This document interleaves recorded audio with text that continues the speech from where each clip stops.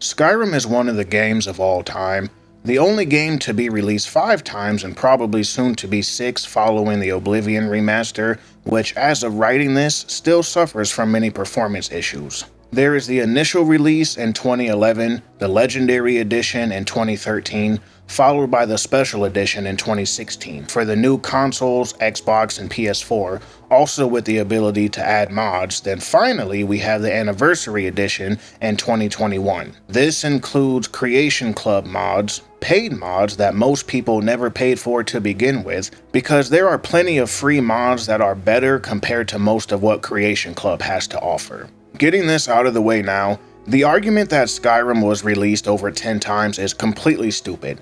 No game has ever had its release counted multiple times per console. Imagine saying The Witcher came out on Xbox, PlayStation, and PC, so in total 3 separate releases. Anywho, Bethesda had to recoup all that money somehow after paying all those mod authors, so that's the only reason, in my opinion, the Anniversary Edition exists. I guess you can make the argument that it was because of it being 10 years later, but nothing of value was really offered. The Creation Club mods, for the most part, suck and or are heavily out of place in the world of Skyrim.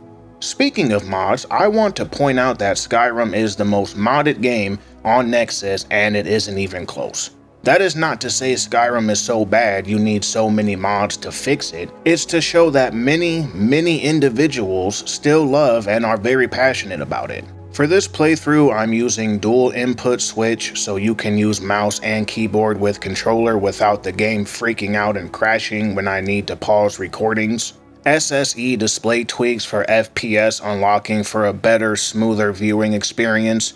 Script extender to allow SSE display to work. Address library for SKSE plugins, and a follower mod only used to explain someone's backstory. I quickly learned said follower was OP, so I stopped using it. Furthermore, I want to say I do not think Skyrim is a bad game. There are mod authors who make a living modding the game as well as maintaining a mod list or several mod lists, many of which can be found on the Wabbajack launcher, and plenty of YouTubers whose entire channel is dedicated to Skyrim. Challenge runs, lore videos, mod showcases, builds, you name it.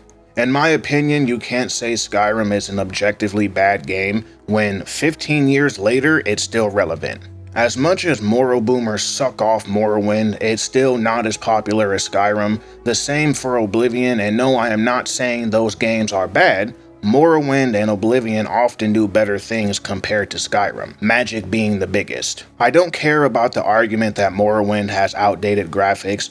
Dragon Age Origins graphics are heavily outdated as well, but still considered the best out of that series and one of the best RPGs of all time, being cited as a gateway drug into RPGs. Ask yourself, how many times have you heard this game is like Skyrim? Skyrim with guns, Skyrim with a more mature tone. Developers talking about Skyrim being one of their main inspirations. Back when Avowed was first announced, countless of us were talking about how it was Obsidian's take on Skyrim. This is what Skyrim would have been if Obsidian made it. Let's be honest here, open world games were everywhere after Skyrim's release. This isn't to say it doesn't have its flaws, because it certainly has a lot of them. I wanted to give the game its fair praise before I got into all the negatives.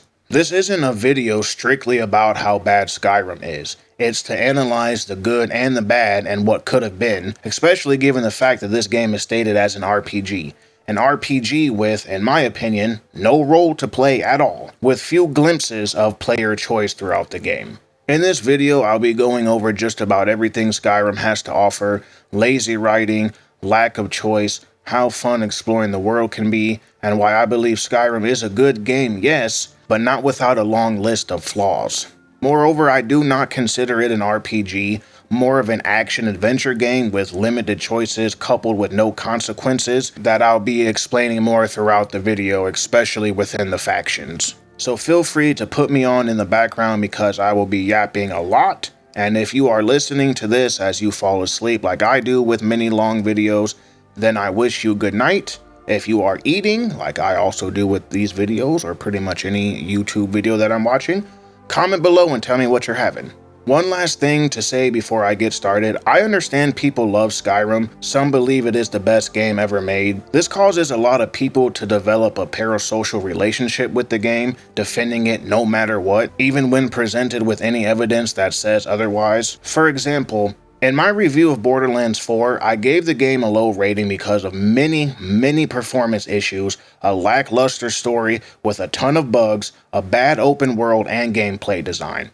I provided evidence of the bugs and performance issues while also showing the specs for my PC because I knew people would say that I needed to have an upgrade. To that I say, if a 4090 can't run any game in 2K, then it isn't the user's fault. The full video is on my channel and a clip of the verdict is on my TikTok. I was told I didn't know what I was talking about. I don't know anything about computers. Mind you, I built my own multiple times, taking it apart, upgrading it. I was given the tried and true response of, works on my PC. Someone even called me a snowflake because I said the game was too hard. Mind you, I never said that to begin with. These are just a few examples of how people will mindlessly defend something when presented with an opinion against their own. Some of you know my videos like this have real world topics weaved in. BioShock had human nature, New Vegas had mental health illnesses. This video's topic is herd mentality and peer pressure. The ability to defend or say something and never go against the grain of the popular opinion, i.e. the Stormcloaks are not racist, some people hate Nazim for no reason, and the Dunmer are good people when they are in fact terrible. Please do not take to heart the negative things I say about Skyrim. All games have negatives to them. No game is perfect. It's not my intention to spite the things people like that I don't. I genuinely love dissecting games and creating open but polite debates about them.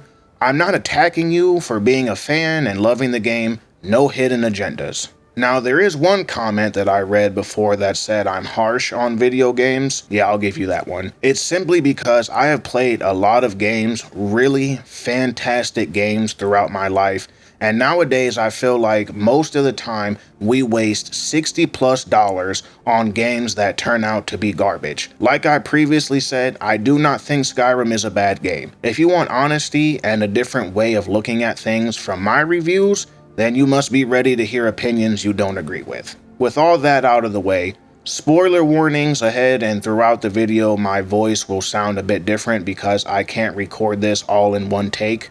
This is my first long form video, so I don't expect anyone to watch it in one sitting. Feel free to comment a timestamp so you don't lose your place. Skyrim kicks off with a fade revealing 3 characters, all hands bound, and one with a gag in his mouth. "You're finally awake," the man says to us. "We walked into an Imperial trap as well as the horse thief, who is now damning the Stormcloaks for getting him caught in that Imperial trap originally made for them. If the Stormcloaks weren't involved in opposing the lazy Empire, as he puts it, then he would have successfully stolen that horse." The other prisoner is revealed to be Ulfric, the leader of the Stormcloaks. There are still debates as to why the player character was trying to cross the border. I see this as a make-up-your-own story. So, this is the exiled orc Vashu, meaning worthy or courageous, a name he gave himself after his exile from the Dragontail Mountains. Born to a blacksmith known for her skill and expertise in forging armor, so sturdy a giant she fought barely put a dent in it, paired with weapons so sharp or blunt they could pierce, cut, or crush just about anything. His father was the chieftain, known for his bravery and dual-wielding an axe and a mace in combat, alongside a strong disdain towards outsiders due to being a slave from a group of Dunmer for the better part of his early life. Vashu's childhood was spent in preparation to become the next chieftain, although he took to learning blacksmith more than a warrior, something many of the orcs within his father's circle greatly opposed. Into his teenage years, his father took him on a mission to kill a group of cave bears that had been killing wildlife around their stronghold. Inside the cave, Vashu clenched his weapon, a two-handed warhammer, while his hands were heavily shaking. Noticing this, his father stopped, took off his helmet, and said, "Vashu, I am here with you. It's okay to be nervous, anxious before a battle. This is something you must overcome before you become a man, a chieftain. Think of your people, the people around you. You must be strong for them. It took great courage for someone your age to do this. You may not be the warriors others want you to be, but I'm still proud of you. Some tracks lead to the left, and most lead to the right. You go left, and I'll catch up with you. The pair split, leading to Vashu exploring the left part of the cave. During this exploration, a partially decomposed corpse was found with a bag next to it. Inside, there are provisions, bandages, alongside a worn yellowish-brown book. Vashu begins to read the book briefly, glancing over the word Grand Healing, when suddenly he hears, "Run, Vashu!" Quick to turn around, Vashu is struck in the face by a wereboar, gashing his face in the process. Vashu rolls over on his back, picking up his hammer ready to defend himself. His grip no longer trembles. The wereboar lets out a roar, raising its arms, revealing an open wound. Taking a swing at Vashu sees him duck between the creature's arms, bashing its knee in the process, causing it to fall to one knee. Vashu goes in for the kill while the beast's back is turned. Letting out another roar, it backhands him into the cave wall. With him being as young as he is, he cannot withstand the blow, struggling to get back up. The wereboar, now face to face with Vashu, thick saliva dripping from its mouth, stands up with both arms raised to beat him to death, when suddenly an axe comes whirling from the darkness into the chest of the beast. His father sprints into it, headbutting it, causing the creature to fall on its back. Vashu sees his father stand above the wereboar, grabbing his axe from its chest when he realizes his father is missing an arm. He begins to repeatedly beat the beast until it no longer moves, now partially dismembered. Collapsing to the ground, gasping for air, Vashu runs up to his father, taking his helmet off. "This was a pact, son," his father tells him. "Aren't wereboars in High Rock?" Vashu replies. Catching his breath, he tells Vashu there were 4 others from the right. Their alpha was in there, a behemoth I thought only existed in story. "You did a good job handling yourself with this one," his father touching the gash on his face. "Now you need to kill me. Their blood directly got into me after my arm was taken. I maybe have 3 hours, and no shaman is able to heal this." "I can't," Vashu exclaims, bandaging up his father's arm, grabbing the book, and heading back to the stronghold. Returning to the stronghold, the orc warriors gathered around Vashu, demanding to know what happened. Everything that has transpired is revealed, leading to Vashu giving the book to the shaman, begging him to heal his father, who is now unconscious. "I don't know this type of spell, boy," the shaman tells him. "It is not wise to mess with magic you do not understand. Besides, he would have needed a potion to cure his disease some time ago. He needs to be put down before he turns," handing Vashu a dagger. He takes the dagger as the warriors lead him to the altar to put his father to rest. Vashu, looking at his mother, apologizes, blaming himself for not being strong enough. "It wasn't your fault," she says. "Grow from this, as there will be more battles to come. He died as a warrior and should be held in high regard. Now end his suffering." A force strikes the ground, Vashu knocking his mother off the altar, pushing her and the other orcs away. In an attempt to save his father, he casts the spell he read in the book while taking the carriage back to the stronghold. Instead of saving him, he inadvertently accelerated the transformation process. "What have you done?" His mother looks up at him, all while his father is transforming into a behemoth wereboar. A loud roar is heard, piercing the ears of all around. Vashu's father, now fully transformed, turns to him. The pair lock eyes, and a gruffy mumble is heard. "Run." The beast's blood has now taken over him entirely, and as he swings to kill Vashu, his mother shoves him aside, her shield taking the brunt of the attack, responding with a sword slash to his face, barely missing. Another warrior tries to help but is jumped on and killed from a bite to her neck. The shaman tries to use frost magic to no avail. He is quickly impaled from the tusk of the behemoth. 7 warriors were killed that day, taking down Vashu's father. It came down to a sacrifice made by his mother. She purposely let the beast impale her to get an opportunity to stab its heart directly. Vashu now rushing to his mother's side as she is on her knees, blood rushing out of her mouth. With the last bit of her strength, she is able to look at him and tell him, "I forgive you. Now you need to run away. They'll kill you for this," as she falls face down, the life leaving her eyes. Amongst the chaos, he leaves everything behind, running and tears falling down his face. He looks back to see his father and mother one last time, never to be seen again. 8 years have now passed. Vashu finds himself in the company of the Forsworn. This tribe split from a larger one in Skyrim. They took him in shortly after the events of 8 years ago, and he has been their blacksmith ever since. He has since vowed to never use magic again, but the Forsworn Briarhearts would convince him to incorporate soul gems into his smithing skills, teaching him the skills of arcane enchanting, thus turning him into a master-level arcane blacksmith. Something that led him to believe he would never be weak again. Around this time, Vashu, now into his early adult life, wanted to go out on his own and make a name for himself, setting up a blacksmithing shop within Skyrim. As much as he wanted to stay with the Forsworn, he knew if the orcs from the stronghold ever discovered his location,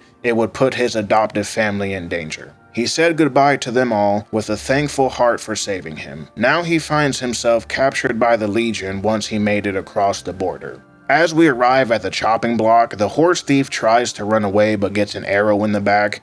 Instead of killing Ulfric instantly, a long drawn-out, seemingly ceremonious-esque is on display. I never understood why the Empire wouldn't have killed Ulfric on the spot when they sprung the trap. Let's say for the sake of argument they wanted to boast about it. Sure, people are like that. Why wouldn't he be executed first? Ulfric is a very high priority to the Empire. Yes, the other Stormcloak soldier interrupts being first to be executed, then the Legate follows up with killing us next. Why? After the character creation, you are told where your remains will be sent, as you are nobody, wrong place, wrong time. The argument about the Empire wanting to boast they finally caught Ulfric can be true, but why wouldn't they try to hang us all at once? Anywho, a dragon shows up shouting meteors from the sky, inadvertently saving us from the chopping block. We make a run for it and follow Ralof into a tower where Ulfric is. As we make our way up the tower, the dragon smashes his head into it, leading us to jump out onto a burning house. Then we are presented with our first choice of the game. Do we follow the Imperial Hadvar or stick with Ralof the Stormcloak? This choice doesn't matter at all as the tutorial progresses the exact same way.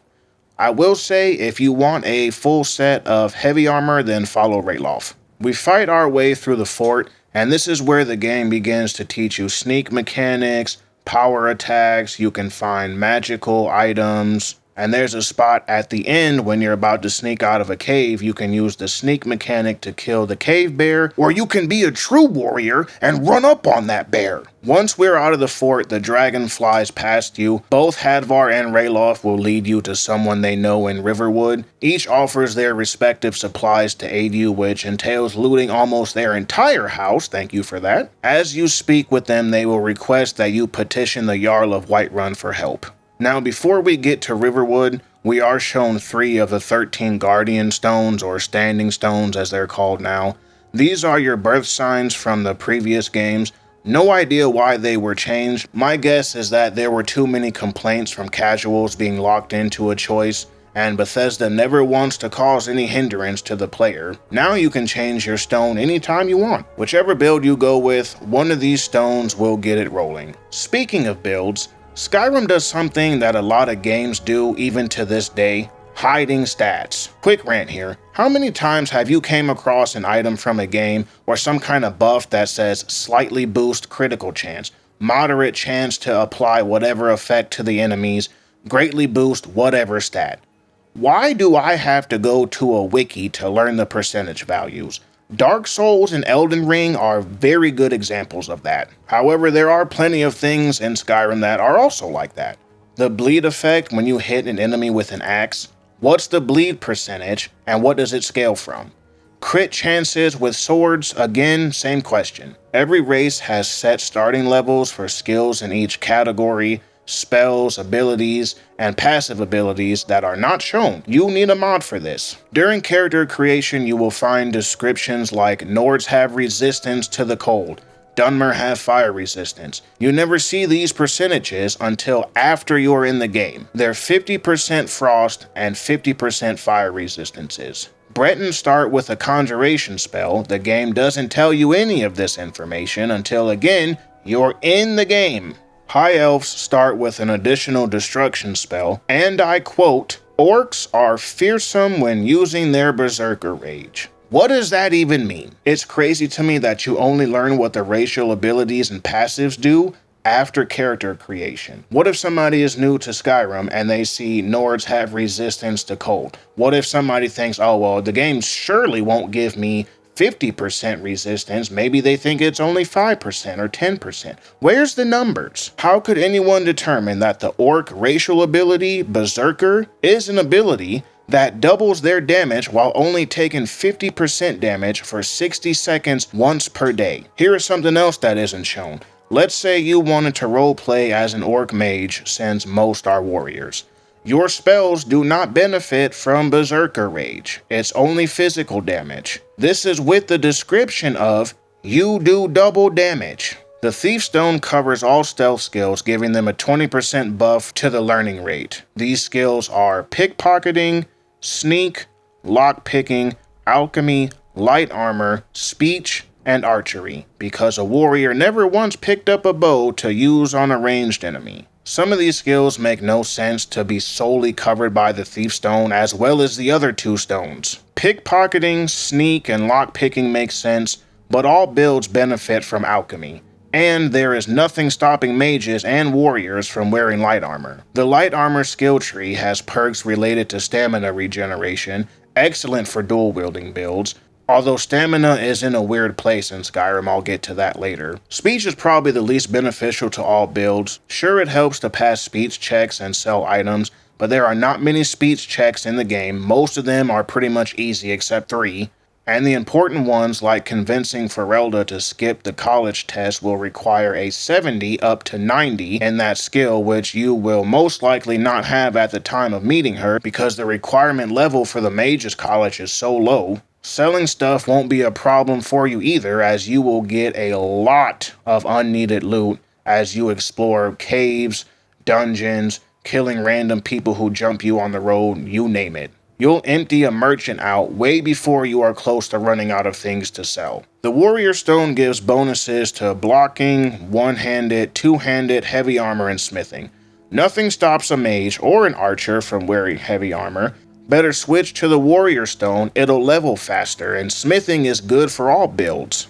The Mage Stone is the last presented here, covering alteration, conjuration, destruction, enchanting, illusion, and restoration. Hybrid spellsword builds can benefit from all this but lose out leveling one-handed at the same rate as their mage skills from the bonus from the Mage Stone. Every build can benefit from restoration spells, more so with enchanting. Many builds will have enchanted weapons and armor. Basically what I'm saying is, these standing stones are useless to a build that isn't doing only one type of thing. In my opinion, every build in the game dips into multiple skills covered by each standing stone mentioned. You'd be better off choosing the Lover Stone for a 15% boost to all your skills, and you only miss out on 5 from the respective stone you may or may not pick. Once you get your build online, you'll be taking one of the few options for better standing stones. The Lord Stone adds plus 50 armor to your already existing value from whatever you are wearing, as well as a 25% resistance to magic. The Lady Stone sees health and magic regenerate 25% faster. The Atronach Stone increases magicka by 50 points, 50% spell absorption passive, but decreases magic regeneration by 50%. In other games, the Atronach Stone made it so you could not passively regenerate magicka. Your only other options were to take potions or let people blast you in the face and you absorb it. This is, in my opinion, the best stone regardless of whatever build you use. Mage and hybrid builds can get 80% spell absorption, 50% from the stone, 30% from the Atronach alteration perk. Yes, they are called the same thing, don't know why. What I will say is none of this matters if you are playing on a lower difficulty because Skyrim is incredibly unbalanced. Novice difficulty.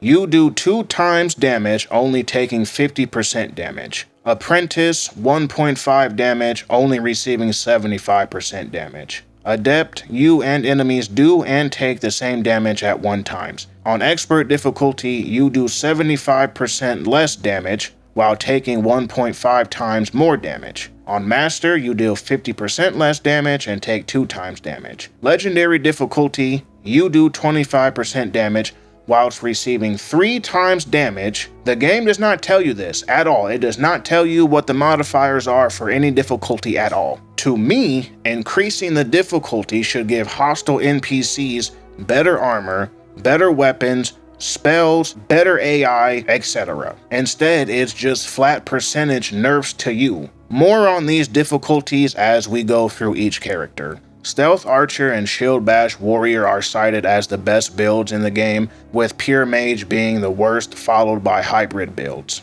I wanted to see if this was true, and I liked the pain. So I created 4 characters to test this. An Altmer Archer using heavy armor conjuration to keep enemies at bay. Spoiler alert, they did not do anything at all to save me. Yes, I just said hybrid builds were often considered bad. I don't agree with that. But with this character, she did start out at level 81, meaning all skills were maxed, and I used all my perk points to almost perfectly optimize her. I want to see how overpowered archery is. I made a pure Argonian vampire mage using almost all magic categories and purposely unoptimizing him for damage.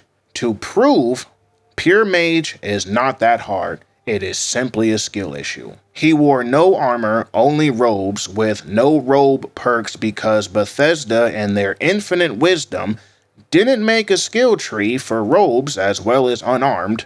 The only dual casting perks that were used were alteration ones and restoration ones. Absolutely zero into destruction. I say this because the dual casting perk has the ability to stun lock enemies, and I want to show again, pure mage, not that hard. Spoiler alert, I still stun locked enemies with the staff. I was using staves throughout the game, and some of them stun locked people. This character started off the normal way. Plenty of grinding.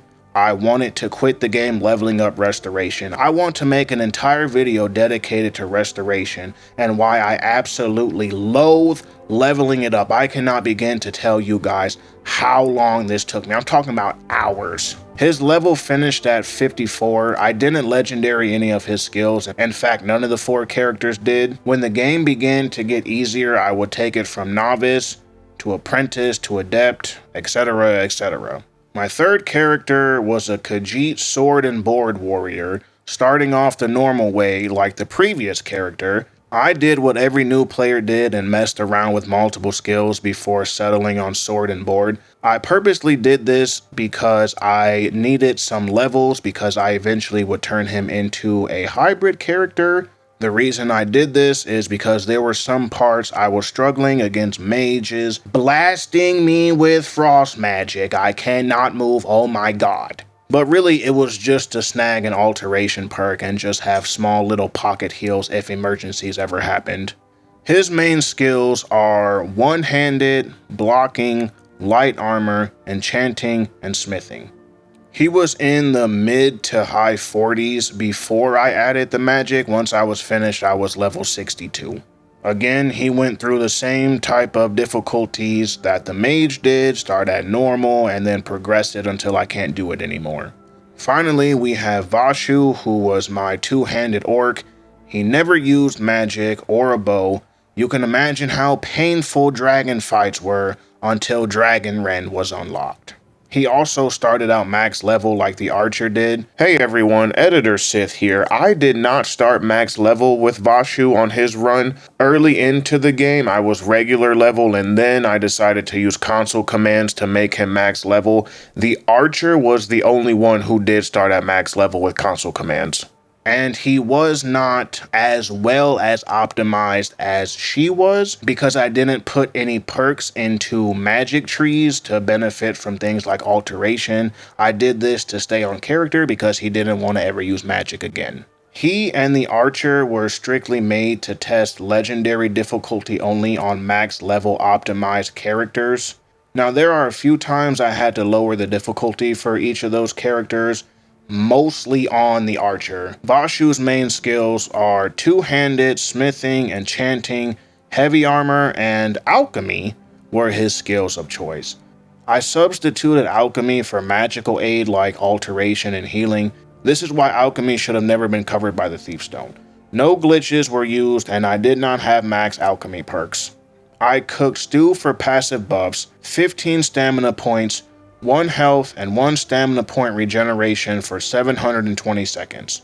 The 1 health per second was bad, but the main reason for creating the stew was to get 1 point of stamina per second, because all you need is 1 point of stamina to do power attacks. No idea why this is. Wheat and blue mountain flowers found everywhere were used for my health potions. Health increased by 48 points for 60 seconds and restores 75 points of health. I crafted a poison that didn't work on some enemies, as most things in Skyrim have poison resistance or outright immune to it. Scathe Claw, Death Bell, and Choke Berries were used. Scathe Claw is literally everywhere in Solstheim. Alchemists sell death bells often, or it can be found in swampy-ish areas around Skyrim, usually alongside a body of water. Chokeberry is a different story. It's an ingredient added from the Creation Club. I had to farm Khajiit caravans literally nonstop over and over again for hours to get enough to last the entire run. And I'm gonna be honest, after a while, I really didn't want to do this anymore, so I used console commands to give myself some. I'll tell you right now, it definitely wasn't worth it. At the time, I thought the poison would do more damage to people who weren't resistant or immune to it.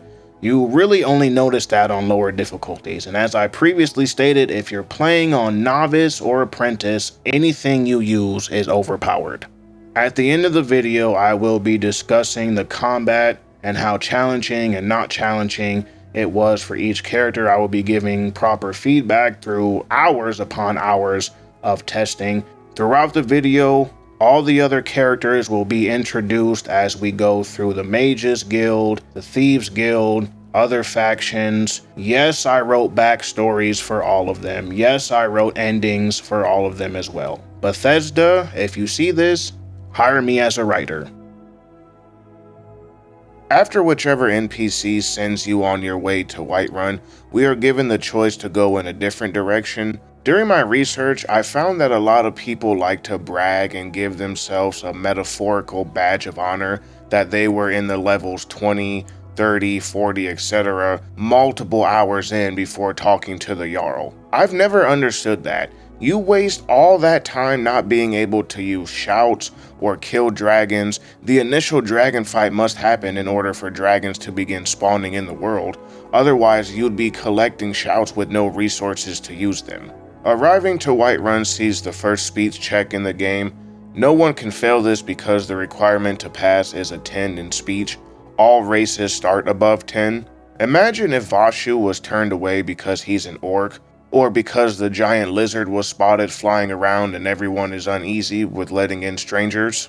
Maybe the persuasion check doesn't work, forcing him to sneak into the city or bribe the guard with a small amount of gold you found from the beginning of the fort and later whichever NPC gave you their supplies. This is the beginning of a reoccurring thing in that Bethesda doesn't want to challenge the player in any way.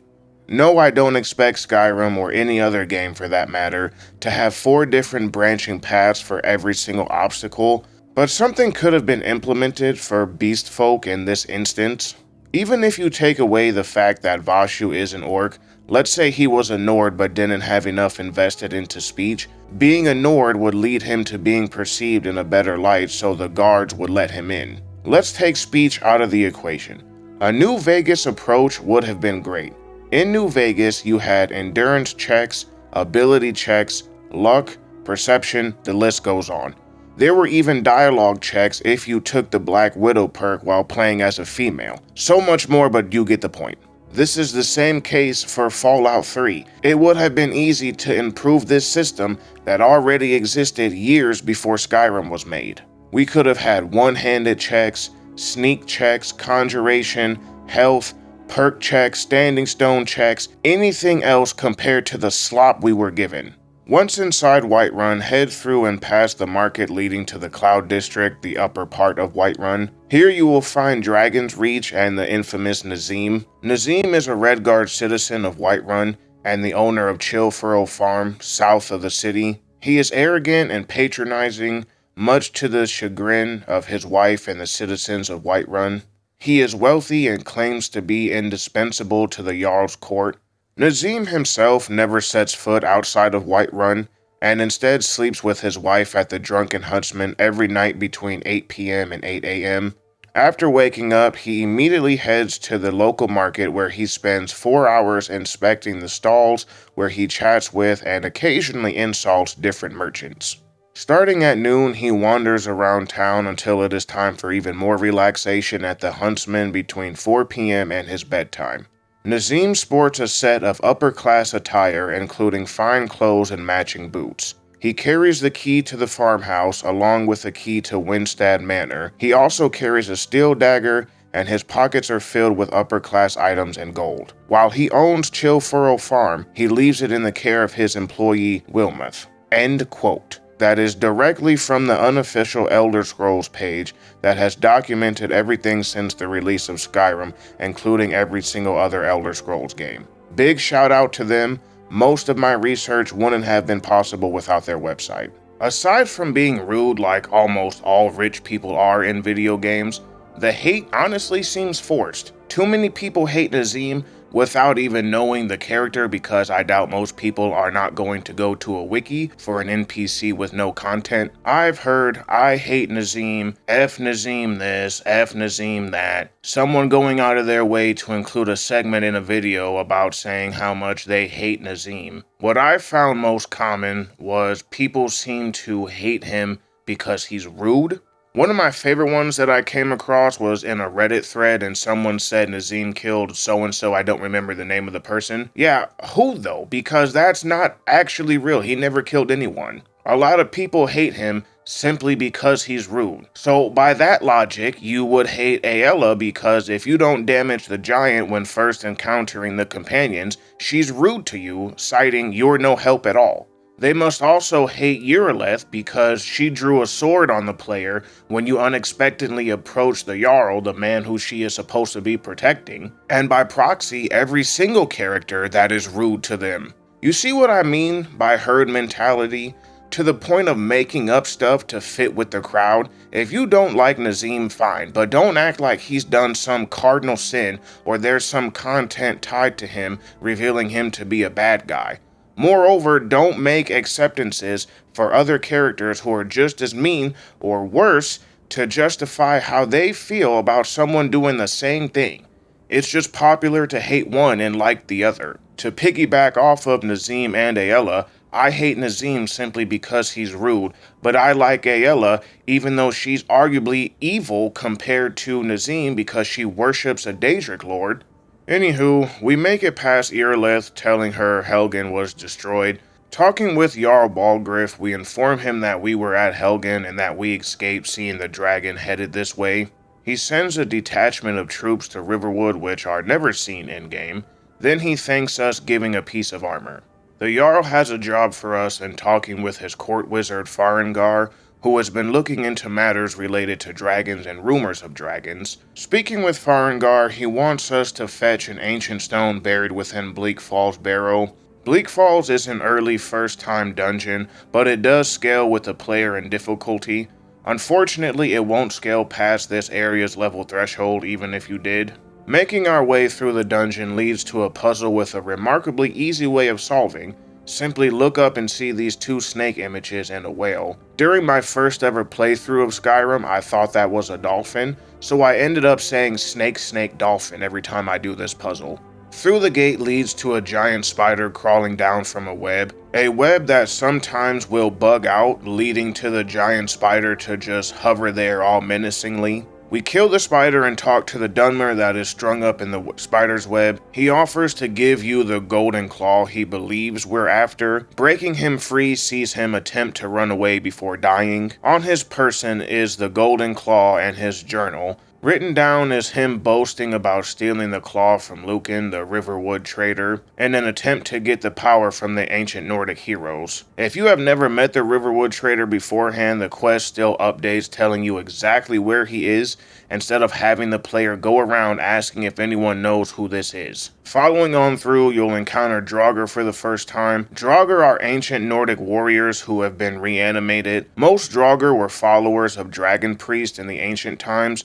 When these priests died, their followers were killed, reanimated, and then sealed into the tomb, where they would periodically awaken in order to worship their priest and transfer energy to maintain their undead state. Some Draugr instead guard nobility and treasures buried in burrows and tombs. End quote. Once again, information is taken from the wiki because Bethesda cannot explain anything properly.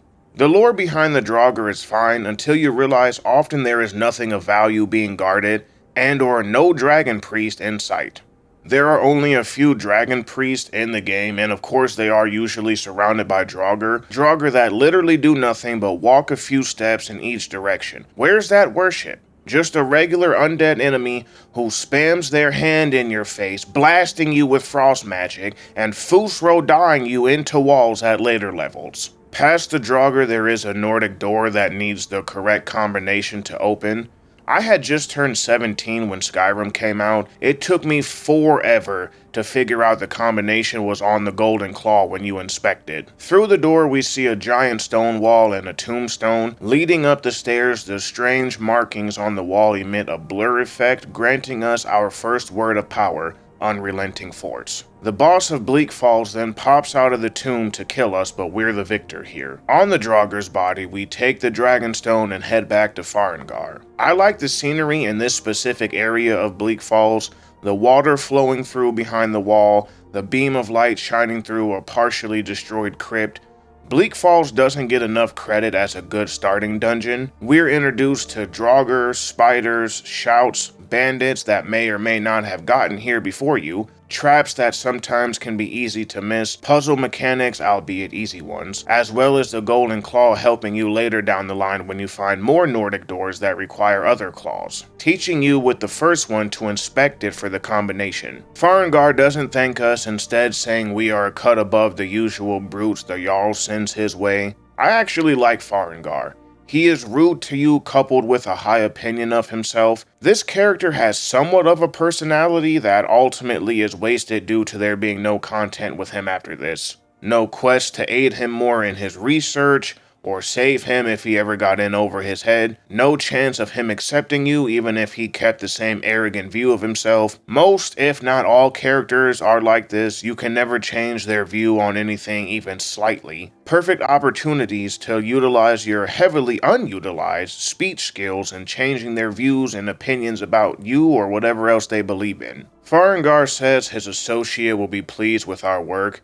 She was the one who discovered the locations by means unknown. This woman tells us, nice work. This woman is also supposed to be keeping her identity under wraps given the hood she's wearing. We have no idea who she is supposed to be. More on this later. The conversation is cut short with Uraleth shouting to Farengar to come quick. A dragon's been sighted nearby. A guard is currently relaying the information to Jarl Balin when he asks us to go with Uraleth and help her fight this dragon. No option to say no, or the typical good guy response, I'll fight it alone. You can go with her and the group of guards together, or go there first and use the pastime feature to wait an hour or so before they show up since you walk and run faster than all NPCs. We arrive at a partial destroyed watchtower as a guard sneaks out telling us to get back. Other guards were grabbed when they tried to make a run for it. A dragon descends from the sky, kicking off the first dragon fight. Its name is Murmelnir, announcing that we are brave to take him on, and our defeat will bring him honor. I think the guards during this fight are next to impossible to be killed.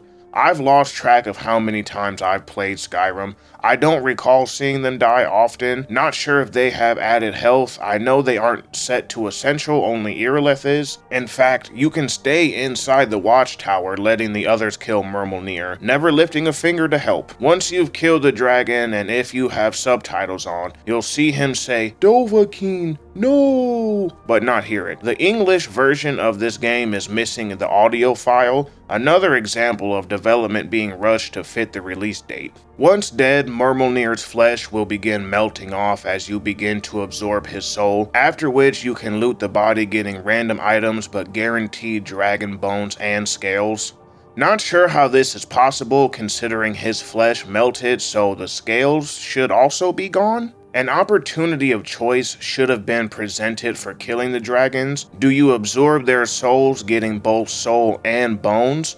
Or do you get the scales and bones without the soul? The dragons in this game infinitely respawn over and over and over again. You will never be hard-pressed between finding a soul or finding bones and scales. Even if Bethesda wanted to keep holding the player's hand so they can get all the loot, you could just get the scales and then activate whatever button to absorb the dragon's soul. I personally would have preferred if we were forced to pick an option, because towards the middle to late game, dragon bones and scales are pretty much useless after you've crafted the weapons and armors that you need. Yes, you can sell both of them for a decent amount of money, but towards the middle to late game, you're going to have so much loot from enemies and dungeons and wherever else you go, you're not going to be needing that much gold. The weapons and armor don't cost a lot to make either. You really won't be missing out on anything because, as I said earlier, dragons have a static spawn at world walls, plus if you wait a few days or when you're traveling around, they will respawn at the world wall, or they'll just randomly show up in a world encounter. I have mixed feelings about the dragons in this game. On one hand, I'm appreciative of them because they were what got me into Skyrim. I was over at my friend's house when the game first came out. I wanted to see what the hype was, so I watched him play. Being a dumb kid, I said this game looks boring. I don't remember what else I said, but I do remember that he got up to use the bathroom. He tossed me the controller and said, "Kill this dragon." After that, I played for a few hours, then went home and begged my mom to buy me the game. A major dislike I have is that 99% of the dragons have no depth to them at all. No personality. I'm not asking for all dragons that infinitely respawn to have character depth. More dragons like Parthenax should have been in the game. Maybe not to that full extent, still it would have been nice to encounter another dragon that didn't want to instantly kill you. Let's say you have 75 in destruction magic. You could threaten it, boast how powerful a mage you are. Maybe a dragon just wants to test its doom, its voice against yours,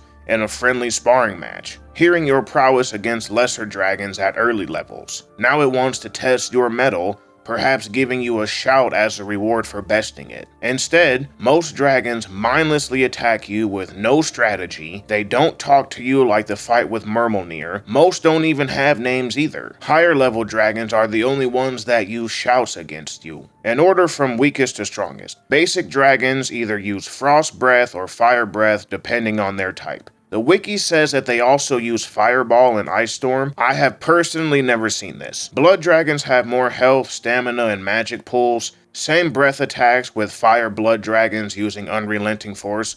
Once again, I have also never seen this. Frost dragons have all the previously mentioned abilities and stat buffs and the Unrelenting Force shout. Never seen them use it like the previous ones don't. Elder dragons, everything mentioned, never use Unrelenting Force. Ancient dragons have everything mentioned, still not using Unrelenting Force. Revered dragons added by the Dawnguard DLC, everything already mentioned with the added Drain Vitality shout. They use that with seemingly no cooldown, but never use Unrelenting Force. Serpentine dragons, I really sound like a broken record at this point. All the previous stats and buffs mentioned, they were added by the Dragonborn DLC, and you will only encounter them in the Dragonborn DLC. Finally, we have a legendary dragon. The highest pool of stats, fire or frost, doesn't use Unrelenting Force, but sure does spam Drain Vitality at its highest damage of 7 points of damage to your health, magic, and stamina respectively for 20 seconds. 140 points of damage for each stat. We only have 2 types of dragons to fight in this entire game, all doing the same type of attack, all have set AI to fly around for a few seconds, then land. No dragon stays on the ground permanently to melee fight you. No dragon who maybe has unique scales that give it 20% extra melee damage.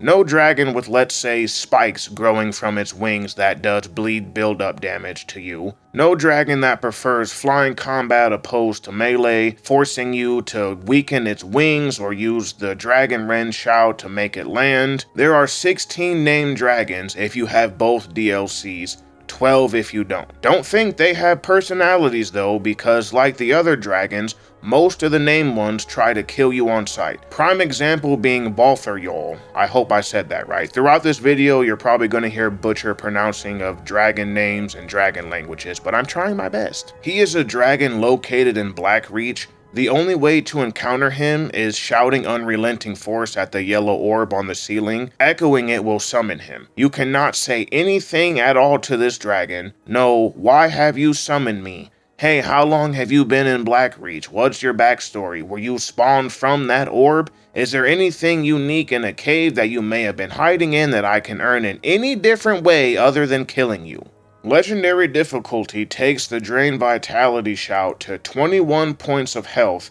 That's 420 health over the course of 20 seconds.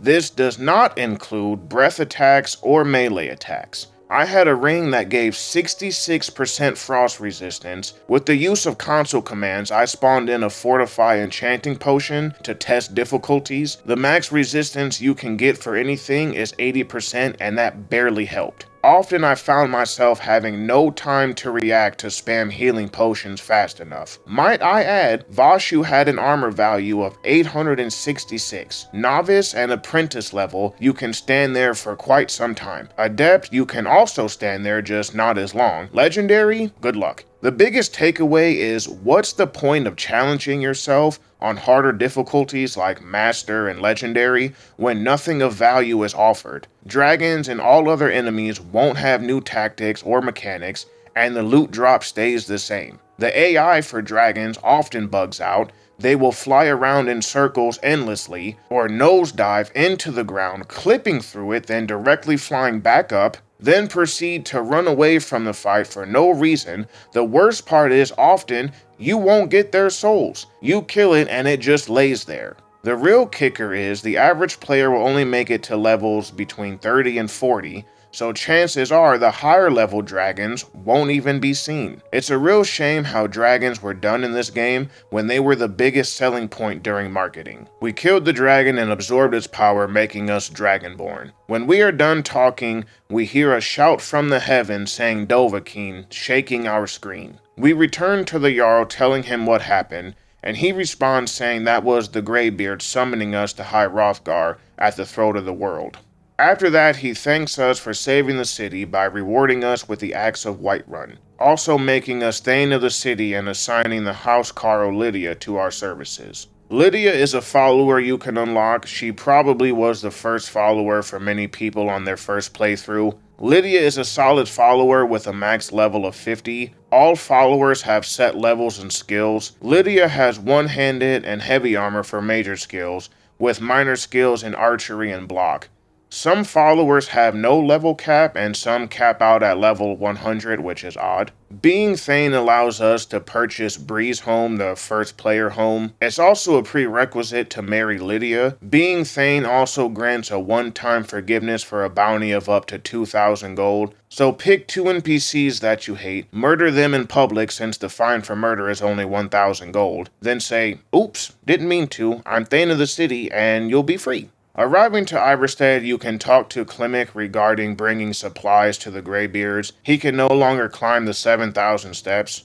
Why 7,000 steps? That just sounds comical. The wiki counts roughly 700, and a Redditor counted 748. For the sake of argument, we'll just say 800 steps. However, is that 800 physical steps, or paces that someone walks? As you walk the 7,000 step, what will stop you is the Frost Troll. It's so interesting to me that this troll has single-handedly caused a lot and I mean a lot of forums, videos, etc., explaining how to beat it. Question for all of you. What door do you take at High Hrothgar? Is it the left? Is it the right? As we make our way up the mountain, these tablets explain what happened to men and dragons. Lore dump time. Before the birth of men, dragons ruled all Mundus, the mortal plane of existence. Men were born and spread over the face of Mundus. The dragons presided over the crawling masses. Men were weak then and had no voice. The spirits of men were strong in old times, unafraid to war with the dragons and their voices. But the dragons only shouted them down and broke their hearts. Kine, the Nordic goddess of the storms and favored god of warriors, called on Parthenax, who pitied man. Together they taught men to use the voice. The dragon war raged, dragon against tongue. Man prevailed, shouting Alduin out of the world, proving for all that their voice was too strong. With roaring tongues, the sky children conquer, founding the first empire with sword and voice, whilst the dragons withdrew from this world. The tongues at Red Mountain went away humbled. This refers to Jurgen Windcaller losing the Battle of Red Mountain, realizing the Nords' arrogant use of the voice for war angered Kine. With this belief, Jurgen's 7-year meditation to understand how strong voices could fail would begin.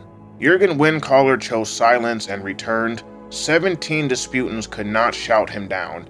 It is unknown who these disputants were. They were upset that he chose pacifism instead of using the voice to its fullest potential. 17 challenged him, 17 failed. Jurgen the Calm would go on to build his home on the throat of the world. For years, all silent, the Greybeard spoke one name, Tiber Septim. He was summoned to High Hrothgar. They blessed and named him Dovahkiin, a mortal man or woman born with the blood and soul of a dragon, allowing them to use dragon abilities of those slain. The voice is worship, follow the inner path, speak only in true need. This, right here, is why I love the Elder Scrolls. All that lore is from 10 tablets. There are a lot more characters involved, especially with the Red War, but that is just a taste, enough taste, in my honest opinion, to get you hooked if you weren't already from the lore of the previous games. I think most people, myself included, their first introduction to Elder Scrolls was through Skyrim. The lore in Skyrim is good, and I believe I made a compelling argument for that. Sadly, that is overshadowed by a lackluster main story and terribly written factions. Arngeir is first to greet us, asking for a demonstration shout of unrelenting force on him, welcoming us after so. All shouts are made up of 3 words of power, progressively becoming stronger. Master Einith will now teach us Ro, the second word in unrelenting force.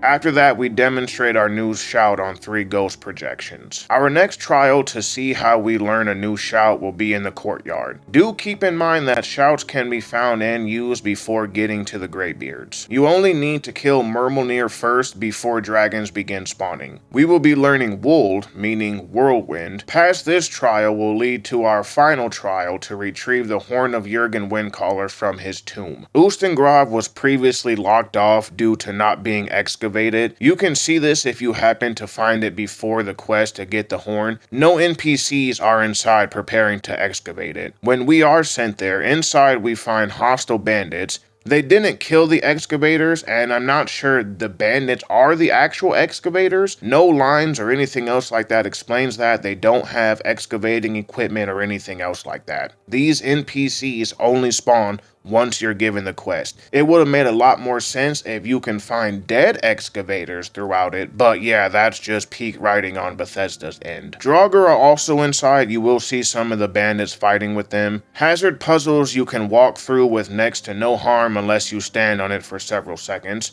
A word wall to unlock Become Ethereal shout. Great for jumping off mountains, that's about it. A unique puzzle, and only the unique puzzle in the game, requiring Whirlwind Sprint. No other puzzle requires any shout outside of this. Let's hear it for another wasted opportunity. I know some of you may be thinking, well, what if so-and-so doesn't have the shout unlocked? Bethesda made sure you had Whirlwind Sprint. They could have done the same thing for literally anything else. Don't make excuses for them. We walk between the pillars as they light up and the 3 doors begin to open. At the end, you shout and glide through the door. Nothing stops those doors from closing, by the way. Once you are through, they stay open. We fight another big spider, walk into the tomb, fancy pillars are rising from the water. And oh, what's that? No horn. A mysterious letter from a friend saying they need to speak with us urgently. And they know we are Dragonborn too. We now must rent the attic room at the Sleeping Giant Inn at Riverwood. Delphine is the person to speak with to rent the room. Hold on a second. We know this woman. She was previously speaking to Farengar, trying to act all mysterious. We know this because the subtitles told us who you are, and if we didn't have subtitles on, all we had to do was simply walk up and see that her name is Delphine. Like every other NPC when you meet, you walk up to them and automatically displays their name. Not only that, you can crouch down and look at her face through the hood. Gee, I sure do wonder who this friend is. After some questioning, Delphine gives us the horn. Now we are to follow her to her secret lair through the false wardrobe. Here she reveals that she was the one who took the horn. I hate this. How did she get through Ustengrav before us? As I previously said, it wasn't excavated yet. She would have needed insider knowledge when the crew was done. But oh wait, how did she make it past the bandits? How did she make it past the Draugr?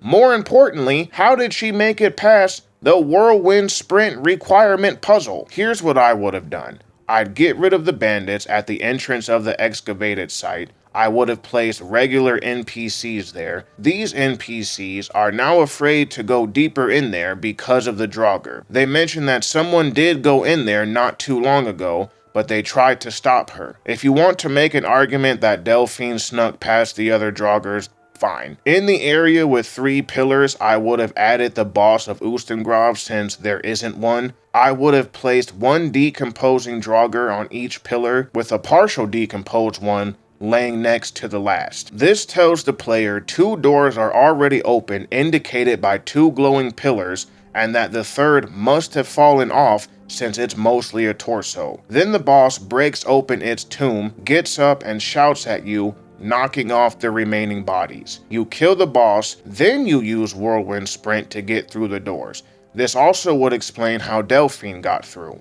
We ask her what she wants with us. First, she needs to make sure we aren't a Thalmor trap. Depending on your dialogue choice, she may or may not threaten you. I'll explain what I want, when I want. Got it? You'd already be dead if I didn't like the look of you when you walked in here. Highly unlikely. If she suspects you are who you say you are, then she needs to suspect that you'll shout her against the wall and walk out. All Thalmor are high elves, so what was the plan then, Delphine? Delphine goes on to say dragons aren't just coming back, they're coming back to life. Something's happening to bring them back to life, tasking us with killing a dragon in Kynesgrove. She knows this from tracking ancient dragon burials. Succeed and she'll tell us everything we want to know.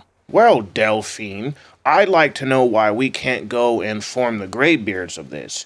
Surely they too would have some form of insight into this. That's not a joke. I've tried to do this. You can't tell them about the resurrection of dragons or Delphine. When we get there, Alduin is in the process of resurrecting a dragon named Soloknir. He's able to do this with other dragons, but in all my years of playing Skyrim, I've never seen him do this outside of Kynesgrove. Until I made this video, I found him summoning a dragon. Well, kinda. It bugged out, so he was just chilling in the sky doing nothing. Alduin flies away, leaving Soloknir to fight us. Soloknir is trash talking, ready to do whatever Alduin bids. These murder hobo dragons I don't mind. It makes sense a loyal follower of Alduin would want to kill us. After we kill it and absorb its soul, Delphine finally tells us everything. She doesn't know anything about the dragons coming back. That's funny considering not too long ago you said they're being brought back to life and you know the next location, which was Kynesgrove, so clearly you know a little about something. She goes on to say she's one of the last members of the Blades. The Blades are an order who serve the Dragonborn, specifically the Dragonborn Emperors, Tiber Septim and his bloodline. Originally, they were devoted to hunting dragons and protecting the Empire. Becoming so powerful, they eventually became the secret service to the Emperors, acting as spies or agents posing as other people. After the Oblivion Crisis and the death of Martin Septim, the Blades were outlawed by the Thalmor under the White Gold Concordat and nearly wiped out. The Thalmor are a governmental organization of Altmer, believing in elf supremacy, though only Altmer supremacy. Bosmer aren't included in this, neither are the Breton half-elves. Honestly, Bretons don't even look half-elf. They want the civil war between the Stormcloaks and the Empire to carry on so they can further secure their influence within the Empire. When the Empire finally captured Ulfric and then he broke free because of the attack on Helgen, the Thalmor were the only ones to benefit from this. If we get into the Thalmor Embassy, the center of their operations in Skyrim, maybe we can learn something. Delphine has an idea but needs to pull a few things together first. Now we are to meet her back in Riverwood. Before that, we return to the Greybeards, showing them we have the horn. Now they will recognize us as Dragonborn and unlocking the last word of unrelenting force. We stand in the middle as they shout our existence to Skyrim. Long has the storm crown languished, with no worthy brow to sit upon. By our breath we bestow it to you now, in the name of Kine, in the name of Shore, and in the name of Atmora of old. You are Ysmir now, the dragon of the north. Hearken to it. Stormcrown is Talos, aka Tiber Septim.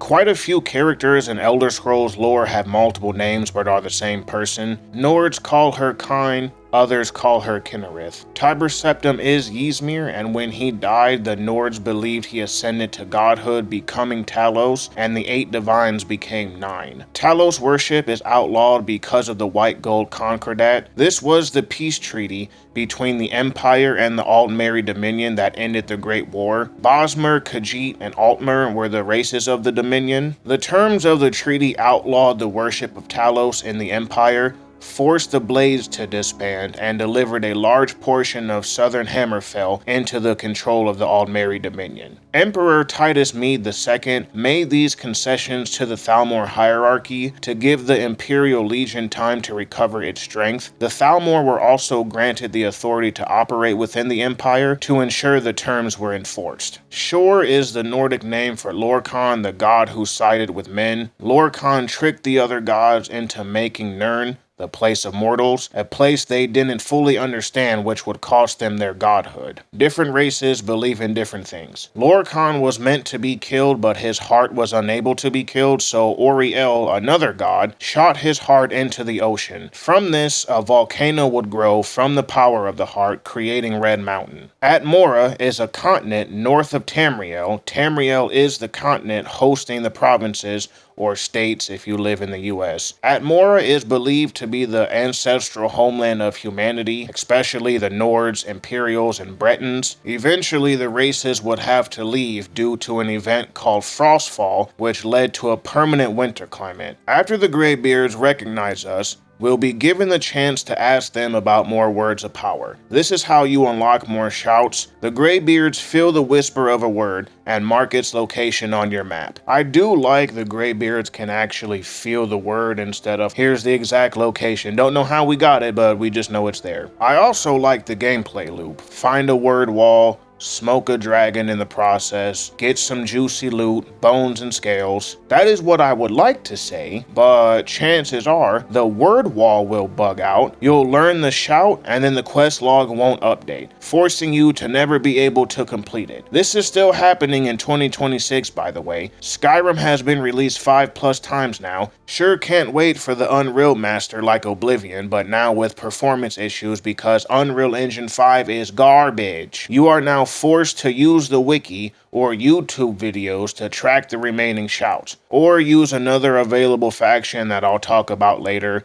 I should add, this bug will also happen with the other faction giving you shout locations. Make sure you stop back at Ustengrav to return the horn, you'll get a free soul from it. Back at Riverwood, Delphine has found a way to get us into the embassy. It's odd that she first said she needed to pull some things together, indicating to go do some side quest or whatever until she is ready, maybe within a few days. That's the way I would interpret it. Plenty of games do this, but no, you go back to the Sleeping Giant Inn with her automatically ready to go. There is a dialogue option. That didn't take long, to which she responds that she's been doing this for a long time and watching the Thalmor for a long time. Okay, but how? Right after Kynes Grove, she would have had to do whatever she had to do in order to get that information, then still meet us at the end. But the thing is, you can follow her back to Riverwood. She will drop lore about the Blades, and I have come to the conclusion She is a god named Dolphin. Jokes aside, her writing is awful. You can thank Emil Pagliarulo for that. His mediocrity, if you can call it that, is throughout Skyrim. I certainly don't call him mediocre. He sucks, plain and simple. You suck in Skyrim, and you suck in Fallout 4, and now you really suck in Starfield. Dolphin's plan is to sneak us into a party hosted by the Thalmor ambassador Elenwyn in hopes we find a way to get a hold of their secret files. Malborn is her contact inside the party. We are to meet him at Solitude inside the Winking Skeever. Malborn is a smuggler, and after we talk with him, we lead everything that we need with him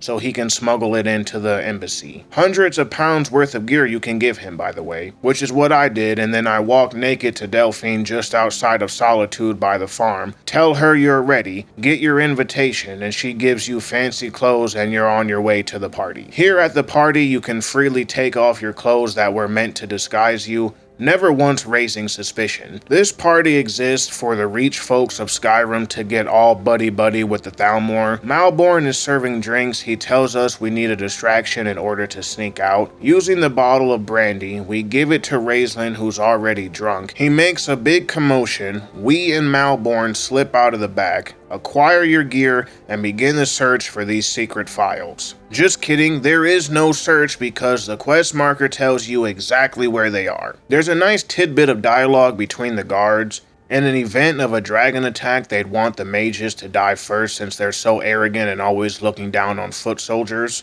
Stealth characters shine here and will easily get around the guards. There is a set of Thalmor armor, which is another wasted opportunity to let us dress up as one to sneak through. Just keep your distance and your face isn't seen. Khajiit and Argonians could have had a tuck your tail mechanic. Anything at all could have been provided here besides just simply sneak around or kill everybody here. When finding the documents, it turns out the Thalmor don't know anything. They think they found a breakthrough with an informant they brought back to the embassy for interrogation. Delphine has a dossier about her. She is a high priority target due to her accounts during the Great War involving several of the most dangerous operations carried out by the Blades. The Thalmor tried to kill her 3 times. One of those times, she killed the entire assassination team. There is also a dossier for Ulfric, but that will be touched on later during the Civil War chapter. We take the interrogation chamber key and head into the room. Another dossier is found detailing their highest priority target, Esbern. Esbern was a lore master for the Blades. He became top priority once the Thalmor learned the dragons were back, since he is known to be one of the experts in dragon lore. The dossier reveals Esbern is still alive and hiding somewhere in Riften, based on the solid information they recently obtained. Around this time, Thalmor guards show up with Malborn. They know everything, and if you are quick enough, you can save him from being killed, as well as the prisoner they were interrogating. This NPC is actually a member of the Thieves Guild who can be found later if he's rescued. We inform Delphine the Thalmor are looking for Esbern, to her surprise, as she thought he was dead, suggesting we now talk to Brynjolf as a good starting point since he's well connected. She also mentions Esbern is more paranoid than she is, so we are to ask him where was he on the 30th of Frostfall. He'll know what it means and will gain his trust. I'm going to let you guys know now, I hate Brynjolf. This is including the entire Thieves Guild questline. When we try to ask him for information about Esbern and he doesn't want to give you the information for free, no matter how much coin you have, he will give you the same response of, he wants to help us, but first we need to help him with some business he has. There is a speech check, but it is a very high level speech check, and around the time you're doing the main quest, you're not going to have that many points dipped into speech, so you will almost always fail it. The only reason why Vashu passed it was because he started at the max level. The speech check is dragons are bad for business. If you fail this, he simply will not care. He does not care about the dragons that will burn down everything, preventing him from continuing his business. What I find interesting is you cannot bribe him for information. The guy who needs money, who's with the Thieves Guild, who is a scumbag, will not take a bribe from you. Anywho, Esbern is hiding out in the Ratway underneath the city. The Thalmor are already there, so kill them first and tell him the phrase and he lets you in. Esbern informs us about the prophecy that Alduin will return, the dragon from the dawn of time, who devours the souls of the dead, and that only the Dragonborn can stop Alduin. Esbern then grabs his important belongings and heads to Riverwood.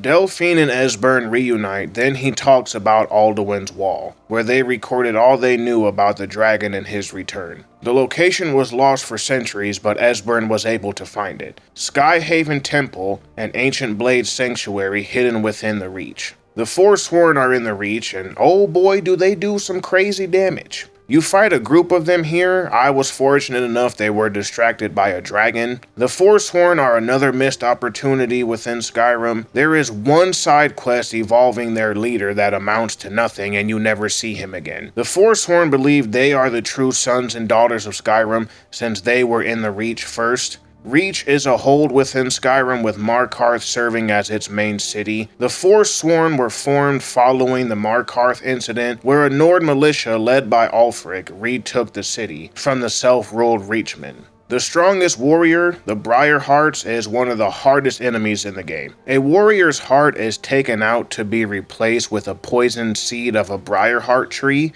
due to the magic provided by Hagravens. The Daedric Prince Hirsine must approve of this transformation beforehand. If your sneak is high enough, you can essentially pickpocket their heart since it's exposed, causing them to instantly die.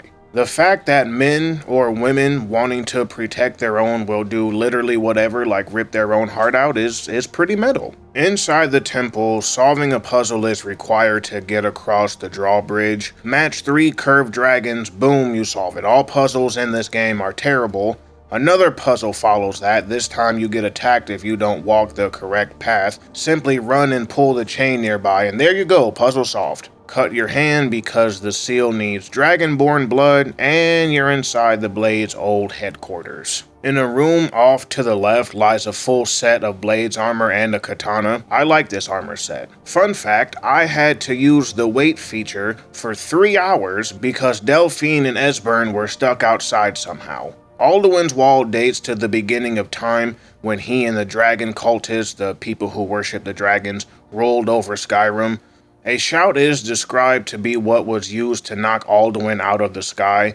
Delphine asks if we know this shout, which makes no sense at all. Don't you think we would have used that shout on the dragon at Kynesgrove? Like, come on now, what is this writing? We do tell her that asking the Greybeards is a good starting point. Delphine gets a little snobby here, calling the Greybeards a little cult. Just what do you think the Blades are? They were dragon murder hobos, later becoming tools for the Emperor for whatever was needed. Asking Arngir if he knows the shout used to defeat Alduin sees him also get snobby. Have you stopped to consider that maybe, just maybe, you're Gel? He wants to know where did we learn about that, who have we been talking to. Telling him about the Blades stirs up some feelings of anger because he believed they are reckless meddlers whose arrogance knows no bounds, that they turn the Dragonborn from the path of wisdom, and that we will be used for their own purposes one day. There really is no reason for him getting upset. You barely have any relationship formed with the Greybeards. There's very little content with them, no personal quest, no getting to know them outside of Arngir. You can't even talk to the others because their voices are too powerful. As much as Esbern knows about dragons and the Dragonborn, how could he not recognize a shout? I'm pretty sure the Blades would document, given that they were once dragon hunters, they would document how these Nords used whatever shout it was to knock dragons out of the sky. That does not make any sense at all. Arngir wouldn't tell us because in his eyes, we weren't ready and we still aren't ready. By the way, you can potentially have 99% of the shouts unlocked by this time with plenty of experience under your belt from gathering said shouts and or doing side quests. Master Einar steps in after Arngir is refusing to help us now that we stepped off the path of wisdom. That sounds so petty. We do get an apology after Einar told him it wasn't his decision to make. Arngir isn't able to help us because he doesn't know the shout either.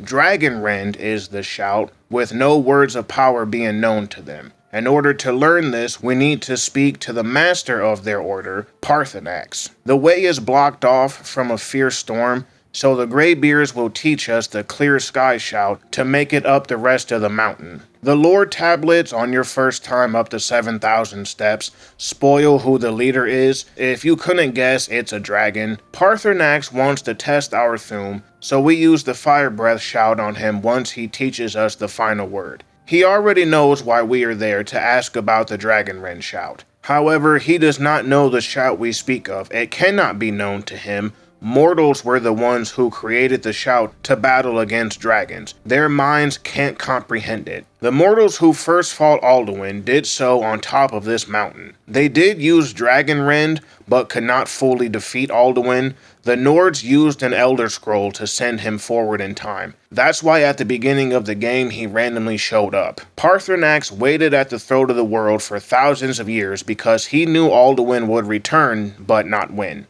The prophecy came from an Elder Scroll, and in this specific spot, time was shattered because of what the Nords did. The concept of time mentioned here is weird. The world went on how it goes in the lore and through the games.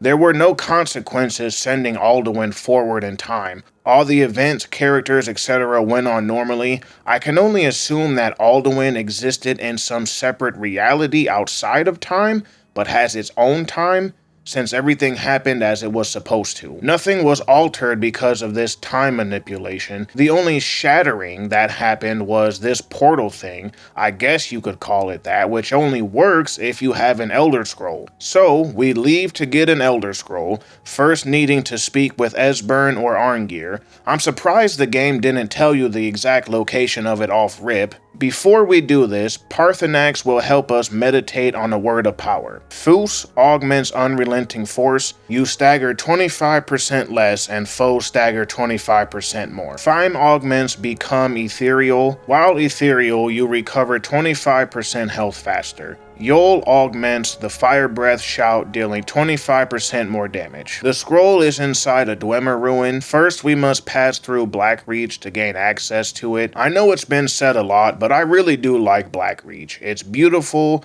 Seeing this for the first time on Xbox 360 was something else.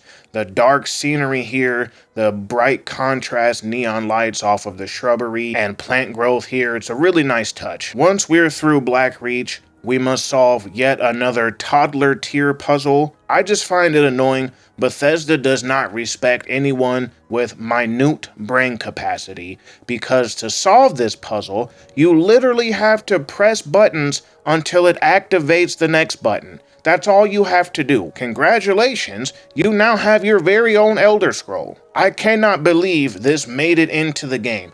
Who tested this and said, you know what, this is the puzzle. Push this button, then another button, then another button. How is this a puzzle? Like, what is this? With the Elder Scroll, now we can step into the time wound at the throat of the world, read it, and see how the Nords sent Alduin forward in time. Battle below goes ill. If Alduin does not rise to our challenge, I fear all may be lost. You worry too much, brother. Victory will be ours. Why does Alduin hang back? We've staked everything on this plan of yours, old man. He will come. He cannot ignore our defiance. And why should he fear us, even now? We blooded him well. 4 of his kin have fallen to my blade alone this day. But none have yet stood against Alduin himself. Golfo, Sori, Birka. They did not have Dragonrend. Once we bring him down, I promise, I will have his head. You do not understand. Alduin cannot be slain like a lesser dragon. He is beyond our strength. Which is why I brought the Elder Scroll. Veldir, we agreed not to use it. I never agreed. And if you are right, No, not we needed. will deal with Alduin ourselves. Hear it now. We shall see soon enough. Alduin approaches. So be it.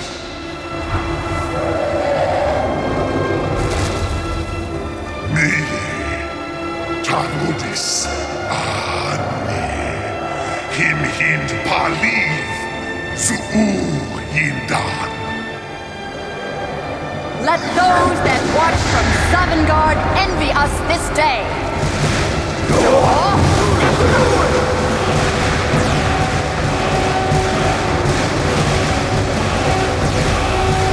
Give a ring true.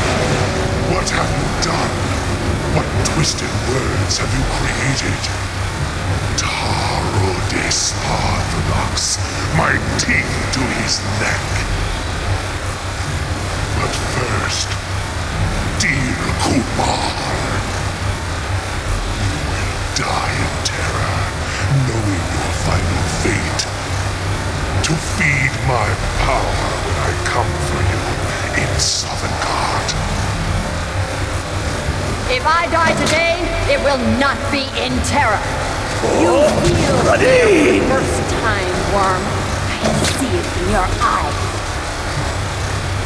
Skyrim will be free!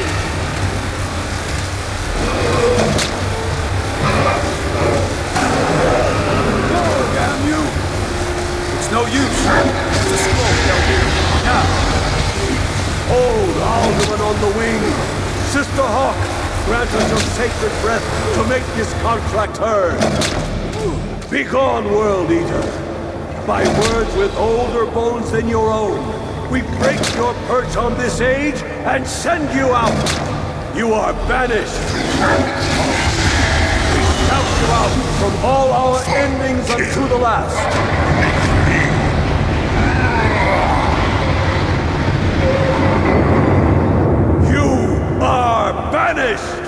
After the scene plays out, Alduin has now shown up, prompting us to use Dragon Rend, beating him up, use Dragon Rend, beating him up, rinse and repeat. That's the whole fight. As Alduin is about to die, he is granted immunity, gives some kind of speech, and flees into Sovngarde. Epic boss fight. I will say I do like the shout that he uses that sends all these meteors flying from the sky. I wish we could learn that. We need to find Alduin. Parthenax says one of his allies could help, but it won't be easy to convince one of them. Dragon's Reach in Whiterun was originally built to house captive dragons. We can use this one to trap his summoned ally. Asking Balgruuf to help us with this presents a speech check that shouldn't even be in the game to begin with, since he'll say yes no matter what you do. But first he needs our help. Both Imperials and Stormcloaks need to agree to a temporary ceasefire. If the Greybeards were to host a peace council, then maybe Ulfric and Tullius would finally listen. This entire questline can be skipped if you've already completed the Civil War beforehand. First, we talk to each side's leader, Ulfric and Tullius, and then they all finally agreed to meet at High Hrothgar.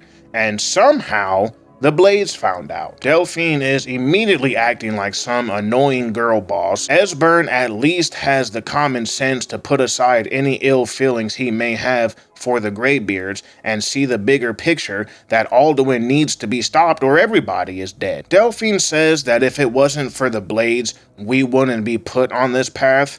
God, I hate her so much.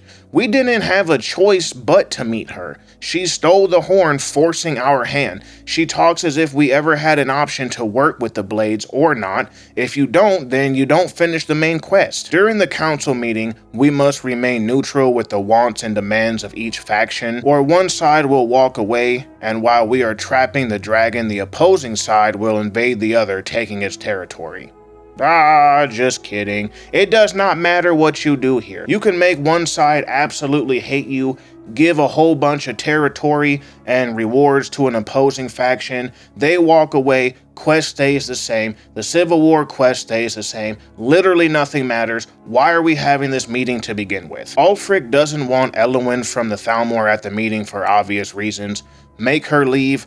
Ulfric wants Markarth, give Tullius Riften in exchange. Tullius wants compensation for the massacre at Karthwasten, make Ulfric pay. I like that during all this, Esbern chimes in telling them to stop the petty bickering, which they don't. When the meeting is over, Esbern says he found records containing many names of dragons the Blades slew. Cross-referencing with Delphine's map of the dragon burial sites, he found one of the dragons Alduin resurrected. A dragon's name is 3 words of power, a shout. It doesn't mean the dragon will be forced to show up. It does, but given that they are prideful by nature, they won't refuse a challenge, as Esbern goes on. Our voice specifically will likely make this dragon want to face us, given that we just defeated Alduin. Odahviing, Winged Snow Hunter, is the dragon's name. Dolphin decides she now has something incredibly stupid to say. She knows about Parthenax. He isn't just any old dragon. He was once Alduin's right hand, committing atrocities so infamous they are still remembered. She now wants us to kill him, and if we don't, the blades will no longer help us.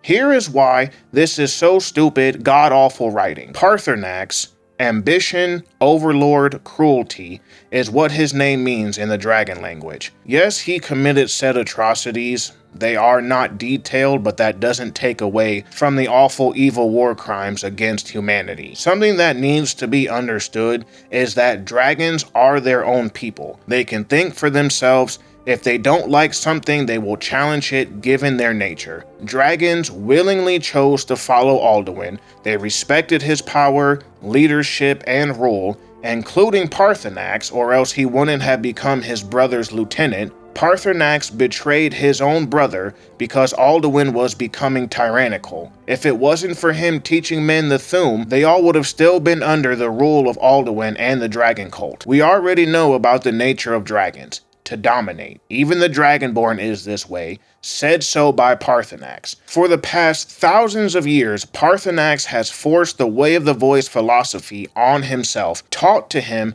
by Jurgen Windcaller. When you confront him about the blades wanting him dead, he outright tells you he understands and that he wouldn't trust another dove, a dragon either. Quote, "No day goes by where I am not tempted to return to my inborn nature." I think killing Parthenax is justifiable if he didn't play a key role in saving humanity, and with a strong will spent the last thousands of years not giving in to his nature. When doing research for any possible outcome where Delphine was in the right, I found an argument that justified her hate of dragons because they wiped out her order. That's not true. The Aldmeri Dominion did that. They delivered severed heads of every Blades agent in Somerset and Valenwood to the Emperor, sparking the Great War. After this war, they were still hunted. I mean, yeah, some early Blades members were killed by dragons when hunting them down, but that is to be expected. The order still went on and grew. It was the Thalmor who basically wiped all of them out. Another very common thing I read was that she is blinded by anger. Okay, sure, maybe that's believable. We see Arngir blinded by his protection of Parthenax when he wouldn't let us see him, but he does acknowledge that himself and apologizes. Esbern gives a line that says Delphine's hatred of dragons and the Thalmor influences her judgment. That's fair. This tells me that Esbern has the right mindset when dealing with things he may or may not agree with. Example being, he stopped Delphine when she was upset they weren't invited to the council meeting. This would be a far better story if you could talk Delphine through her past trauma. There is no personal quest with her. You are never given the opportunity to actually have her go speak to Parthenax. I wrote a simple fix to this. We leave Delphine alone for a few days. Let her cool off from the meeting. Speak with her asking how does she feel now that a few days have passed. Get some dialogue related to her past with us saying something like, hey, why don't we go blow off some steam and go hunt a dragon together? Since she has the burial map, it shouldn't be too hard. During the encounter, the dragon speaks to us saying it doesn't want to fight. It wanted to live in peace away from humans to not hurt them. This also makes dragons better with their own personalities like I had mentioned earlier. But blinded by her anger, she fights, and right as she is delivering the final blow, the dragon apologizes. The quest log updates. We talk to her again in a few days. When we talk to her again, she is in the process of packing and putting on hiking attire. She finally wants to speak with Parthenax, now wondering why that dragon apologized as she killed it. Depending on the player's choice, you can tell her something like killing the dragon was fine, who cares that it said sorry before death, whatever. It cannot grow from its past. The two of you talk to Parthenax and then you kill him. Or you sympathize with her and then you two walk the 7,000 steps. She reflects on her life and past choices made in anger. Delphine talks to Parthenax on her own, forgives him, and moves on with her life. What we are given instead is if you kill Parthenax, you help her rebuild Skyrim's chapter of the Blades. This involves recruiting followers who are sometimes just as bad or worse than Delphine. They help you kill dragons, which most of the time the new recruits do not show up at all due to poor AI. And now Esbern will be the one who gives you dragon shout locations because the Greybeards will never talk to you again. That's the entire Blades content. Now which one sounds better? I made up that little side story with Delphine literally as I was typing out this script. It took me a few minutes to come up with that. There is no excuse whatsoever for this lazy, garbage, brain-dead writing in this game. You took potentially one of the best characters in the game to one of the worst written characters of all time. Everyone is ready to now capture Odahviing. We shout his name and bait him into a very obvious trap. More examples of lazy writing. More so the fact that when you have Odahviing captured, he doesn't shout at you. The device around his neck is there to lock him in place. A wooden trap with a little bit of metal is stopping a dragon from attacking. I seem to remember Alduin headbutting a stone tower, breaking it with ease. It's not like he's being choked by the contraption, otherwise he wouldn't be able to talk. In fact, the only thing trapped is his head. Simply stand up and flap your wings and leave. Odahviing already knows we want to find Alduin. Many of the dragons are now beginning to question his rule. None are yet to turn on him, however. Alduin traveled to Sovngarde to regain his strength and devour more souls of the dead. Sovngarde is the place Nords go when they die, so Valhalla. To get into Sovngarde, we must pass through a door at Skaldalfheim, a Nordic temple where the dragon cult was. The only way to get there is flying. If we agree to free Odahviing, in return he will fly us to Skaldalfheim. A simple promise is all that's required.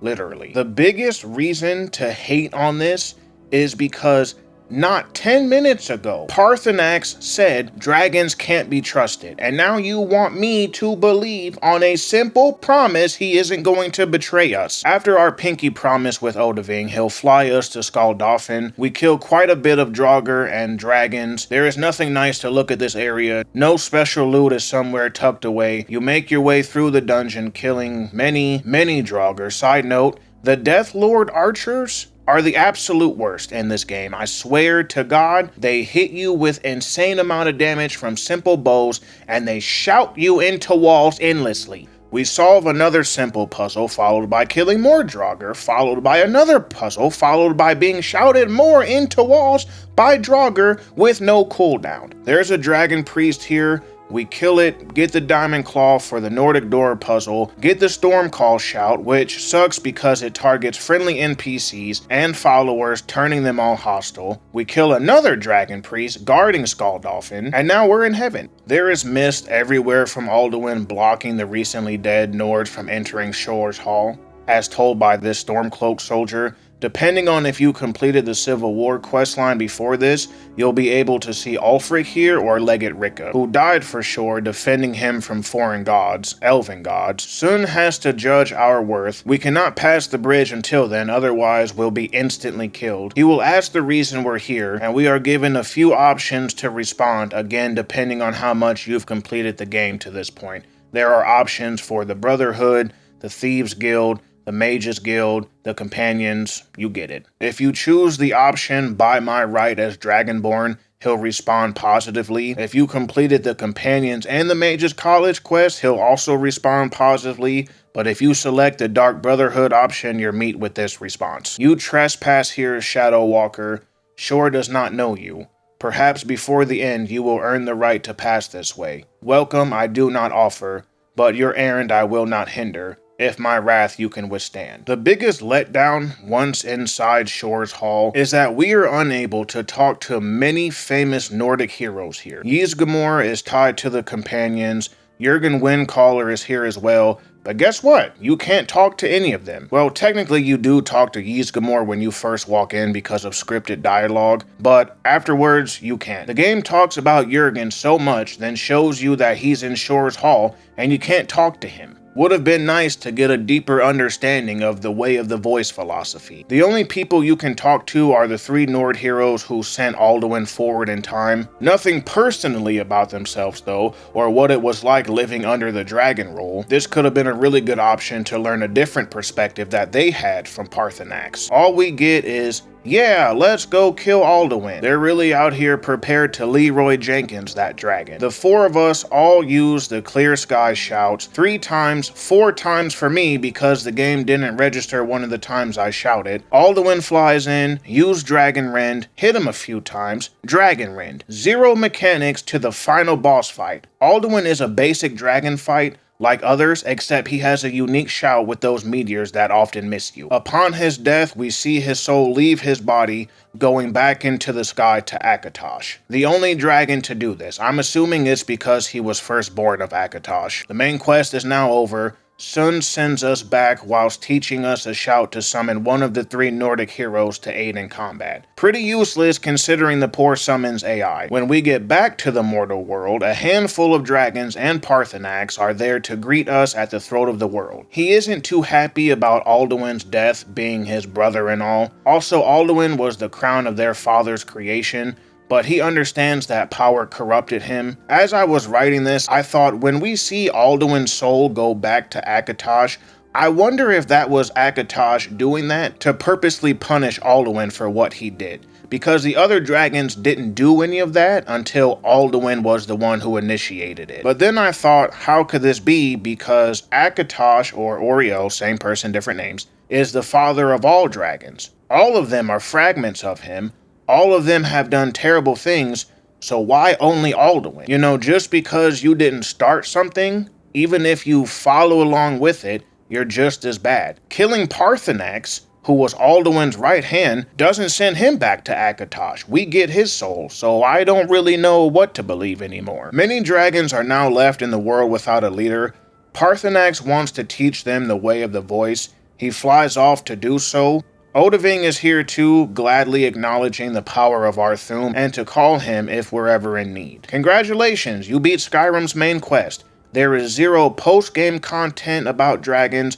You can't help Parthenax turn dragons over to the way of the voice, and every dragon still attacks you on sight. In conclusion, Skyrim's main quest leaves too many unfulfilled opportunities coupled with terrible writing. Quest lines and characters are thrown together for the sake of laziness, and once again, most of the characters do not feel like they have a personality outside of just a few. Delphine is an often poorly written, often stupid character. The Greybeards aren't that important. Even if you kill Parthenax, they will not take any hostile action towards you, and the Blades might as well have no content at all. The Thalmor, while often mentioned, are only used twice during the main storyline. That's at the party and the council meeting if you don't make Elenwen leave. We kill multiple agents at the Thalmor embassy with 0 consequences.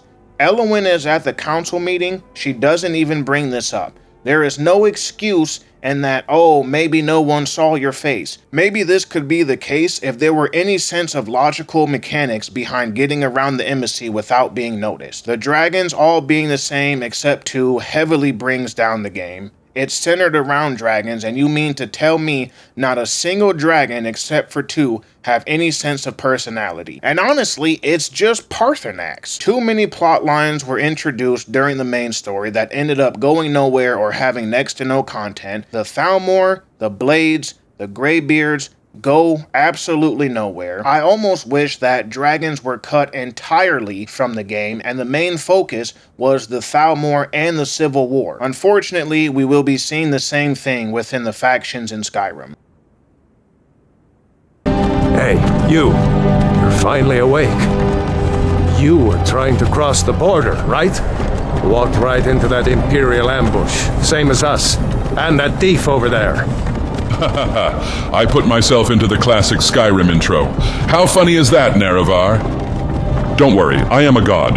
I can do these kind of things. The lesser races won't even notice. Watch. Ooh, and Nerevar, you are going to choose a dark elf for your race this playthrough, right? You wouldn't willingly walk around as an inferior Nord getting caught crossing their own border, would you?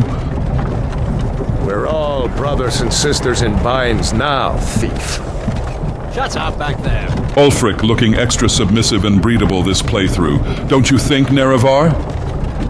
Watch your tongue. You're speaking to Ulfric Stormcloak, the true High King. I know who he is, you budget brave hard-looking ass. This is your daddy, in a sexual way. General Tullius is about to take Ulfric and us to his sex dungeon and put you in the cuck chair, Ralof. I don't know where we're going, but Sovngarde awaits. Oh, don't worry. A dragon is about to show up and ruin this whole orgy. Hey, what village are you from, horse thief? Why do you ask, Twink? A Nord's last thoughts should be of home. I feel most at home inside your mother's pussy, gay boy. This is my mage character Kitten, the Argonian vampire. I definitely started out as a vampire and I didn't need to rush a cave at the beginning of the game, taking an absurd amount of time trying to get the vampirism disease, since Argonians are 50% resistant to all diseases. That certainly didn't happen. So originally Kitten was just a meme character, and then I decided to make 2 other characters to test most of the ways that you can play the game. So that prompted me to make him an official character with a backstory and an end story. Kitten was born sometime during the First Era. His life was spent helping his parents maintain their trade routes within Blackmarsh. Throughout his travels, he taught himself magic by finding books here and there. He was barely a novice, but still was able to earn a few extra coin through tricks performed for customers. When he was middle-aged, word reached him about Dagoth and the 6th House of Morrowind. Kitten respected the power as he had none. In fact, most of his memories were of people laughing at him, including his parents. Kitten decides it's time for him to leave the trader life behind and pursue magical knowledge from being inspired by Dagoth regardless if it's right or wrong. He sets off towards Morrowind, hoping someone will teach him. He arrives at Narcissus, one of the southern cities of Morrowind, eventually arriving at a settlement occupied by Dunmer. He stocks up on supplies and grabs a bite to eat at a small inn. The innkeeper was requested to relight the fireplace. He does so with a fire spell. Kitten asks him, as he is leaving, if he can teach him that spell or knows someone who can. The innkeeper points out a hut as he leads Kitten out of the inn. Kitten approaches this person, requesting to be taught all the magic that they know, pulling out his pouch, offering the last of his coin. The Dunmer woman stands up, taking his pouch and dumping the coin on the ground. You are not welcome here. That includes any Dunmer born outside of Morrowind. She throws the pouch in his face and walks away. Embarrassingly, Kitten gathers the mud-covered coin and leaves the settlement, now set to camp in the woods as he heads back to Blackmarsh. That night, Kitten was cleaning the mud off the coin when he heard some rustling in the woods. As he looks out, a bald man is slowly approaching him. The man is a blood-starved vampire. Before Kitten could react, the vampire jumped on him, draining the life with every drop as the vampire's fangs dig deep into his neck. Shouting is heard off in the distance, forcing the vampire to run away. A group had been chasing the vampire for days when they found Kitten barely clinging to life. As they are about to give him a quick death, in an act of desperation to live, his eyes burst open, raising his hand, casting the vampiric drain spell and killing the group. 87 years later, Kitten, now secluded himself in a rune, has lost the will to live. He became obsessed with Dagoth creating a small cult of worshippers, believing if they sacrificed enough people to the Daedric Prince Molag Bal, they'd be granted immense power. Before this, he tried to learn more magic, but couldn't find a teacher due to being a vampire. Kitten killed the remaining cult members, fed on them, then locked himself away inside the ruins. It is now the 4th Era. A group of treasure hunters has found the ruins he sleeps in, a forest area located outside of Blacklight. The treasure hunters found an amulet they were hired to find by a masked man in Skyrim. There were jewels surrounding the wooden tomb that housed Kitten, as well as a few cult members' pendants hanging outside of the tomb.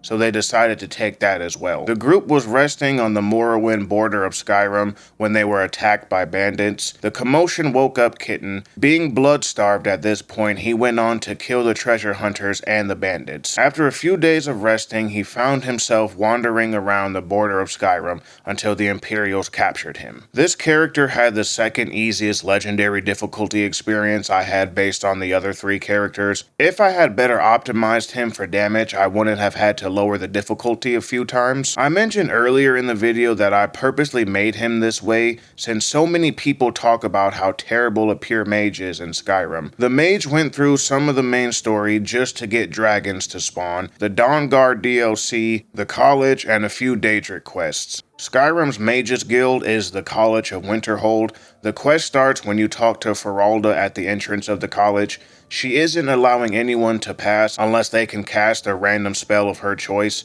The possible options here are Healing Hands, Mage Light, Conjure Flame Atronach, Fear, and Firebolt. If you don't know one of these spells, she'll sell it to you for 30 gold, which is a lot better than any vendor price. Depending on your build and the dice roll that determines what random spell she wants you to demonstrate, you can be soft locked from joining the college. I know this because it happened to me before I made this video. I had to cast Firebolt, but didn't have enough magic to cast it, so I was forced to level up and come back. Now, I wouldn't have a problem with this at all if you were given a second option to gain access to the college. I think it's fair and a good roleplay aspect that since so-and-so can't cast any of these apprentice level spells, they shouldn't be taught at the college since they're clearly still a novice or have no experience at all, which was the case with the character I played a few years ago that didn't use any magic. However, there must be a branching path to get in there. Instead, maybe you can pay your way to get in there, but none of the teachers are willing to teach you until you've gotten more experience under your belt. Meanwhile, you can go to the library within the college and use that time to study magic tomes and then go apply it into the real world until you level up more. Another branching path could be secretly paying one of the teachers for lessons, later being exposed and the others agree to teach you after seeing your potential, but first you must make amends for being taught privately. It's worth noting that the only way to pass Feralda's speech check is a requirement of 70 to 100 in speech, depending on if you have perks or not. Before we head inside, we talk with Mirabelle, one of the master wizards at the college. We tell her we're a new student. She is surprised to see there are so many new ones, giving us a pair of robes but not required to wear them. Then she shows us around to each living quarters. After that, she tells us Tolfdir is already addressing the new apprentices and for us to head on in. 4 students in this entire college, including yourself. I can really see how so many new students are here. Tolfdir is a master wizard specializing in alteration magic. The other master wizards all specialize in a school of magic. Tolfdir is currently teaching a lesson on wards. Wards fall under the school of restoration. This is a bit of nitpicking here, but the alteration teacher is teaching a restoration spell because it protects you like alteration magic does, but it's not an alteration spell, which is why I believe wards should have been under the alteration category. To piggyback off of what I said earlier, if your character doesn't have the magic to cast the entrance spell, you'll struggle here as well due to the high cost of maintaining the ward. Tolfdir wants you to stand opposite of him to block one of his spells. His AI will bug out often, not recognizing that you've cast the ward already. Once he finally has, chances are you may have already ran out of magic by now and have to restart. The same thing can be said if you're a low-level mage. After this lesson, Tolfdir takes the class to the recently excavated ruins of Sarthal. This ward lesson is the only time we will ever experience something in a class setting at the College of Winterhold. The College for Mages never has you go to an enchanting class, a conjuration class, learning to create your own staff, nothing. Throughout the video, I've talked about lack of consequences. Now is the time to prove that. When Kitten arrived to Sarthal, he killed every single person there that wasn't set to essential. I killed all the students in front of Tolfdir. This, of course, turned Tolfdir hostile, but I knocked him down by doing enough damage. Then I fast traveled away from him, waited a few hours. He teleported to me, talking about an incident that occurred. The college does not condone this type of behavior, yada yada yada. Seeing how this was a first-time offense, all I needed to pay was a 250 gold fine, and that's it. I'm all good. The fact that you can murder innocent students in front of their teacher and you only have to pay a small gold fine to lift your suspension is ridiculous. Please, someone explain to me how anyone can defend this. Back at Sarthal, Tolfdir sends us to aid a scholar at the college. We are to search for magical artifacts. He already looked everywhere, but maybe we can be of assistance. The game tells you exactly where they are, about 2 feet from his location on the ground. Yeah, I can tell how hard you looked for it. When we grab the final artifact, a trapdoor is activated. We equip the amulet we just picked up, and a blur effect radiates from the location. Cast a spell to break the door, reveals a secret path. The trapdoor is gone, allowing Tolfdir to follow us now. Once inside, a member of the Psijic Order stops time to speak with us. We've set forth a chain of events that cannot be stopped. Judgment will be passed depending on our actions. We are given this warning because the Psijic Order believes in us. We alone have the potential to prevent disaster. This makes no sense at all. First of all, this guy refers to us as a mage. What if you are not a mage? What if you cannot cast any spell at all? Moreover, the Psijic Order knows nothing about us. This dialogue comes off as trying to make us feel so important, so special, no matter what we do. Like a movie with a plotline that is deep as a puddle. This would have been more impactful if the Psijic Order showed up during the main quest line. Continuing through the ruins, we kill some Draugr, solve some puzzles, then arrive to a room housing a giant orb. A named Draugr is here. We distract it while Tolfdir, using lightning magic, will wither away the force that is surrounding the orb. This makes the Draugr killable. Tolfdir tells us the Archmage and the head of the college, Savos Aran, needs to be told of this discovery right away. Tolfdir will stand guard until we return. As we are leaving, there is a word of power to unlock or advance a shout if you've already learned it prior to Sarthal. After we tell Savos about the orb, he'll thank us, then prompt us to speak with Urag in the Arcanium to see if any books match our description of the orb. Urag cannot help us because Orthorn, one apprentice of the college, stole the books and fled to Felglow Keep to join up with a group of summoners. When we leave the library, Ankano stops us, questioning what have we been up to and what have we found at Sarthal. He wants a full report. We don't need to do anything here. You don't need to tell him anything. You don't need to follow up, nothing. Arriving to the keep, the mages outside attack you on sight. Inside is more of the same, except the mages have vampires locked in cells. Freeing them will get you some help fighting the other mages if you're a vampire. The fighting continues until we reach a woman named the Caller. She's rightfully upset we came into her home killing everybody and freeing her projects. She brings up a good point after asking why we were there to begin with, wondering why do we do as we're told without asking any questions? Why are we Savos lackey? I'm not sure why she would ask that to begin with, because we don't have the choice to take her side in this matter. The group of mages are bad because the quest giver tells you they are. You can never explore what she was doing with the captive vampires, what are these tests for, or why multiple mages willingly chose to join up with her. Was she running tests to cure vampirism, to gain their power without becoming one, sacrificing them and her followers in some grand scheme to summon a Daedra? Could this have been the chance to leave the college to pursue power with her? Instead, we have to kill her and take the books. Then meet up with Tolfdir, who has since transported the orb to the college, where we practice the ward spell. Here we can inform him about the Night of Tears book taken from the Caller. One night, an elven force attacked and burned the first human city of Skyrim, Sarthal. In retaliation, Ysgramor, founder of the Companions, drove the elves out of Solstheim and Skyrim. The speculated reason behind the elves' attack was the power hidden within Sarthal, the orb, later named the Eye of Magnus. Lore dump time. In the beginning, there existed two forces of power, the good being Anu,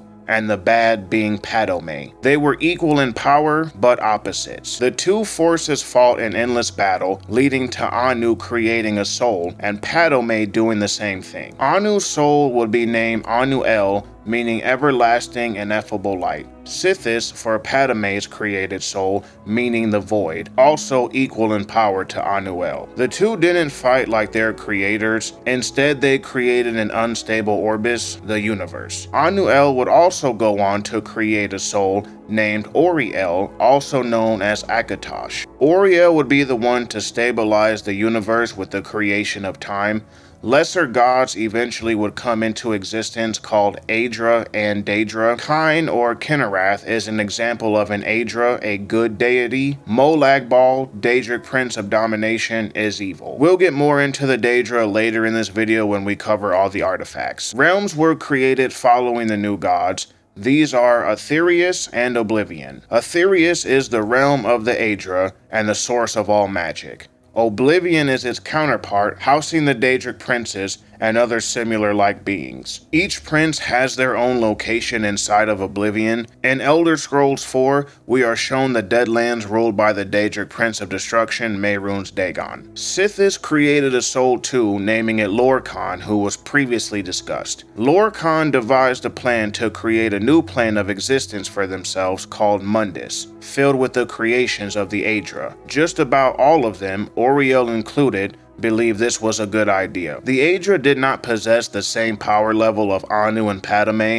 thus, unbeknownst to them, they created without knowing the consequences of losing parts of themselves. It's believed that Lorkhan knew about this from the start. The gods began to notice this, and soon after, many of them wanted to leave Mundus before it was finished.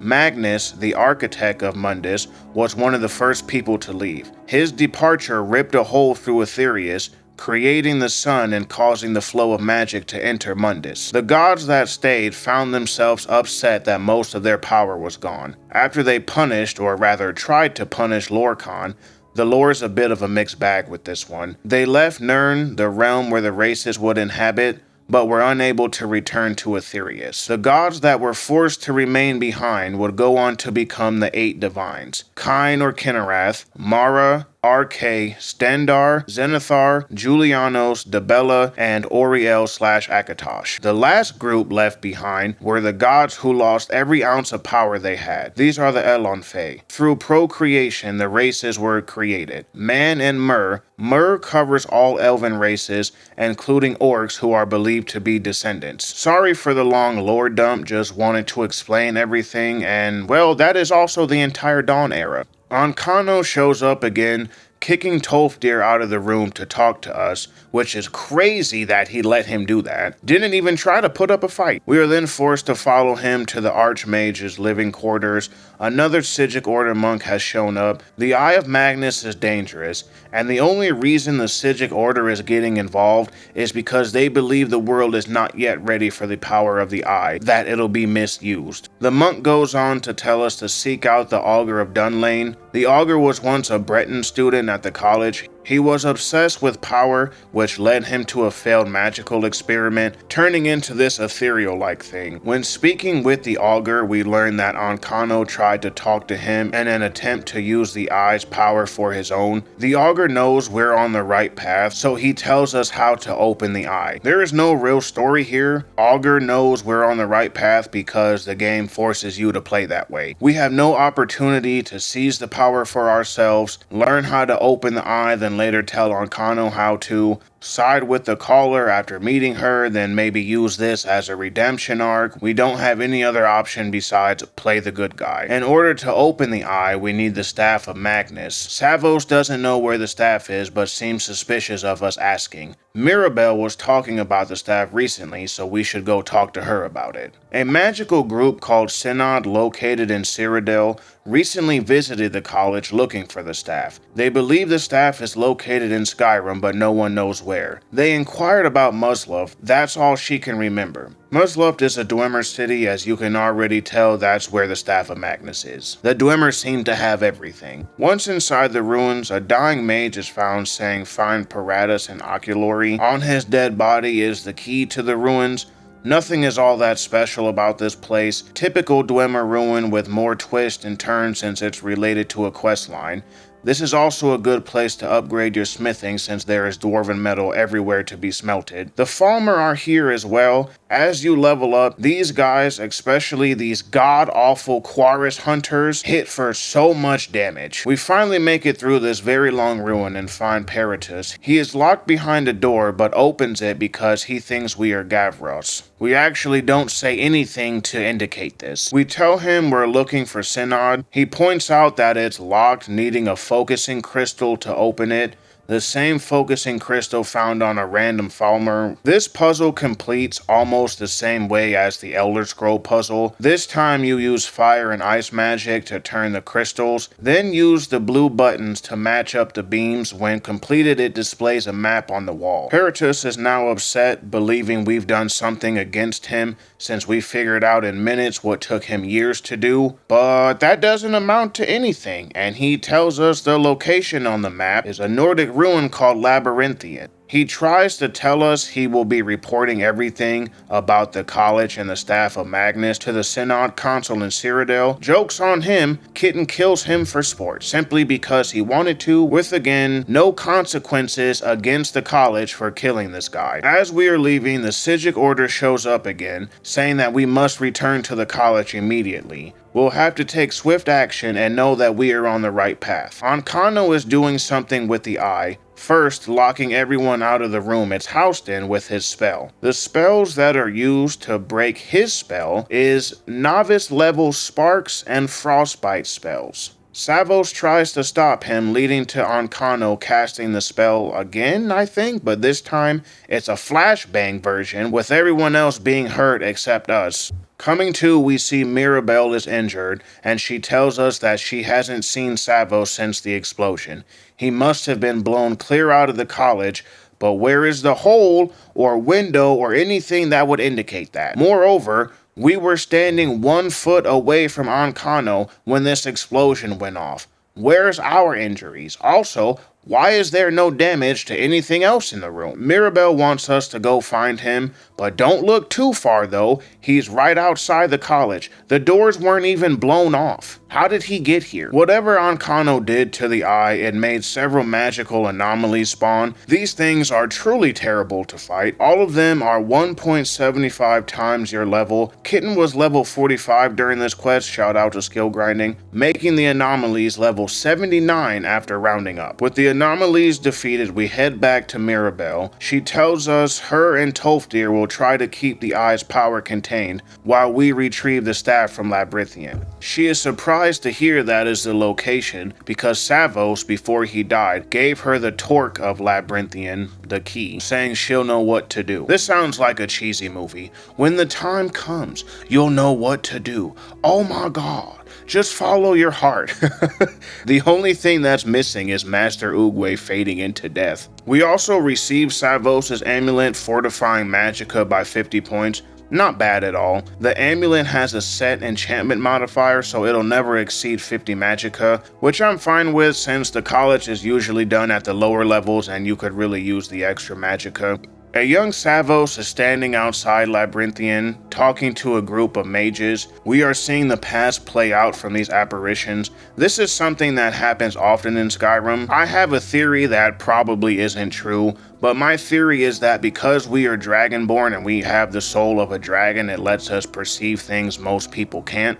The group are all college students who went into the city in search of treasures and, more importantly, the secrets of Shalador. Shalador was a tremendously powerful Nord archmage from the First Era. He understood magic in ways few ever could. Shalador wrote a lot, but his notes were scattered, making them highly sought after. There are many legends surrounding his life, how he built Winterhold with a whispered spell, how he built the Great Ice Fortress, and how he stole life from Akatosh. The statue we see walking into the college is Shalador. I find it odd when people say Nords are too stupid to learn magic, when a lot of Nordic heroes or figures mentioned talk about powerful Nord mages. Sun even mentions how Nords have strayed from it. Inside Labyrinthian, the group gathers around discussing what they hope to find before delving deeper into the city. The first obstacle they faced was a dragon. When this dragon attacks us, it rises from the burial site as if Alden resurrected it, but he isn't here to do so regardless if you've completed the main quest or not, so who summoned the dragon? The dragon cult was stationed around here in the past. They certainly didn't possess the ability to bring dragons back from the dead. Killing the dragon doesn't net us a soul, which tells me that something else brought it back. But that's not possible either, since no one else ever tries to do this. There are plenty of bodies left behind from the ones we've killed, as well as the burials all around Skyrim. On the other side of the dragon room, the group is found. talking about how they left one of their members behind so they could escape. Savos saying they can't go back, might as well continue. Shortly after that, we find a door covered in ice, which drains our magicka as soon as we see it, and speaking to us in dragon language. A Nord Frost spirit comes out attacking. After that, cast a fire spell to unlock the door. Don't worry if somehow you don't have a fire spell at this point. To the left of the door is the flame spell tome. Anyone can cast it since it's novice level. Through the door is another door that also drains your magicka again, now with annoying Draugr Deathlord spam shouting you into walls. I couldn't figure out why some of the Draugr shout worked against me, but others didn't. I've been back-to-back Fusrodad by Deathlords and nothing ever happened. I've also been shouted into a wall when I wasn't even near the shout to begin with. It barely grazed me. We don't need a spell to unlock this door. Instead, it says, "Have you returned, Aaron, my old friend?" Through this door, Labyrinthian gets bigger, and you have your magicka drained, again, leading to another door. So many doors. Cast a frost spell, bam, the door's open. I used Ice Spear 6 times to open the door after I killed the spirit that had walked out. Through the fire door, the group is found once again. One of the members is asking Savos to take a break, with him saying we can't stop now. Another of the group was killed. Something grabbed her from behind before anyone could do anything. Some of them are beginning to believe they shouldn't have come here. Unfortunately, they cannot turn back or be killed by the things they've been running from. Savos, of course, telling them to keep pushing forward. As we continue through, we find the slow time shout and the group again. With another dead member, she refused to go on, so the others proceeded without her. The remaining group, now a trio, agreed to stay close to each other as they enter the final room. A dragon priest, the one who talked to you at the door, is trapped in a magical sphere with 2 enthralled wizards maintaining the spell. Attacking them frees the dragon priest. Unfortunately, there isn't another way to do so.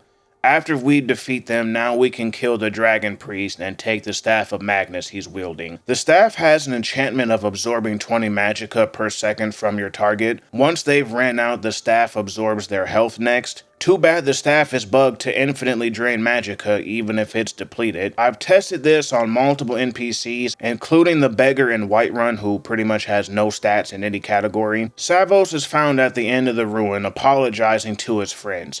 He was the one who enthralled the other 2 so he could escape. He felt it was the only way to keep the monster from getting out. Then he seals Labyrinthian until the key is given to us. When leaving, we are stopped by Estormo, a Thalmor agent. Ancano sent him to kill us, and the chance we made it out alive with the staff. But how did he know about this? We aren't given the quest to retrieve the staff until Ancano sets off the Eye of Magnus. He's there when we arrive and doesn't leave. No other Thalmor agent is at the college, and I don't see Ancano taking a break to go tell Estormo to follow us. This would make sense if he said he had been following us. Moreover, how did he get to Labyrinthian?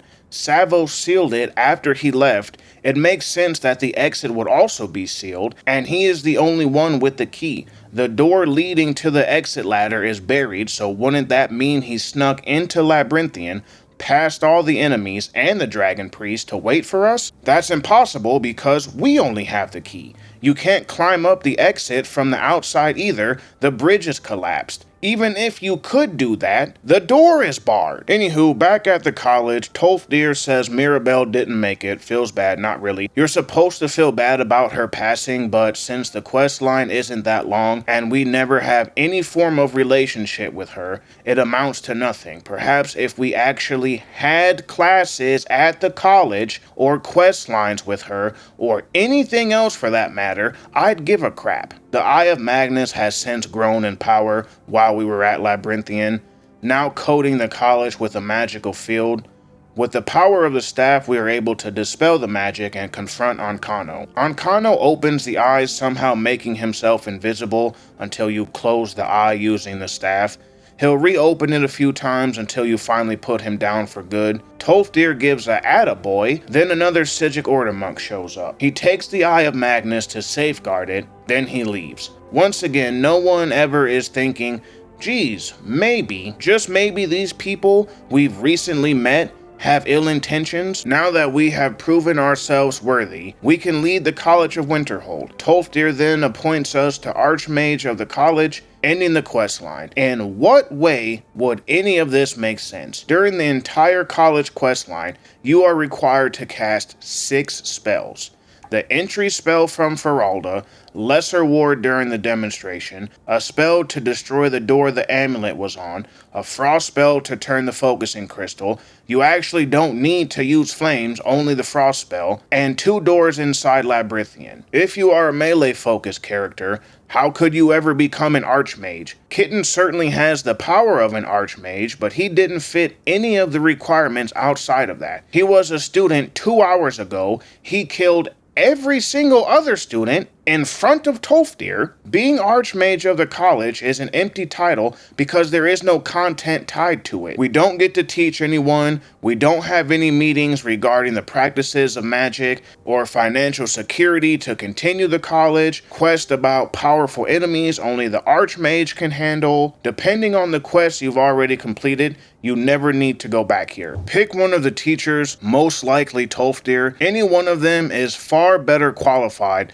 to become the next Archmage. Once you've reached level 90 in any school of magic, you will be given a quest from each teacher to learn their respective category of magic's master level spell. Once the quests are completed, you'll get a free master spell. Then you need to purchase the rest from the teachers. However, almost all of the master spells are trash. For 1 hour, 12 minutes, and 30 seconds, I tested each spell on 2 variants of Draugr and Bandit Chiefs, who are the highest level you can find in that category of enemy. Draugr Scourge Lords commonly appear in level 20s. Draugr Death Overlords are the highest level at 45. These guys, as well as the bandits, were tested on Novice, Adept, and Legendary difficulties mostly. With the use of console commands, God Mode was toggled on and off for better testing. Starting with the School of Restoration. Bane of the Undead sets undead up to level 30 on fire and makes them flee for 30 seconds. Even though the overlords are level 45, they were still set on fire and fled. The damage on legendary is abysmal. And remember when I said Skyrim does a good job not telling you about abilities and percentages? The reason the overlords flee is not only does this spell benefit from the Necromage Restoration perk, it also benefits from the Augmented Flames Destruction perk since fire is involved, thus increasing the level of undead affected up to level 56. I really love that a wiki is needed to note this. On Apprentice, a small chunk of damage was done. My guess would be casting Bane of the Undead 10 or so more times would be able to kill one, which you don't have enough magic for, and or you'll be hit almost every time canceling the spell, as is the same with the other master spells, which is why I had to toggle God Mode on and off. Otherwise, I would be staggered casting every single master level spell. Novice levels saw a slight increase in damage against the overlords, nothing noticeable. Circle of Protection. Undead up to level 35 entering the circle will flee. The caster heals 20 health per second while inside. The second part is bugged, healing for only 2 seconds instead of 60. Sick! A perk like Necromage does not benefit it either because that is also bugged. You would need the unofficial Skyrim patch mod in order for it to work. In later levels, just about all Draugr are above level 35, so this is useless. Chances are you don't have the magicka at the lower levels when the spell is most useful. Even if you did, that's one spell to get off if you're lucky, just to have them run away. And if you don't use melee, you'll end up waiting for your magicka to regenerate.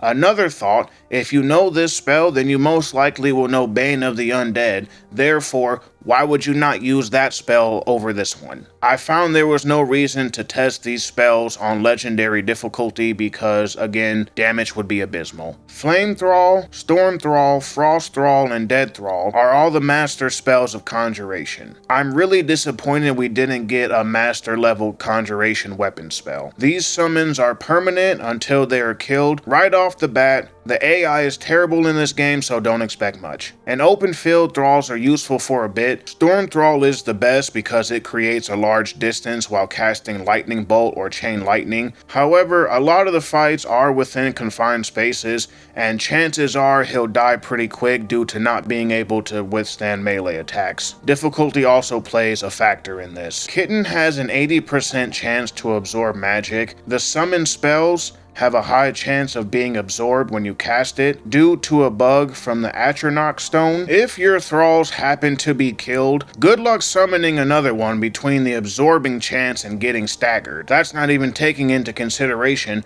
do you have enough magicka left to summon another one? The Flame Thrall dropped the health of an Overlord to almost half before she was 2-shot on Novice difficulty. She uses Firebolt and Flames with a small fiery explosion upon death. A Master level summon uses Novice and Apprentice spells. Let that sink in. Frost Thrall is the worst of them all since most enemies are resistant to frost damage. It does 20 to 30 points of melee damage and uses Frost Cloak. It hit the Overlord 2 times doing next to no damage and then was 3-shot, also on Novice difficulty. Storm Thrall was able to finish it off with ease. Again, this is an open field battle, so that helps a lot. When I spawned in another Overlord, the Storm Thrall decided it was a good idea to stop playing at distance, ran up on the thing, and died in a few hits. Inside a ruined dungeon, cave, or whatever, all the summons are garbage. Frost Thrall will almost always get stuck in a doorway. Storm Thrall does suffer the same, but there are times that it makes it through. Unfortunately, due to its poor AI and constant need for distance combat, it'll backpedal itself into walls with its arms raised like it wants to cast a spell, but can't because there is a wall, or simply because the enemy walked around the corner, leading to the Thrall's AI to break because it can't see it anymore. Instead of just, hey, let me slightly move over, let me follow him through a doorway and blast him with Chain Lightning. Flame Thrall gets through the doorways but does little damage past Novice and will die quickly. Dead Thrall reanimates a dead body permanently to fight for you, only works on humanoids. This is great if you can find a powerful enemy like the Forsworn Briarhearts that destroy everything in their path. Oh, just kidding. This spell will punish you if you go past level 40, because now everybody else is going past level 40, and you can't resurrect anyone past level 40. This is truly phenomenal game design. These thralls, most of the time, don't have their main weapons when you first killed them, rarely picking them back up. I spawned and reanimated a dead chief originally wielding a sword and shield that he dropped upon death. When he was reanimated, he pulled out a dagger. On Novice difficulty, the Thrall was 3-tapped, almost bringing the Overlord to half health. When going up against the Scourgelord, the Bandit was able to take 2 more hits before dying on Novice. Here's something interesting. On Legendary difficulty, the Bandit killed the Scourgelord. My theory is that since the Thrall is a regular enemy just reanimated to be on our side, when you play on Novice, those enemies have low health and die in a few shots. When you turn the difficulty to Legendary, the same enemies now get a crazy boost that follows whatever higher difficulty you put it on. I honestly feel like this is what happened. If I am right, well, 3 cheers for this once again poor game design. During the testing of the Master Destruction spells, God mode was turned off. I wanted to show why it's difficult to get these spells off. Starting with the worst spell, Blizzard. Targets take 20 points of frost damage for 10 seconds plus stamina damage. The 20 points of frost damage goes to 30 if you have the augmented frost perks. Stamina damage does not matter ever in this game since you and enemies can still attack while it's depleted. Most enemies resist frost damage. The spell is bugged. The formula used to calculate the damage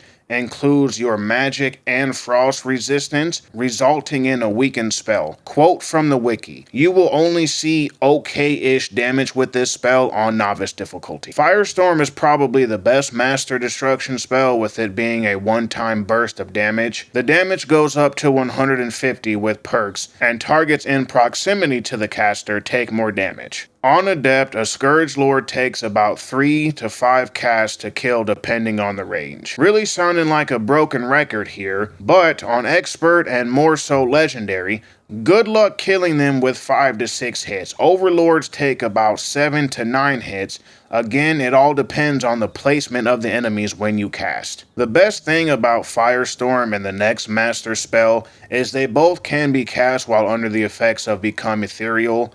Pop off a Firestorm, then switch to Firebolt or Fireball to pick off the rest. Well, that's if you're on Expert or lower. Finally, we have Lightning Storm. Targets take 75 points of shock damage per second and half that to Magicka.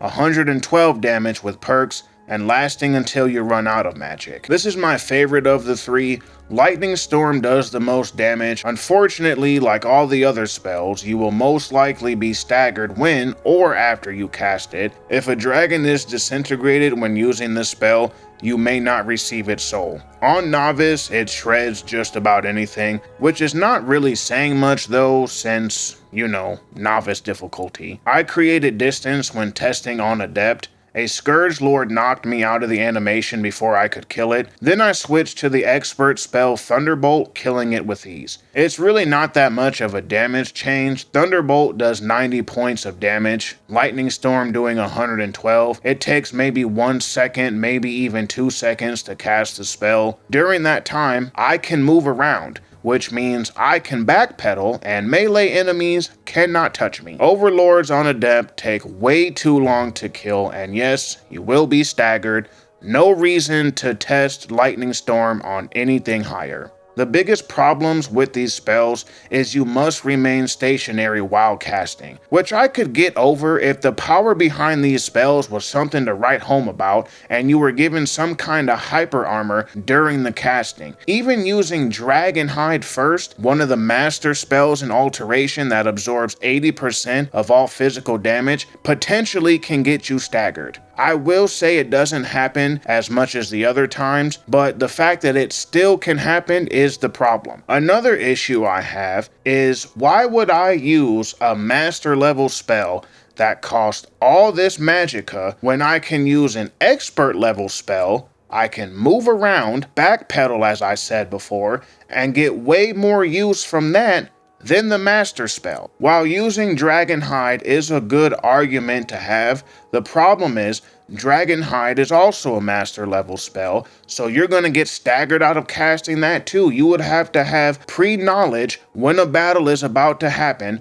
pop that spell off, and then go in there, and then cast your master level spell, and hope you still don't get staggered. Or I could do all that, and then just use Thunderbolt, or whatever other expert level spell. Moreover, I can stun lock people way faster if I use anything lower than master level spells. Because of the impact perk, I'll be stun locking everybody. Harmony is one of 4 master level illusion spells. Creatures and people up to level 25 nearby won't fight for 60 seconds. Perks will take that level to 43. What the spell doesn't tell you is they must be within 250 feet of the caster, which is fine, I just don't know why it isn't listed in the description. I don't see the point with this spell. It would be great if you could do a pacifist run in Skyrim, but killing is mandatory. If you cast Harmony, then attack the person under the influence of the spell effect, they will still attack you. Why would I engage in a fight, use the spell, and then engage with them again? I could see a fight starting, and then cast the spell, hopefully not getting staggered when doing so, pacifying everyone, then cast a master destruction spell,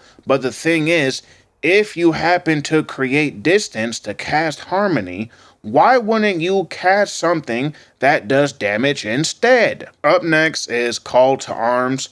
Targets have improved combat skills, health, and stamina for 10 minutes, fortifying marksmen one-handed, two-handed, health and stamina by 25 points, 35 with perks. Doesn't matter. Let's say a dragon is attacking the city. I cast the spell so everyone can help me take down this dragon.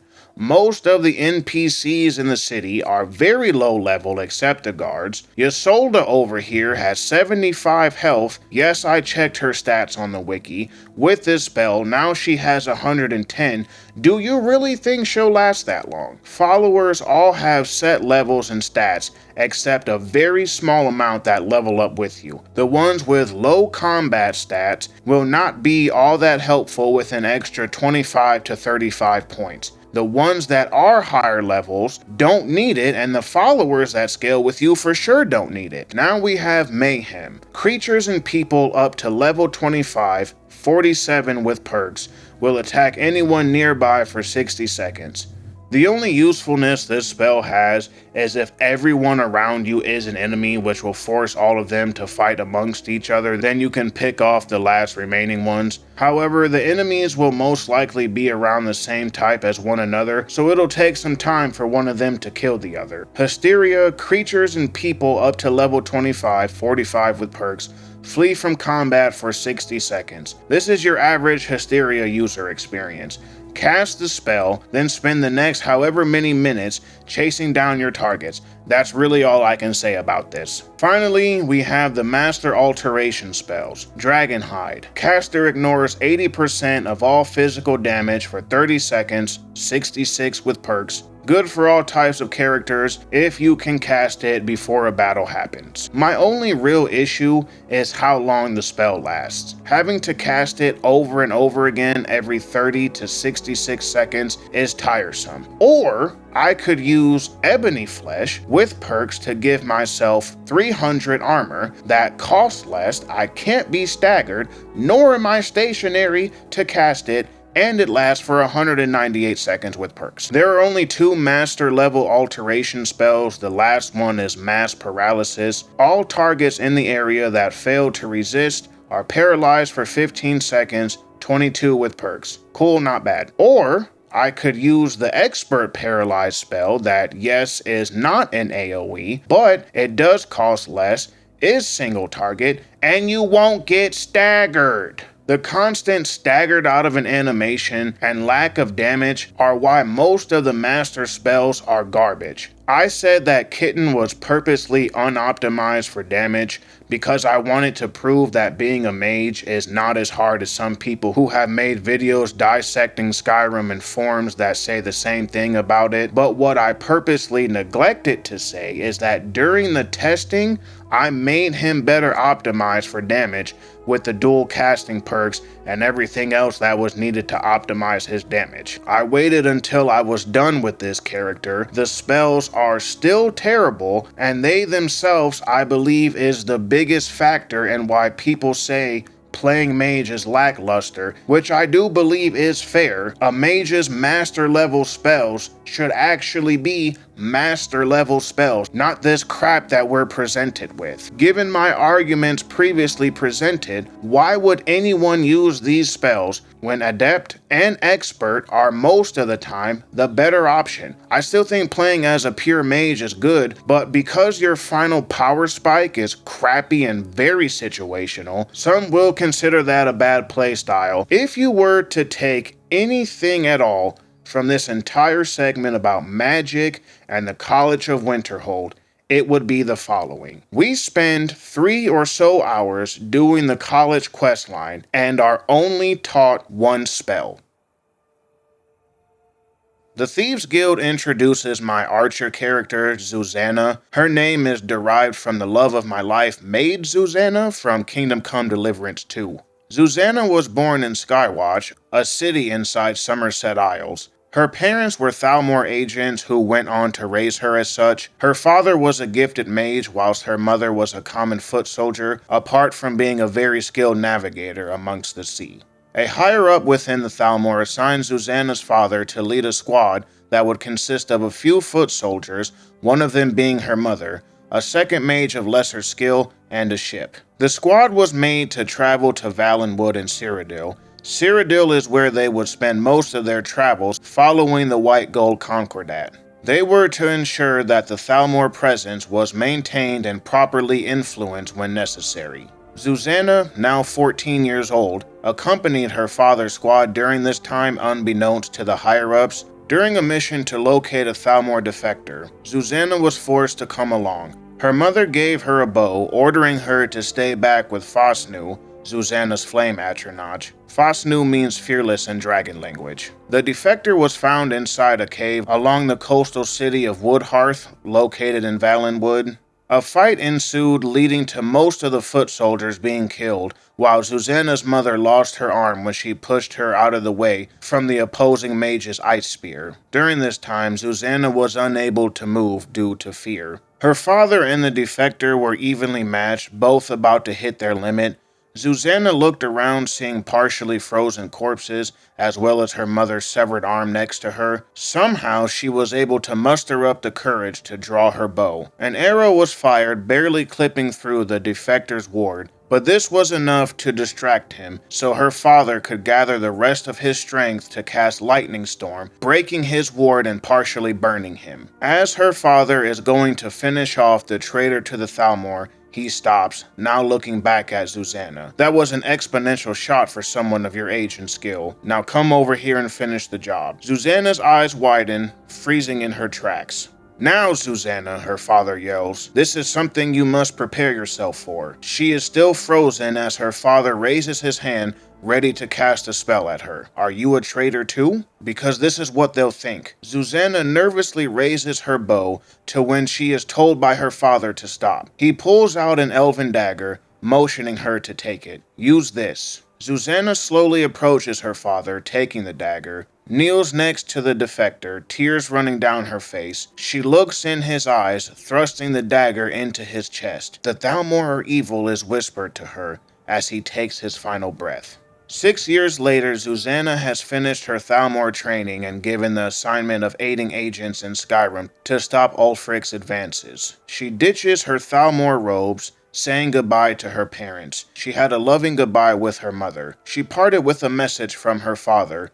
Don't embarrass me. Don't embarrass our name. Dressed as a civilian would see her arrested for being caught trying to cross into Skyrim, something she easily could have avoided if she was dressed in her normal Thalmor attire. When the dragon attacked, it gave her the opportunity to escape with the Stormcloaks. Before her brief time would conclude with the Stormcloaks, she found herself to be Dragonborn, off to investigate factions who have ties to the Thalmor. The Thieves Guild questline kicks off when Brynjolf approaches us, talking about how we've never done an honest day of work for all the coin we have. That doesn't make any sense. He doesn't know who we are.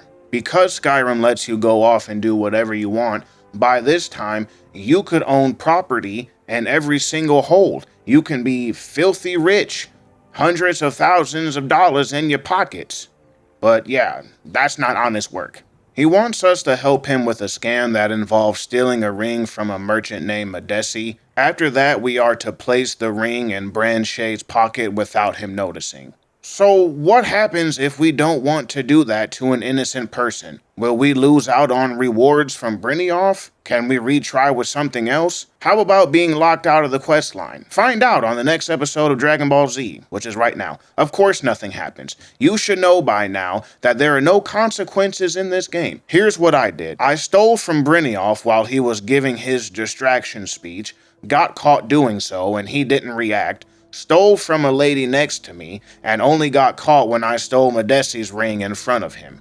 He attacked me, prompting Brynjolf to attack him. I jumped on top of the stand whilst the guards were trying to kill me for simply stealing, used the console command to teleport to Whiterun, went back to Brynjolf, who is now upset that we took too long and he couldn't keep up the distraction, somehow failing to remember he was trying to kill people. Then he'll give us a task to reach his headquarters in the Ratway to potentially join the guild. I am here to once again ask how this writing can possibly be defended. Inside the Ratways are some common low-level enemies and a few traps. Something, or rather someone here is interesting. You can come across a hostile NPC here named Gyan the Fist. He does a decent amount of unarmed damage. On his person is a ring to regenerate stamina and gloves that increase unarmed damage. I found myself wondering if unarmed was going to be in the game at some point, because the previous 2 games had it. I wonder if this NPC was supposed to drop a unique item for unarmed characters, i.e. those gloves. Anywho, once we make it through the Ratways, we find ourselves in the Ragged Flagon, a bar, I guess, whatever you would call this.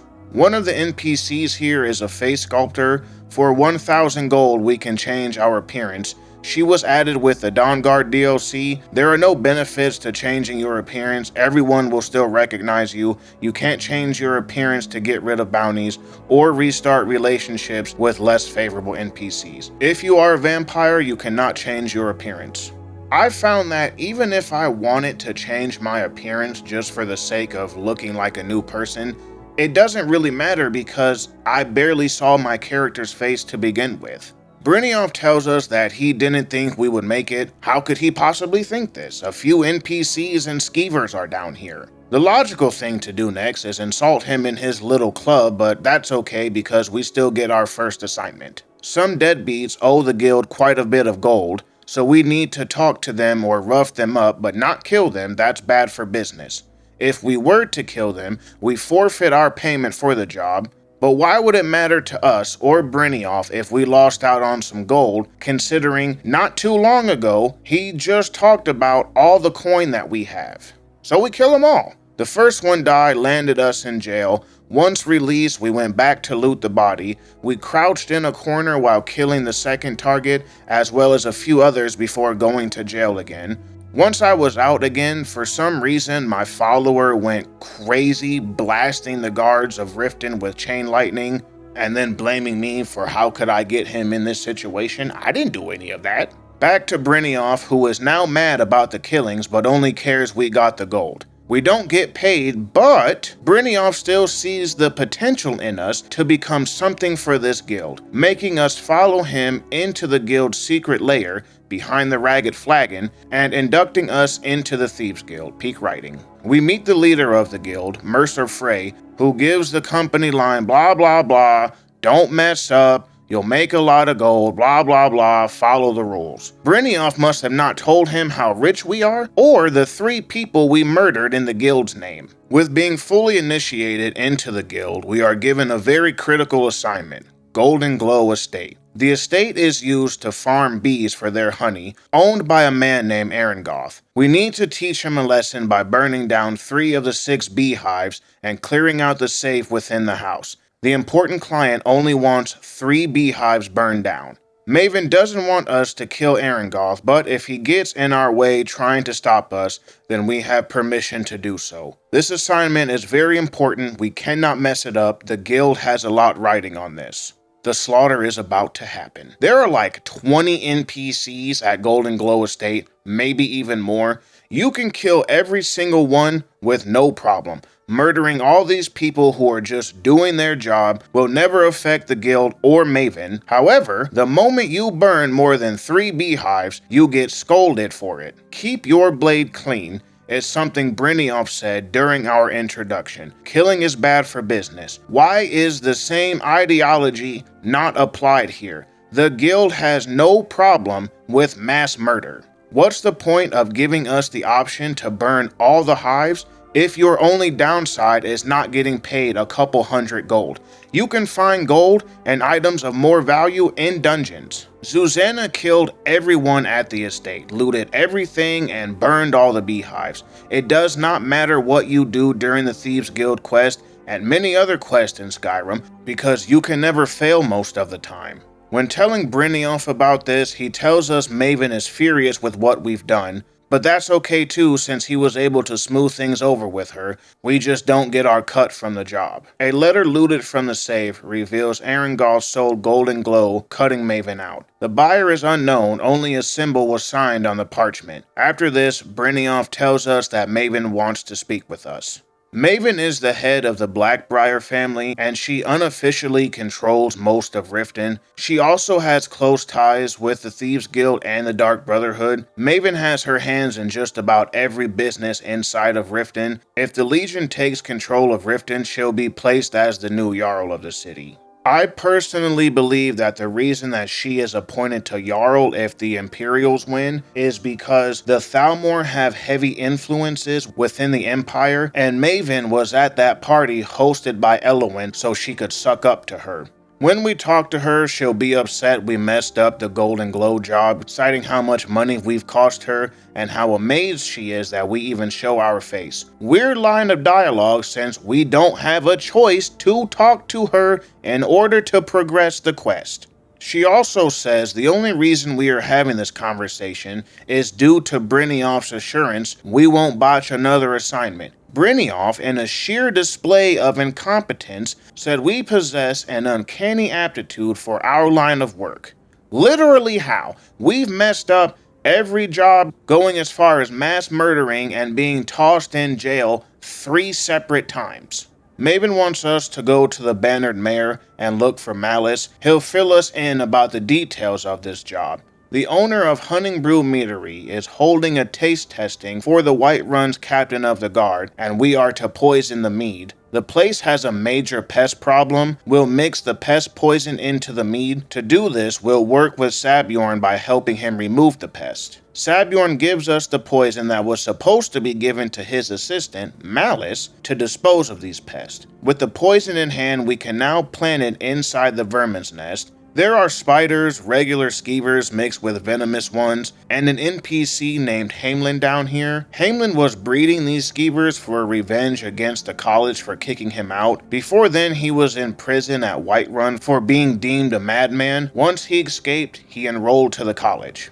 After disposing of everything, we pass through the boiler room and mix in the poison. Then the captain shows up, perfect timing, drinks the mead. He immediately tastes the poison, taking Sabjorn to jail. The captain appoints Malice in charge of the meadery. All this was to gain access to Sabjorn's books. Maven wants to know who his partner is. Tell me why Brynjolf and Maven believe killing is bad for business when they were ready to potentially kill the captain of the guard instead of using a Thieves Guild member to sneak inside to steal this guy's ledger. Reading a letter found in Sabjorn's dresser doesn't reveal anything except a symbol, the symbol we've seen before. Maven tells us to take the letter back to the guild. We tell Brynjolf this was the same symbol from Golden Glow. His response is, "This is no coincidence." Yeah, obviously. God, I hate Brynjolf. Now we need to talk to Mercer. He thinks he knows a way to identify this person. Mercer gives his admiration to whoever this mysterious person is. They know if they anger Maven, her frustrations with the guild will drive a wedge between their relationship. The name Godulai was a name on the parchment which happens to be an old alias used by one of the Thieves Guild's contacts.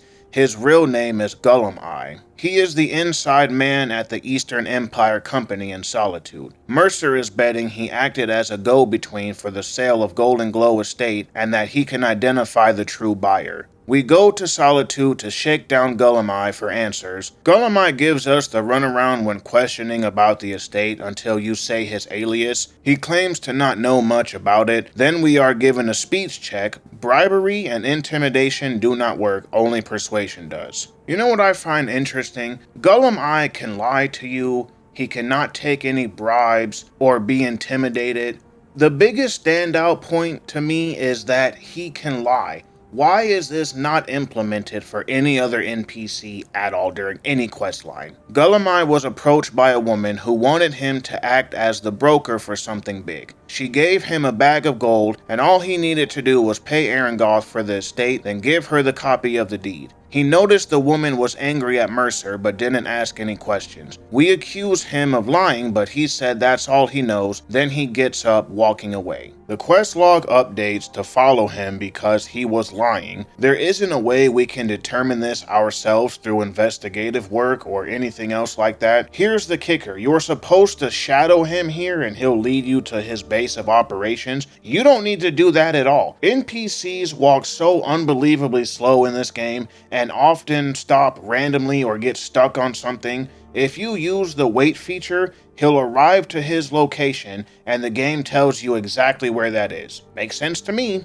Gollum Eye went to the East Empire Company's warehouse. When you walk in, he is standing there no matter how long you waited. What you're supposed to do is during this quest, shadow him inside the warehouse until he gets to his personal chest. You confront him about lying when he tells you everything. To further demonstrate the hand-holding in this game, I killed him as soon as I entered the warehouse.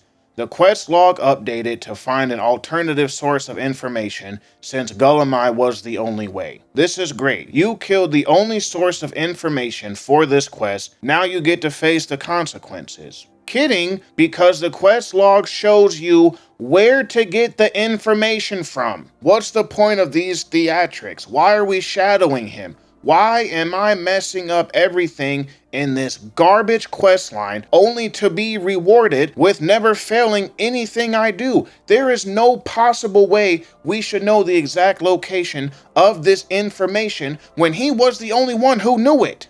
Backpacking off of my garbage questline comment, inside his chest is his confession.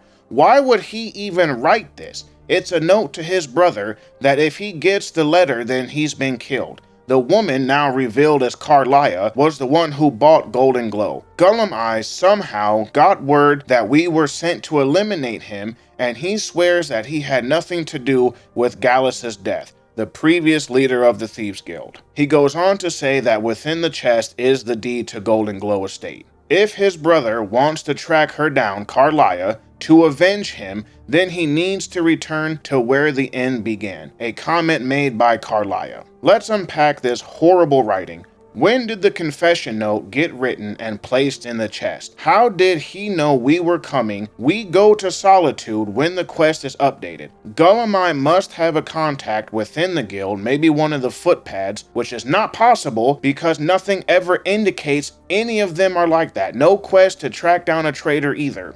He knows right away that we aren't going to kill him because he knows Mercer doesn't want any killing. Moreover, Mercer is angry if you kill Gulamai due to how important he is to the guild. This is why the intimidation check doesn't work. So how could Gulamai know for certain we are sent to eliminate him? Why would Carlia talk about her anger towards Mercer? There is no reason to talk about that, especially when she was remaining anonymous for so long. Hey Gulamai, I need you to act like you are purchasing this estate, but it's secretly for me because, I'm so mad at Mercer. If his brother wanted to seek revenge, where would he even begin? He would have no idea what to where the end began meant. It's not like his brother can question people who were the last to see Gulamai because 1, he doesn't talk about his business, and 2, nobody would know who Carlia is or even a description of her. This literally hurts my head. Back at the guild sees Mercer very upset we killed Gulamai. Who cares? We can't fail anything in this questline. Then Mercer hits us with, no, it can't be. I haven't heard that name in decades. Dude, that's such a cheesy line ripped straight from a crappy movie. We respond with, Gulamai also told me she was a murderer. No, he did not, because he was dead. You cannot make this writing up. Mercer goes on to say Carlia destroyed everything the guild stood for, she murdered the previous leader in cold blood, and that months were spent tracking her down but she just vanished. We tell him about the phrase Carlia said. Mercer knows this as the Snowvale Sanctum, where she killed Gallus. This time Mercer is coming along with us. The door leading into Snowvale is inaccessible. Mercer citing sometimes they are like that, which is odd because no other door in the entire game is like that. This is here simply to make him look like some master level thief. He doesn't find a secret keyhole or explain how he did it. All he does is walk over to the door, fidget with nothing, now it's open. Snowvale Sanctum is like the other places we've been to, another dungeon filled with Draugr and a shout. The disarm shout. Shout defies steel as you rip the weapon from an opponent's grasp. Cool, I can disarm my opponents. How very useless. The reason why I call it useless is the first level of the shout works on level 12 enemies. So if you're around level 15 and you're in a bracket of level 13 enemies to 20, that shout's not gonna work. Then you have to immediately go find the second unlock, which works on level 20 enemies. Repeat the same problem once you're into the new bracket. Then you have to go find the third shout, which works on level 30 enemies. And once you level past 30 and you hit the bracket where now your lowest level enemy is level 31, congratulations, this shout will no longer work. Sick. There is another Nordic puzzle door in the sanctum. Mercer is somehow able to open this without a claw that is supposed to be required, but clearly we're not taking this writing seriously anymore. I mean, the game isn't either, with Mercer saying the doors are impossible to open without the matching claw. But wait, these doors have a weakness that he doesn't say, as he literally stands there doing nothing. Then the door opens. Mercer steps back, prompting us to walk in first, when suddenly we are shot with an arrow that paralyzes us. Coming to, we see Karlach and Mercer confronting each other. Why is this happening? Why did Karlach step out of the shadows, giving up her advantage spot? Even if she wanted Mercer to know that it was her, she originally must have had the high ground. Why would you come down within melee range to talk to him? Karlach says that it was her all along, hunting Brew Meadery and Golden Glow.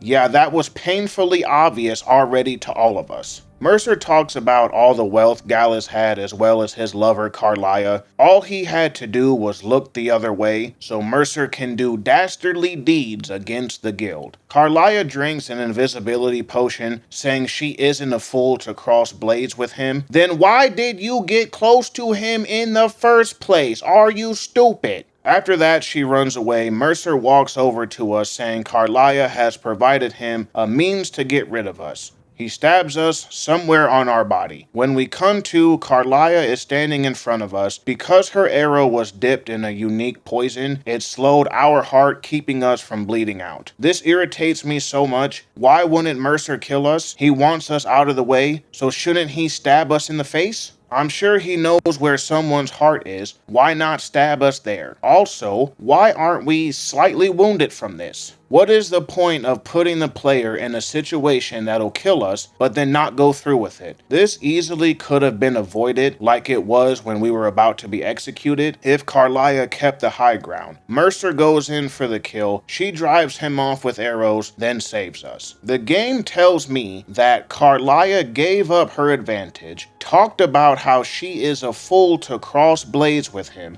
drank an invisibility potion, ran off somewhere, and waited however long for Mercer to leave after he stabbed us. Okay. The original target was Mercer, but she didn't have a clear shot because we walked in first. Why didn't she hold her shot then? Karlach never had a clear shot because Mercer wasn't in the room. If she waited, she most likely would have struck him as he walked in. She's been waiting years to bring him to justice before the guild. I can't imagine someone that patient not waiting until they had a for sure shot. Karlach reveals that it was Mercer who killed Gallus, also painfully obvious. She intends to use a journal gathered from his remains to prove Mercer did it.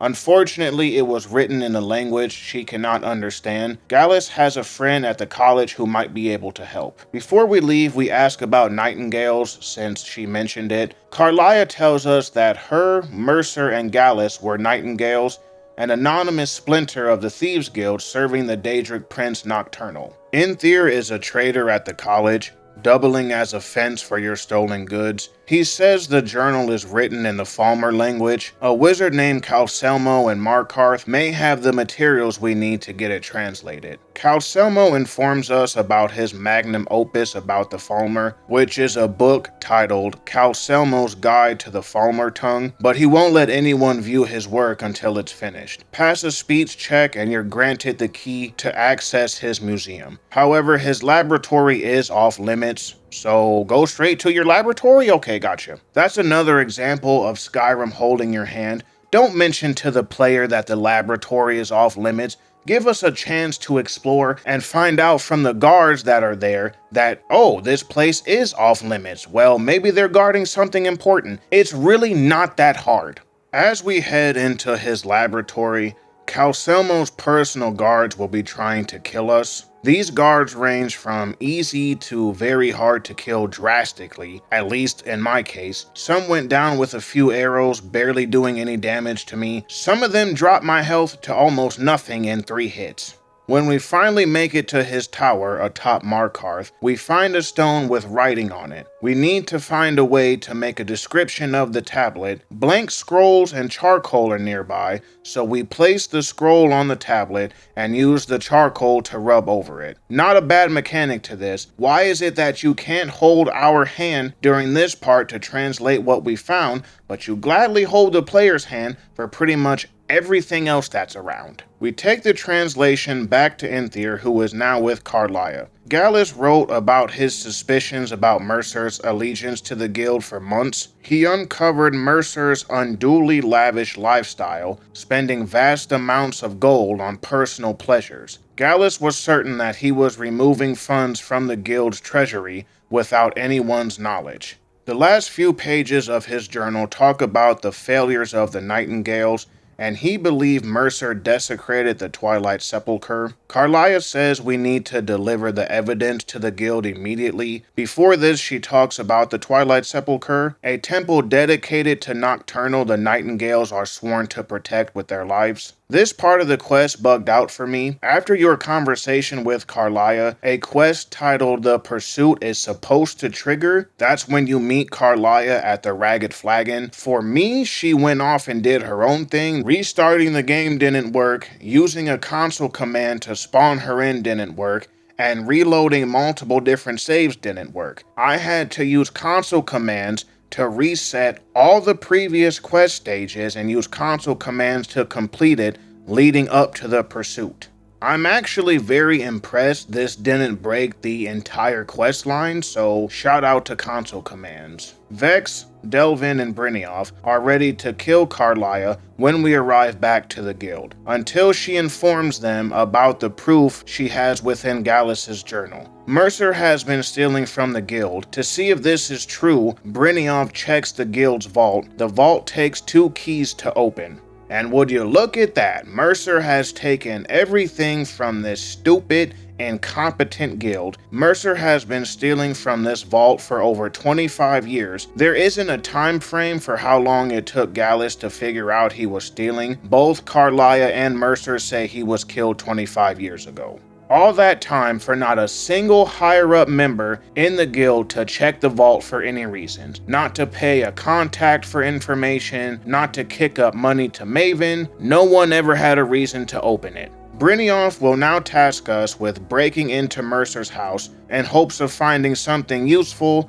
as to his whereabouts. A man named Vald is guarding the entrance to the house. Pass a speech check or kill him to gain access to the ladder we need to shoot down to get inside Mercer's house. Inside there are a few bandits and traps, with one of the best weapons in the game, Children, depending on what level you do the Thieves Guild because it is a leveled item. Mercer's plans that he just left laying around his house instead of taking them with him or burning them indicates he's going after the Eyes of the Falmer, this one big heist, because the whole questline is a B-rated movie at best. But before we go stop him, Carlia wants to speak with us and Brynjolf. She leaves Mercer's fate to Brynjolf since he is acting leader now, but warns that he is still a Nightingale. Carlia gives a description of a secret location the 2 of us need to meet her at. It's the Hall of the Nightingales. Tell me this is not the part of a movie where the main character gets over a hurdle they were struggling with throughout the entire movie, and now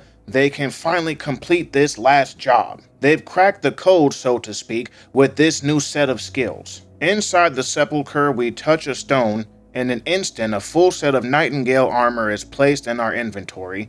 This is the only good thing about the Thieves Guild. I really like this armor set. The only thing I wish were different is getting a second set that didn't already have enchantments on it. Carlia says that before she summons Nocturnal, we must be ready to take an oath to serve her in life and death. We of course have no say if we want to give our life and soul to a Daedric prince. Say the magic words and now Nocturnal is here. Take the oath of no choice, then time to kill Mercer. It's revealed that Mercer's true crime was stealing the skeleton key from the sepulchre. The key unlocks any door, not just physical doors, but portals to other planes of existence. Doing this caused Nocturnal to take the guild's luck. That's not a metaphor. She actually took the luck from the guild. Nocturnal, Lady of the Night, Mistress of Shadows, too many aliases, is the oldest Daedric prince and considered to be the strongest. Before Oblivion, there was Nocturnal. A piece of the primal void, the black blood of the dark heart, gave her life. Right before we leave to kill Mercer, Brynjolf says, "Hey lass,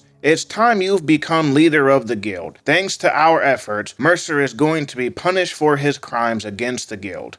Now here you see the idiot in his natural habitat. Did you forget that we screwed up every single job, committed mass murder, and jailed multiple times? Please explain, because maybe it's just me, how we are remotely qualified for this position. Then he talks about how everyone in the guild admires us for all that we've done. Done what? Botch all my jobs? Now he's talking about our loyalty to the guild, but I hate all of you. Brynjolf is convinced the Falmer eyes are in the Dwemer ruins of Erkenthand. He does not go into details why he knows this. We are now to meet him and Carlia there. Nothing all that special about these ruins. A lot, and I mean a lot, of Falmer are here. Most of them do a lot of damage with magic, weapons, or poisons. The Falmer have always interested me in this game, mechanically and lore-wise. Low levels up to mid-ish 20s, they're pushovers. That drastically changes in the 30s and beyond. The warriors have full sets of heavy armors, weapons coated in poison, mages blasting you with thunderbolt or chain lightning while using fast healing on themselves. The Spellblades using ice spikes slowing you down. Archers also with poison, backpedaling, making it harder to kill them first since you're slowed down from the frost damage. Everyone has poison. What I find interesting is that there are so many variations of the Falmer for a faction with next to no content. We chase Mercer throughout the ruins. Somehow he made it through the pathways that either require one or multiple levers to unlock. If he did use them, then how did they reset? Through a sanctuary, we find Mercer in the process of taking eyes out of a statue of a snow elf, aka this is what the Falmer used to be like. He casts some kind of spell to destroy some things in the ruin, like the platform we were standing on, but all we have to do is walk up to him. For me, he was levitating thanks to poor AI, then he falls down. Mercer says that when Brynjolf first brought us to him, he felt a shift in the wind. He knew then that it would end with one of us at the end of the blade. No you didn't. We then tell Mercer we aren't actually here for the key, we just want the eyes. To that he says, "Oh, you're actually like me, a thief. Whatever will Carlia and Brynjolf say about your true nature?" What? This entire guild is dedicated to stealing. The Thieves Guild. Why would nobody in here not be stealing? Your first quest is to steal a ring, putting an innocent person in jail. Then you frame another innocent person for poisoning mead, kill everyone at Golden Glow, the list goes on. Stealing eyes is far less damaging than any of those things previously mentioned. I'm willing to bet that Brynjolf and Carlia would also want to steal the eyes. Brynjolf was the one who sent us on these missions. So yes, Mercer, please go tell Brynjolf my true nature. God, this whole quest is so trash. The real kicker is when we respond with, the difference between us is we have honor. What honor? Honor to whom? A guild we just met a few hours ago? Yeah, I can see the real honor and all the crimes we've committed for the guild. A fight ensues with Mercer that sees him going invisible, but doesn't matter because the compass shows exactly where he is. Kill him, take the eyes and the skeleton key. We completed the heist. This is not a heist. Mercer, now us, are not stealing anything. It is not illegal to loot ruins in this game or anything else like that. Can't say he's stealing from the snow elves because they're all dead, and the Falmer, who are all basically murder hobos, don't even know what's going on. The ruins begin collapsing in on itself with water rising. Don't you worry, we are never in any real danger. A spot opens for us to swim through. Carlia now talks to us. She can't believe it's all over now. After her 25 years of exile, now all that is left is to return the key. I find it hard to believe that she was on a 25-year quest to kill Mercer. Maybe 5 or 10 years, that sounds more believable. In order to return the key, we must go back to the Twilight Sepulchre. Inside is a Nightingale Sentinel, serving in death, which turns out to be Gallus. You can't give him the key because, as he puts it, he felt himself dying ever since he got there. The Sepulchre is a conduit to Nocturnal's realm. When Mercer stole the key, he closed the conduit, severely limiting their connection to her. It's up to us to take the Pilgrim's Path and return the key. A lot of other Nightingales are throughout the dungeon, all hostile, all do crazy high damage. I like the mechanic when navigating through here. There are rooms with shaded areas with light surrounding it. You must walk through the shadows or the light will damage you, and that light does a lot of damage per second. Finally, we drop down into an escapable area, seeing skeletal remains of the previous person who tried. The ground sinks in, or it doesn't, because this sequence has a high chance of bugging out, so a reload may be necessary. Nocturnal is summoned. She's rude, saying our actions were to be expected because of the oath we took, but she isn't too mean about it, offering us a reward when the quest is done. Standing behind us is Carlia, and I honestly have no clue how she got here. She goes into detail about what type of agent we can be. Choose a path and our journey will be complete.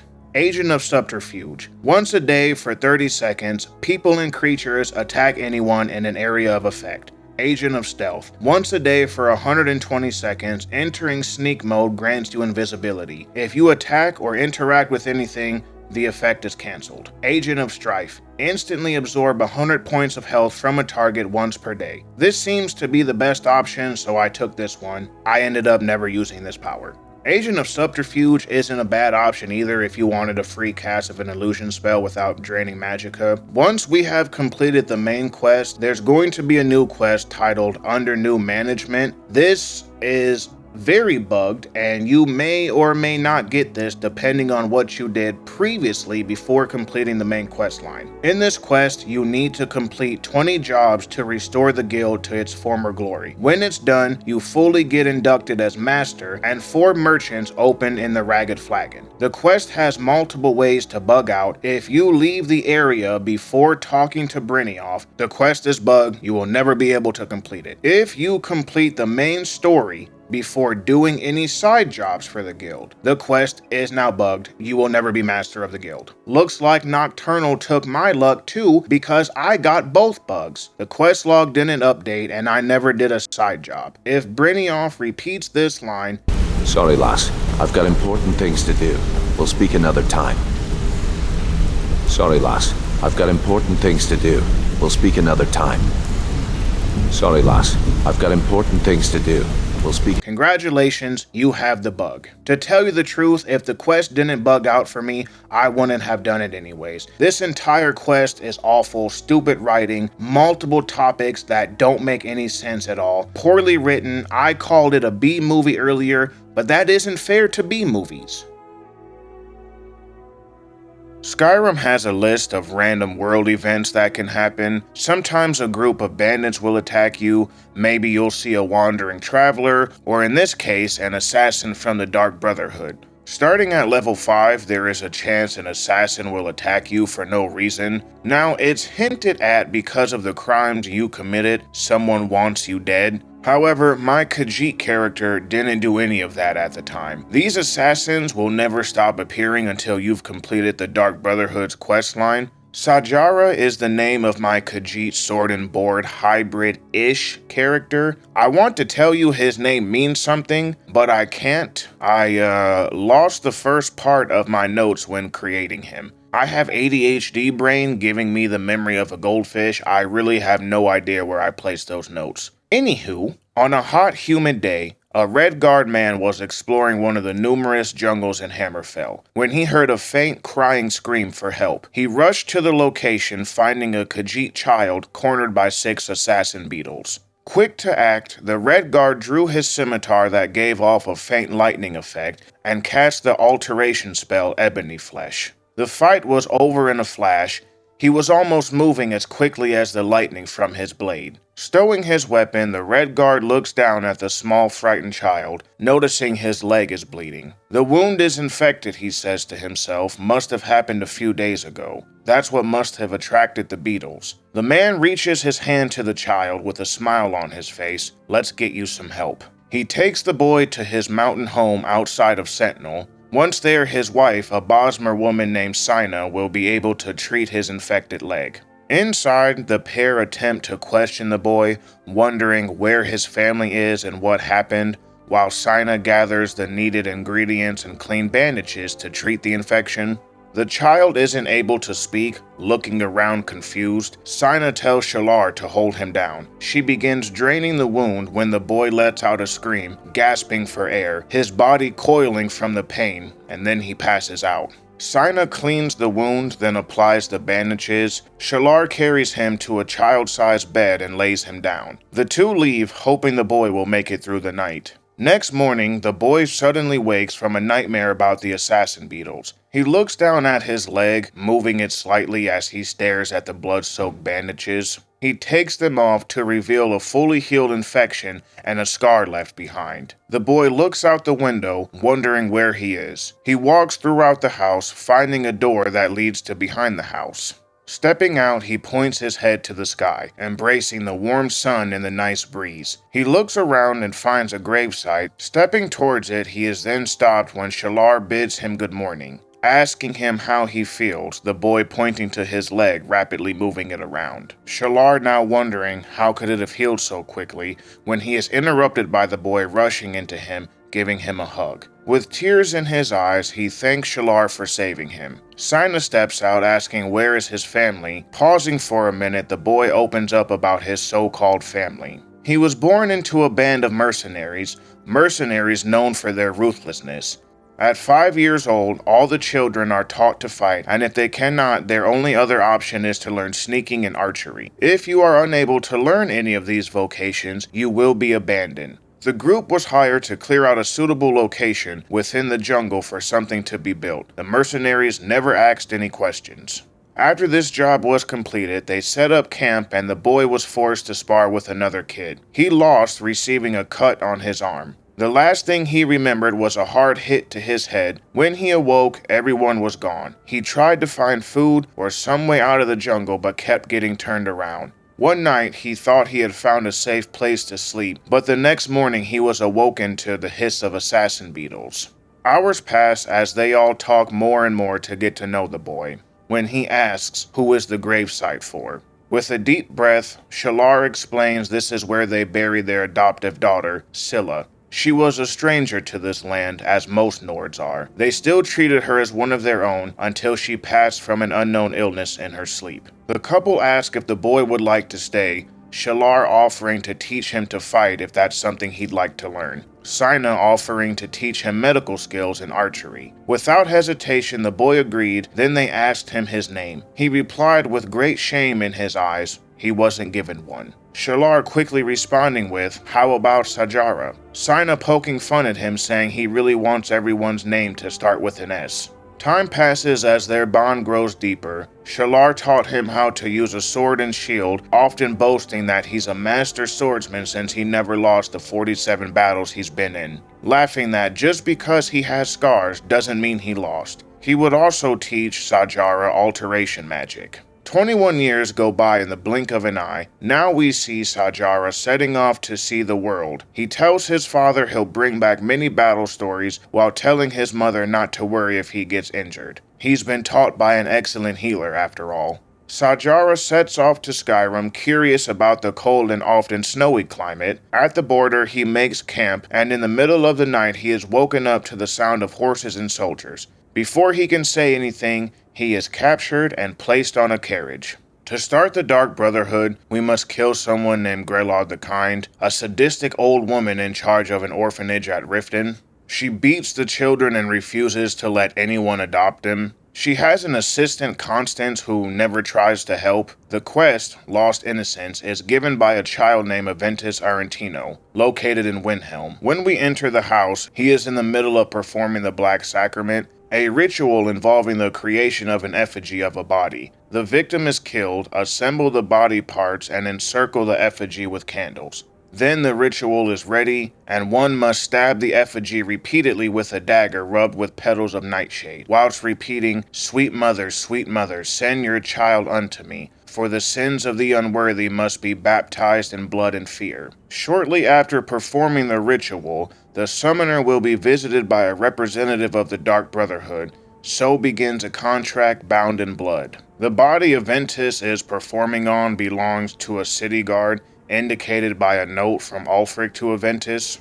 The note details Ulfric's sympathies for the loss of his mother, but because he is fatherless and has no other known relationships, he cannot stay in the house unsupervised. He is allowed to keep his family's home, he just has to wait until he is of age. A member of the city guard was sent to escort him to the orphanage. Maybe, just maybe, Aventus would have been better off by himself. That's a pretty metal thing for a kid to do. Something that I found odd when doing research for this video, reading forums from up to 12 years ago, watching videos on YouTube about it, etc. Some people were talking about how Aventus will forever be performing the Black Sacrament if you don't start the quest. It's odd because that's the same thing for many other quests, as well as other games. Delphine will remain in Kynesgrove until you arrive to kill the dragon. This is the same if you were supposed to meet other NPCs somewhere. If every quest in Skyrim had a time limit before you started the quest, then the majority of quests will be failed. When playing New Vegas, Jed Masterson and the Happy Trails caravan will forever stay in the Northern Passage when the quest starts over a broadcast station. The station appears as soon as you are finished creating your character, stepping out of Doc Mitchell's house. In fact, you can talk to Jed, walk out of the cave, wait several days, and then go back in there with him still waiting. When we speak with Aventus, he's under the impression that we're the representative of the Dark Brotherhood. Here he will reveal the contract is on Grelod the Kind, and that he doesn't have any money to offer us, but he does give us his family heirloom, which is a plate that sells for next to nothing. When we arrive to the orphanage, she is in the middle of scolding the kids. Here we can walk up and kill her without any consequences. Her assistant will run away to the corner, but the next time she sees us, she'll be happy we want to adopt a child. The kids, however, celebrate her death. I can't say that I blame them. A courier is supposed to show up later, giving us a mysterious note that has a handprint on it titled, "We Know." Then, when the player goes to sleep, you wake up, captured by the leader of the Dark Brotherhood. As we awake, a woman is sitting on top of the shelf. Somehow, she kidnapped us in our sleep, taking us to this shack. Astrid is her name, and she is upset we stole a kill from the Dark Brotherhood. That's why we're here. She wants a very strange form of compensation for this by making us kill one of these 3 NPCs. We cannot leave the shack until a decision is made, or we kill her. More on that later. One of these 3 NPCs has a contract on their life, but she won't say who. There is no right or wrong answer. Whoever or how many we kill will only change her dialogue responses. Once we've made our decision, she doesn't disclose who had the contract. See, this was all just a test to see if we'd follow orders to kill someone. Then Astrid gives us a key to leave the shack while offering the chance to join the Dark Brotherhood, her family as she puts it, giving us the secret password to the door. If there are any NPCs left alive, they will stay in the shack in that specific position forever. The reason why I call the compensation strange is simply because it's stupid. Test us to see if we kill on command. We just killed an old lady for some fine china. I think we'll kill on command. The Dark Brotherhood Sanctuary is outside of Falkreath, hidden within a pine forest. The door speaks with some of the worst audio I've ever heard from any game.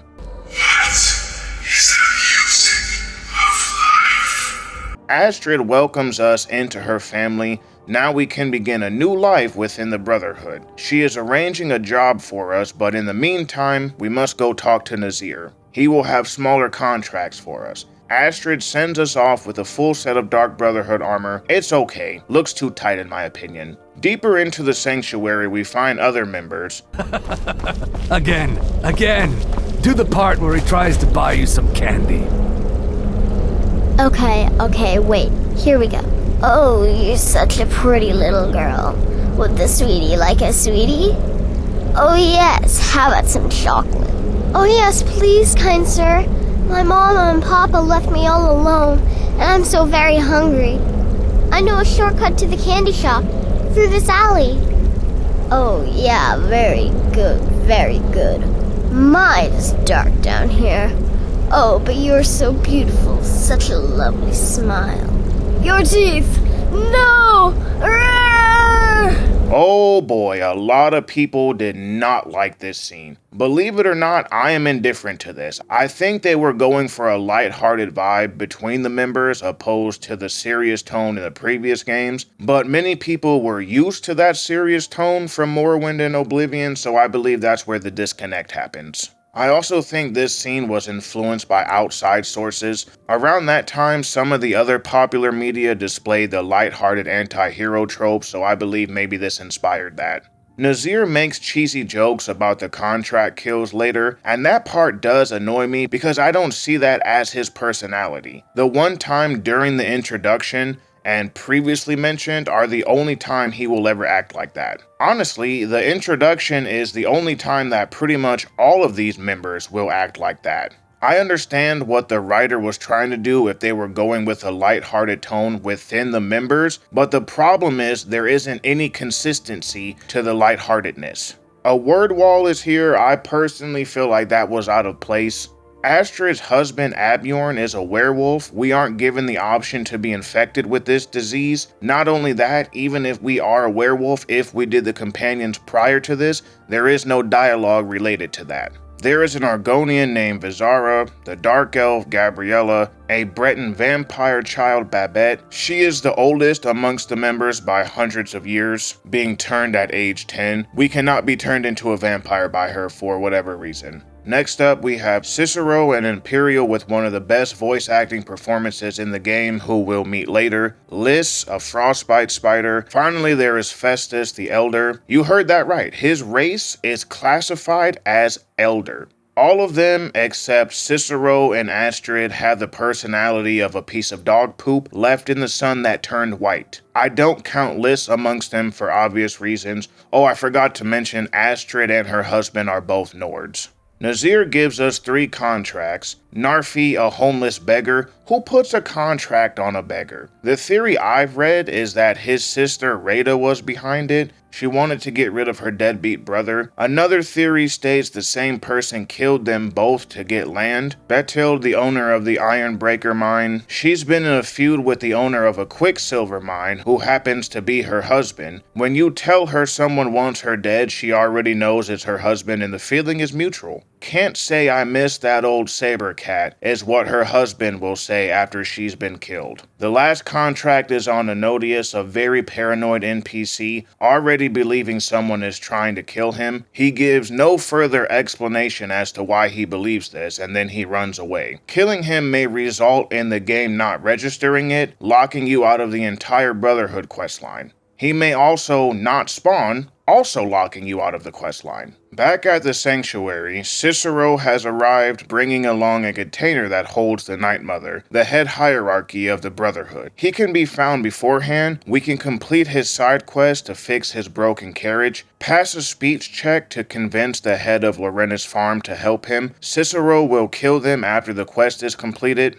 The Night Mother is an immortal spirit worshipped by the Dark Brotherhood. When a person performs the Black Sacrament, she hears it and then passes it along to the listener. The listener then informs one of 4 speakers who will go on to create a contract with the person who completed the ritual. The listener is the only one who can hear the Night Mother, being chosen by her personally. They lead the Brotherhood, and together with the 4 speakers they make the Black Hand, a roll for each finger. There are a few sources that conflict who the Night Mother is. The Brotherhood believes she is the wife of Sithis, who bore him 5 children. A book titled Fire and Darkness, The Brotherhoods of Death, identify her as the Daedric Prince Mephala. Another book, Sacred Witness, states that she is a former Thieves Guild member. 2920, the last year of the First Era, is a series of books that mentions the Night Mother was the head of the Morag Tong, an ancient cult of assassins in Morrowind, who celebrated murder in the name of Mephala. I'm not sure which to believe. The lore and the games contradict a lot of each other, so I guess just pick which one you want. Daggerfall shows a woman holding a staff, alive and well. Morrowind has an NPC named Severa listed as the Night Mother, who is the leader of the Dark Brotherhood in that game. There is a ghost of the Night Mother in Oblivion and skeletal remains of her with her 5 children around her. The Brotherhood door in Oblivion also depicts the Night Mother murdering her children. Astrid now has that job for us she has been putting together. We must go to Markarth to speak to the apothecary's assistant. The woman had been vocal about wanting her eggs killed, apparently performing the Black Sacrament.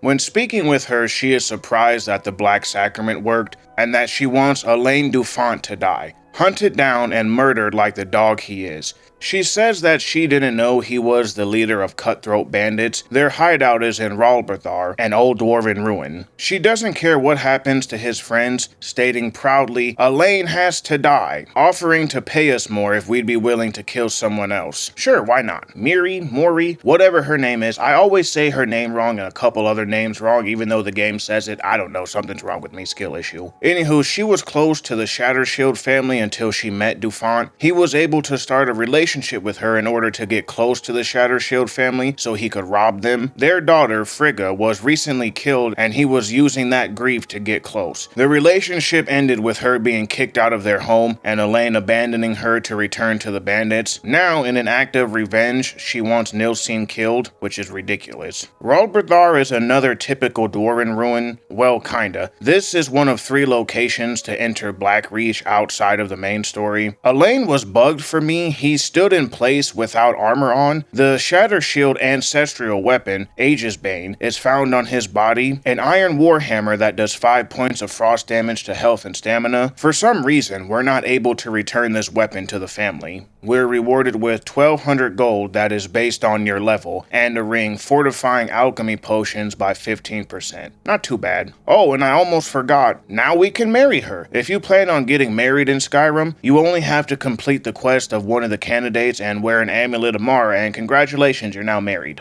With that contract completed, Astrid needs our assistance with something personal. She expresses concern about Cicero's erratic behavior. He locks himself in the Night Mother's chambers talking to someone in frantic whispers. Astrid wants us to break into the chamber to eavesdrop on Cicero and find out who he is talking to. We can't use the ordinary method of sneaking because Cicero will spot us easily. That leaves the Night Mother's coffin to hide in. When he is done talking, we'll report everything back to Astrid. The thing that Cicero holds so dear to him, killing anyone outside the Brotherhood who might know about it, i.e. the farmer we convinced to help him, even going as far as to be ready to die to protect it, is locked behind a novice level lockpick. This quest will bug out if you shut the door after sneaking into the room. Cicero will be stuck outside the door, unable to walk in the room he's been walking in and out of this entire time, which happened to me and I needed to reload a save. We can also wait here before entering the coffin indefinitely, and Cicero will still never return. Bethesda, once again, afraid to let the player fail and not branching out a quest for if we get caught unable to hide in time. The Night Mother comes to life once we're inside. She is appreciative of Cicero being a humble servant, but he'll never be able to hear her voice for he is not the listener. We are. No way.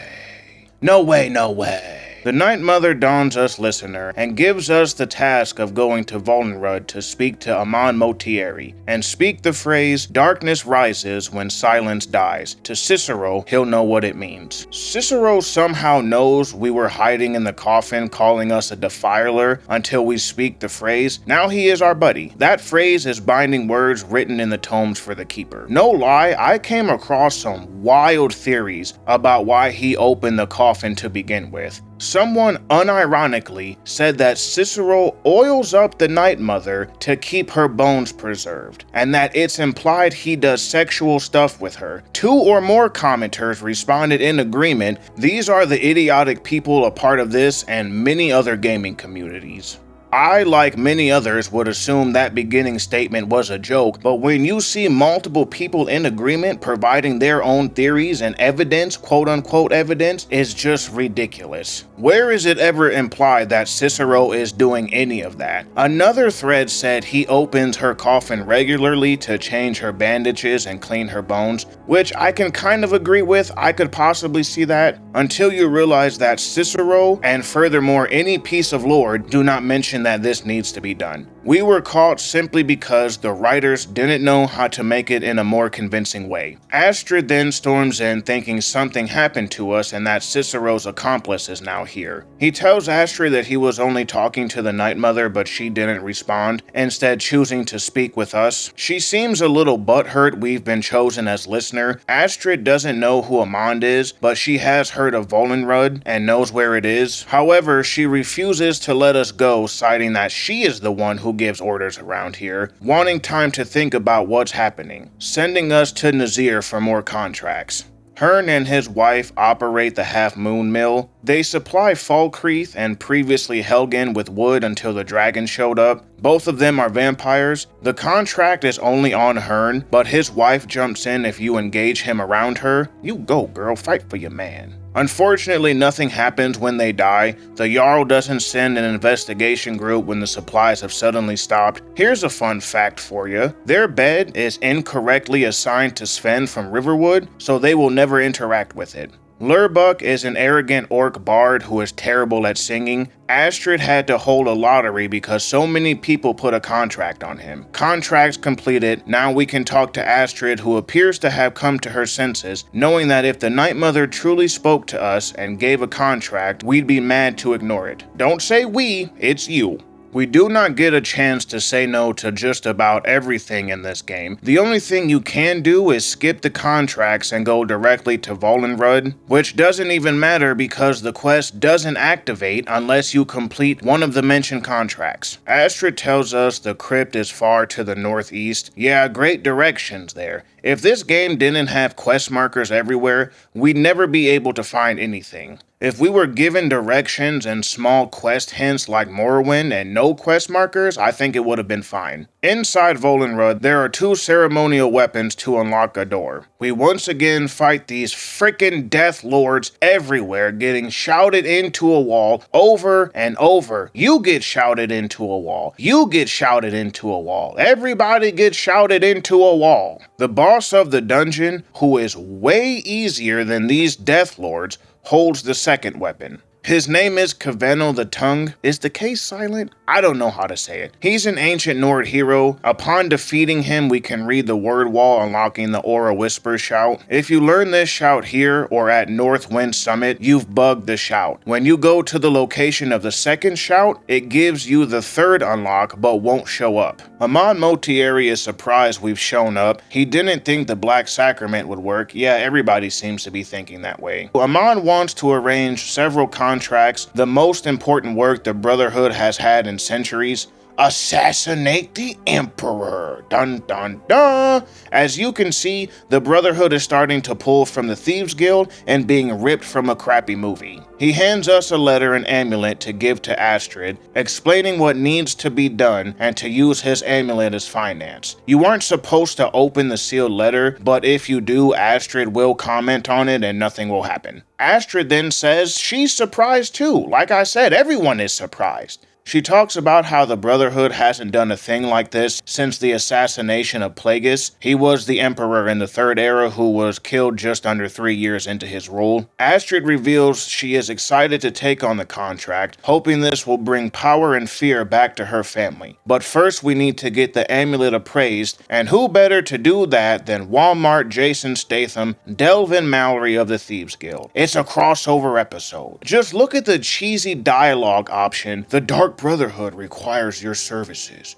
Ooh, scary. The amulet belongs to one of the members who made up the Emperor's Elder Council, specially crafted for each member. It's worth a small fortune and he agrees to buy it. By the way, this character didn't do the Thieves Guild questline. You mean to tell me Delvin Mallory, higher up member of the Thieves Guild, the same Thieves Guild who is down on their luck, struggling to run the simplest of scams, and who has all their money taken from them by their leader, is buying this small fortune amulet, giving us a letter of credit for 15,000 gold. 15,000 he doesn't even have. We learned from the sealed letter Amon gave us that a wedding is happening. Victoria Vici is getting married in solitude. She is the first target Amon wants killed. We're offered a significant bonus if we kill her when she addresses her guests. This quest has a very odd way of working. If you want the bonus, yes, you kill her in front of people. That's not the problem. It's trying to sneak when doing it. For me, the sneaking icon indicates I'm hidden, plus I'm behind the statue, who's gonna see me? Yet everyone knows that it was me who did it. I used console commands to give myself an invisibility potion, walked away killing her before the effects wore off, and still somehow got caught. My preferred method was waiting in the location she gives her speech, then killing her so she knows it was me. This spawned, I swear, every single guard in Solitude to kill me at once. I killed so many guards, and I'm okay with that. Even landed myself in prison just to be released in a week. This is another instance of this quest falling apart. I got caught, sent to prison. Why would the guards not interrogate me for killing someone, especially the cousin to the Emperor? During the commotion, Vizara shows up saying that Astrid sent him to provide a distraction so we could escape. He'll fight everyone even if we weren't caught. The real question is, how did he make it out alive? To bring up the crappy movie trope again, this is the scene where someone shows up to save the main character, and against all odds, they somehow made it out alive. During one of my test kills for Vici, after she was dead, everyone was sitting around peaceful like nothing happened at all. Even the guy she was supposed to marry is sitting there chilling. Then here comes our Argonian buddy, ready to kill everybody. Upon quest completion, Astrid gives us a unique spell to summon a legend of the Dark Brotherhood, Lucien Lachance, former speaker of the Shadenhall chapter of the Brotherhood. Let me tell you now, this dude never shuts up. I used him a few times. He's actually quite tanky on any difficulty you play on, but too much talking, he had to go. Now it's time to trigger the next stage of the plan. To do so, we must now speak with Gabriella. The Emperor is set to arrive in Skyrim soon. The Penitus Oculatus, his security service, will be making preparations for his arrival. Commander Marrow is in charge, and Astrid devised a plan to break him, crippling the Emperor's protection. That involves us killing his son Gaius and planting false evidence on him with the plans to kill the Emperor. He is set to leave an outpost at Dragonbridge to inspect the security of each city. Bonus points if we kill him in one of the main cities. We arrive at Dragonbridge to see Marrow saying goodbye to Gaius, telling him to be safe. Then we go into the unlocked house right next to them, steal his son's travel schedule, then wait an hour for him to travel to Solitude and kill him in front of everyone, and this random Argonian who attacked us without somehow alerting the guards. The quest reward for this sees Gabriella give us a token to receive a reading from a fortune teller and 1,500 gold. But before that, it turns out Cicero has gone crazier and started attacking the Brotherhood members. Well, they'll still be there bleeding out when we come back. Let's go get that reading. Come to Olava for a reading, did you? Token, you say? Let me see. Oh, goodness me. You're a friend of Gabriella's, then. Well, I guess we both know why you're here. Well, yes, I surely can. It's not something I do lightly, mind you, and it's not as specific as you might want, but yes, I will do this for you. Please, relax. Free your mind. Yes, that's it. There's a cave. No, not a cave. A home. A place you feel secure. You will find safety there. Sanctuary. I see snow, lit by the star of dawn, and you are not alone. There are others. A child of night. A stalker of the sands. Oh, but before you are family, there will be blood. Such blood. Wait, there's something else. A potential for adventure and wealth. It is a ruin, ripe for the plunder. Deepwood Redoubt, far to the northwest. Through there is Hag's End, the last resting place of an assassin of old, a dark brother who bequeaths his ancient earthly possessions to you. No, that is all. Now, please.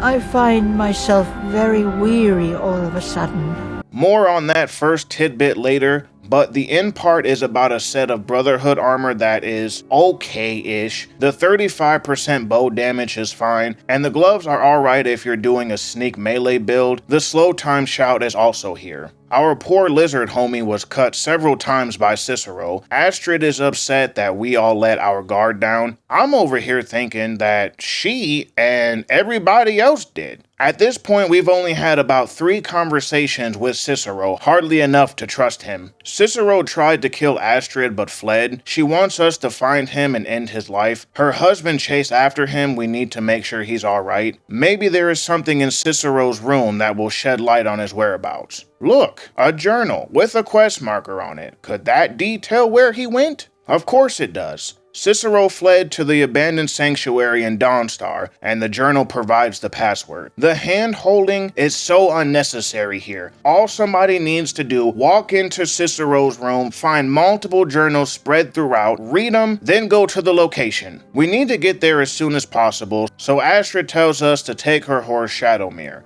All horses in this game are slower than the player. They have one use, that is going up a mountain at a 90-degree angle.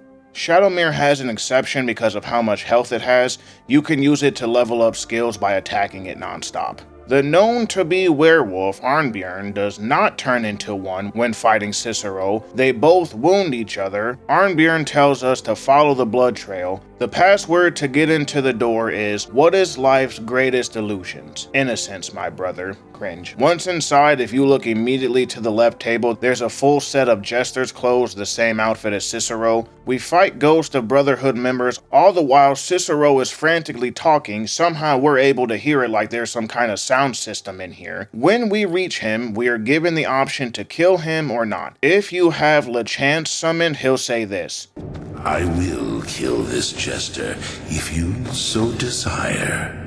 But there is a disturbance in the void.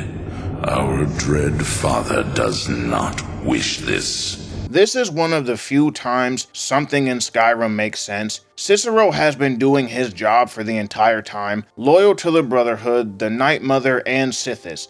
Cicero never wanted to be a keeper. When chosen, he was upset because that meant he couldn't take on contracts anymore, which is revealed through his journals, which is why the players should have been made to read all of the journals and not have a quest marker telling us which specific journal it is for the location. His last contract was to kill a jester, cited in Cicero's journal that he laughed until he didn't. Something broke in Cicero that day, which leads to him becoming the very jester he killed. His original sanctuary was cleared out, leaving just him and the Night Mother when he started hearing the jester's laugh in his head. Through all that, he continued his duties for the Night Mother. Cicero wanted to kill Astrid because of her obvious disdain for the Night Mother when she chose someone other than her as listener. Suddenly, she wanted things to still be her way and further disrespect the Night Mother, which is something the Brotherhood doesn't stand for. Cicero upheld the tenets of the Dark Brotherhood, found Astrid to be corrupt, power-hungry, and against the Night Mother because she didn't want to lose out on being the one in charge. He acted accordingly, which is why I didn't kill him. Back at the sanctuary, we lied to Astrid about killing Cicero, which isn't a speech check for some reason. She'll thank us for saving her husband and give us Shadowmere. There's just one more target before we take out the Emperor, the Gourmet. He is scheduled to cook a special meal for the Emperor. We must kill him, take his rite of passage, and wear his clothes. Festus found a signed copy of the Gourmet's cookbook to someone named Anton. He tracked his location to Markarth. We now must get the information out of Anton, then kill him. Once that information is gathered, we'll kill the Gourmet and hide his body so it won't be found too quickly. It does not matter if you hide the body or not, the quest plays out the same. Anton refuses to betray the Gourmet, taking his secret identity to the grave. Until you intimidate him, that I'm pretty sure is impossible to fail, as we tell him we're from the Dark Brotherhood. The Gourmet is an orc named Balagog.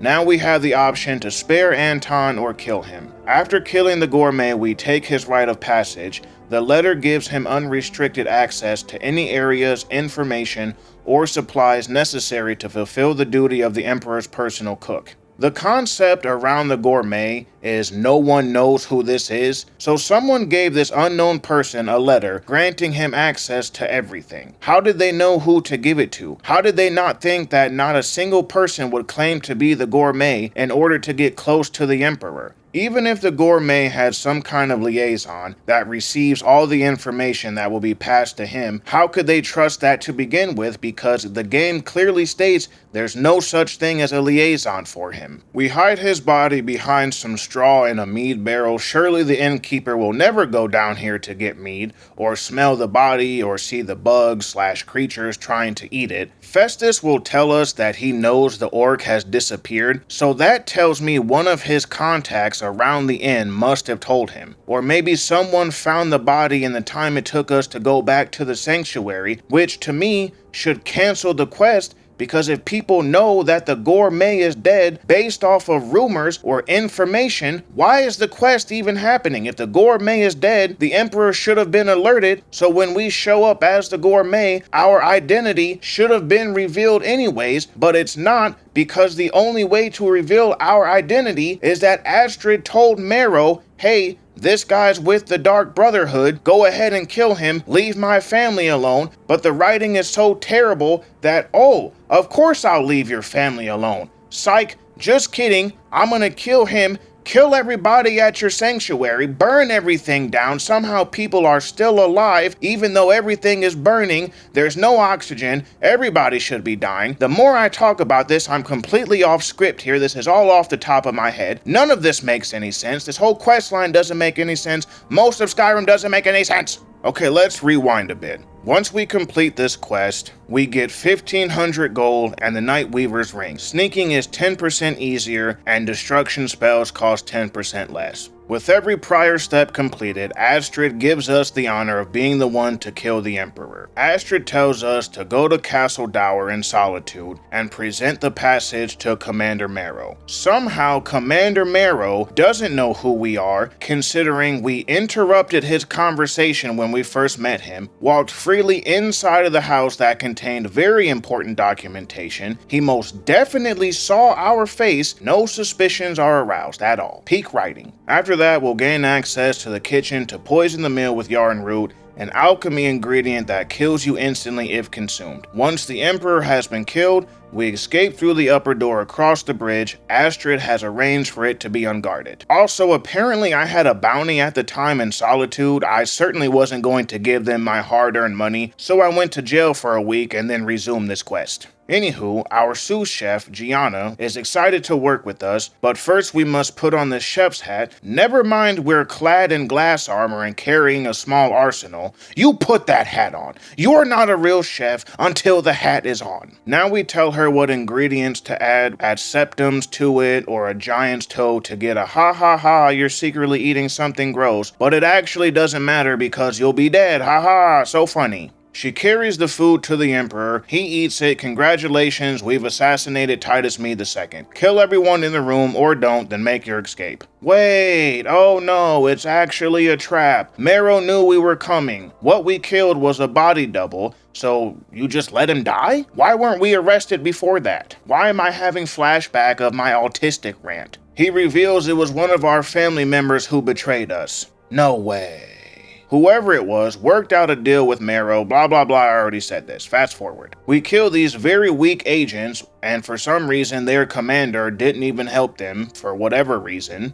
Another bounty is placed on us, so we go to jail for yet another week, then go back to the sanctuary. A few agents are outside of the sanctuary being killed quickly. Festus is pinned to a tree by multiple arrows, which is pretty hardcore. As I said, once inside, the place is burning down.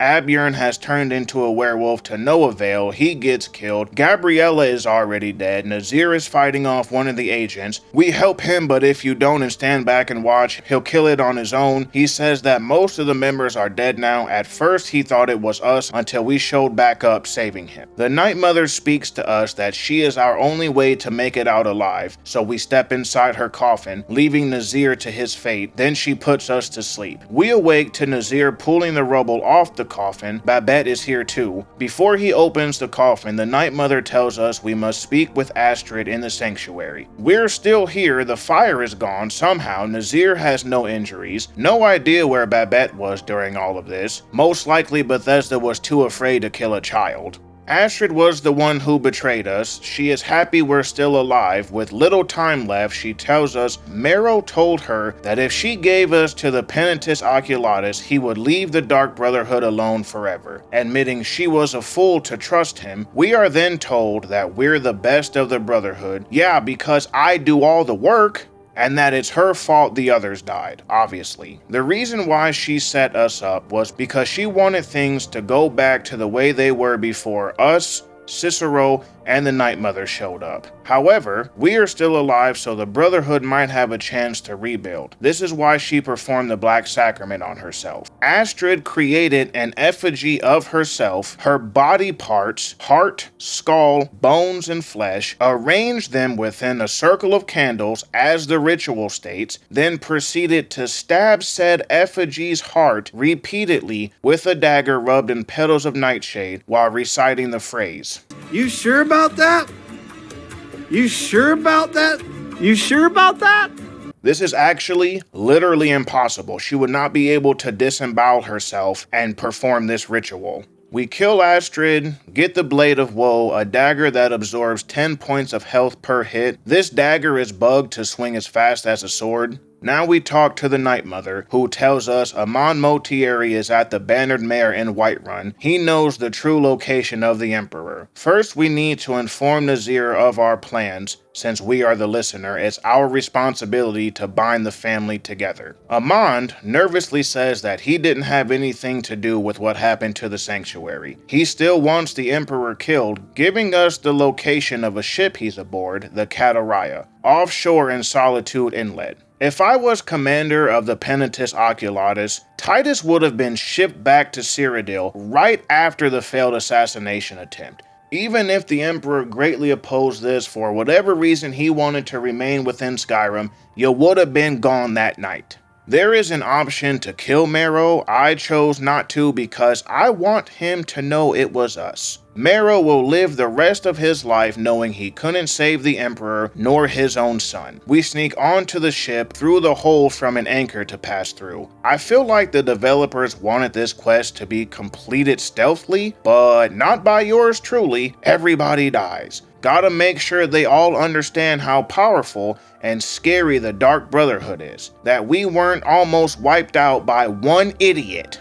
For some reason, all the enemies here die fairly quick. At one point I checked to make sure I wasn't on novice difficulty. Titus already knew we were coming. He told Marrow you can't stop the Dark Brotherhood, no one ever could. Again, that's not a good enough reason to keep him in Skyrim. If you would have taken him back to Cyrodiil, that could have taken months or years of planning to get into Cyrodiil close to him to assassinate him. Before his death, the Emperor requests that we kill whoever it was that set all this into motion. When he is done talking, he walks over to the window, back turned to us, not saying a word. The biggest letdown in the Dark Brotherhood questline is that we can't choose to walk away here. During the assassination quest of President Kimball in Fallout New Vegas, the player is given multiple options to how it can play out.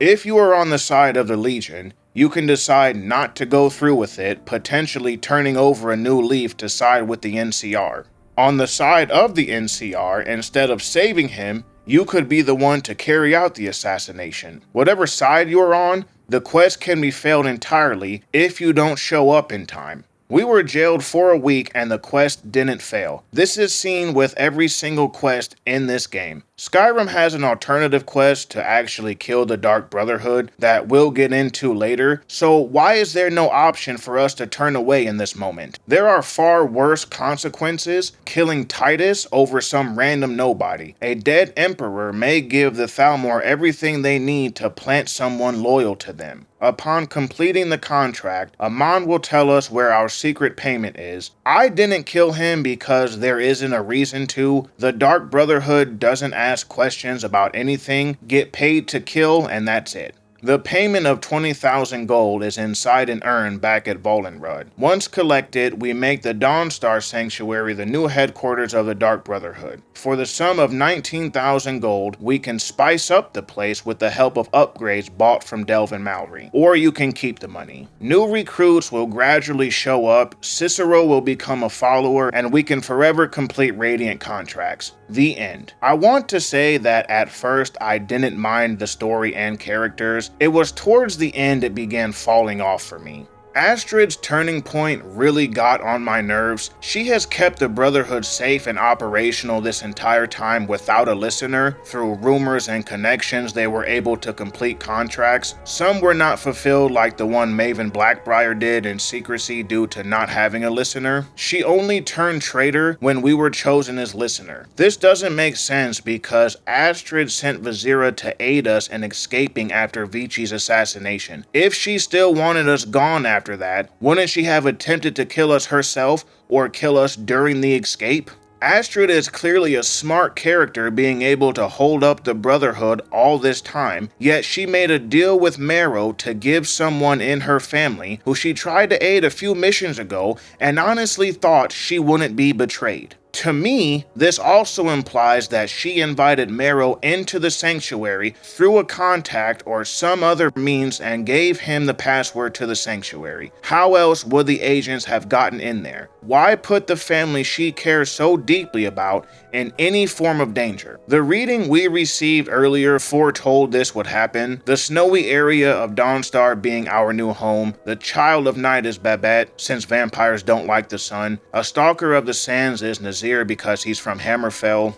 Overall, I think this faction could have been the best in the game if it wasn't filled with inconsistencies and characters purposely written to be stupid, i.e. Astrid. That's not saying much though, because all the factions are just as, if not worse. If you don't want to join this faction, we are given the opportunity to destroy them. For some reason, you can only do this for the Dark Brotherhood. I'm assuming it's because they are viewed as inherently evil. I would argue the Thieves Guild is evil too. The quest starts off the same way: kill Greylord, go to sleep. When waking up inside the shack, kill Astrid, free the captives if you want, then go to any city guard and tell them that you killed the leader of the Brotherhood. We are then told to report this to Commander Mary Marrow. Marrow already knows who Astrid is. He does not explain on this further, he is simply a god. To prove this, it just so happens that one of his agents recently acquired the password to the sanctuary. Quest log updates to kill all the members without the Oculatus, by the way. The honor is left to us, even though Commander Marrow just said he's been watching their movements for some time now, waiting to strike. He wants to strike, but he doesn't show up, leaving us to do it. Babette doesn't exist in this timeline because she is a child. Even though I completed all of the Brotherhood before this, I didn't care killing every single person in here. Except for Liz, the spider. She didn't deserve this. Justice for Liz. Then you go back to Marrow for a big thank you and a reward of 3,000 gold. That's killing the Dark Brotherhood in 5 minutes or less. The actual playtime took me 13 minutes and 8 seconds. Sick!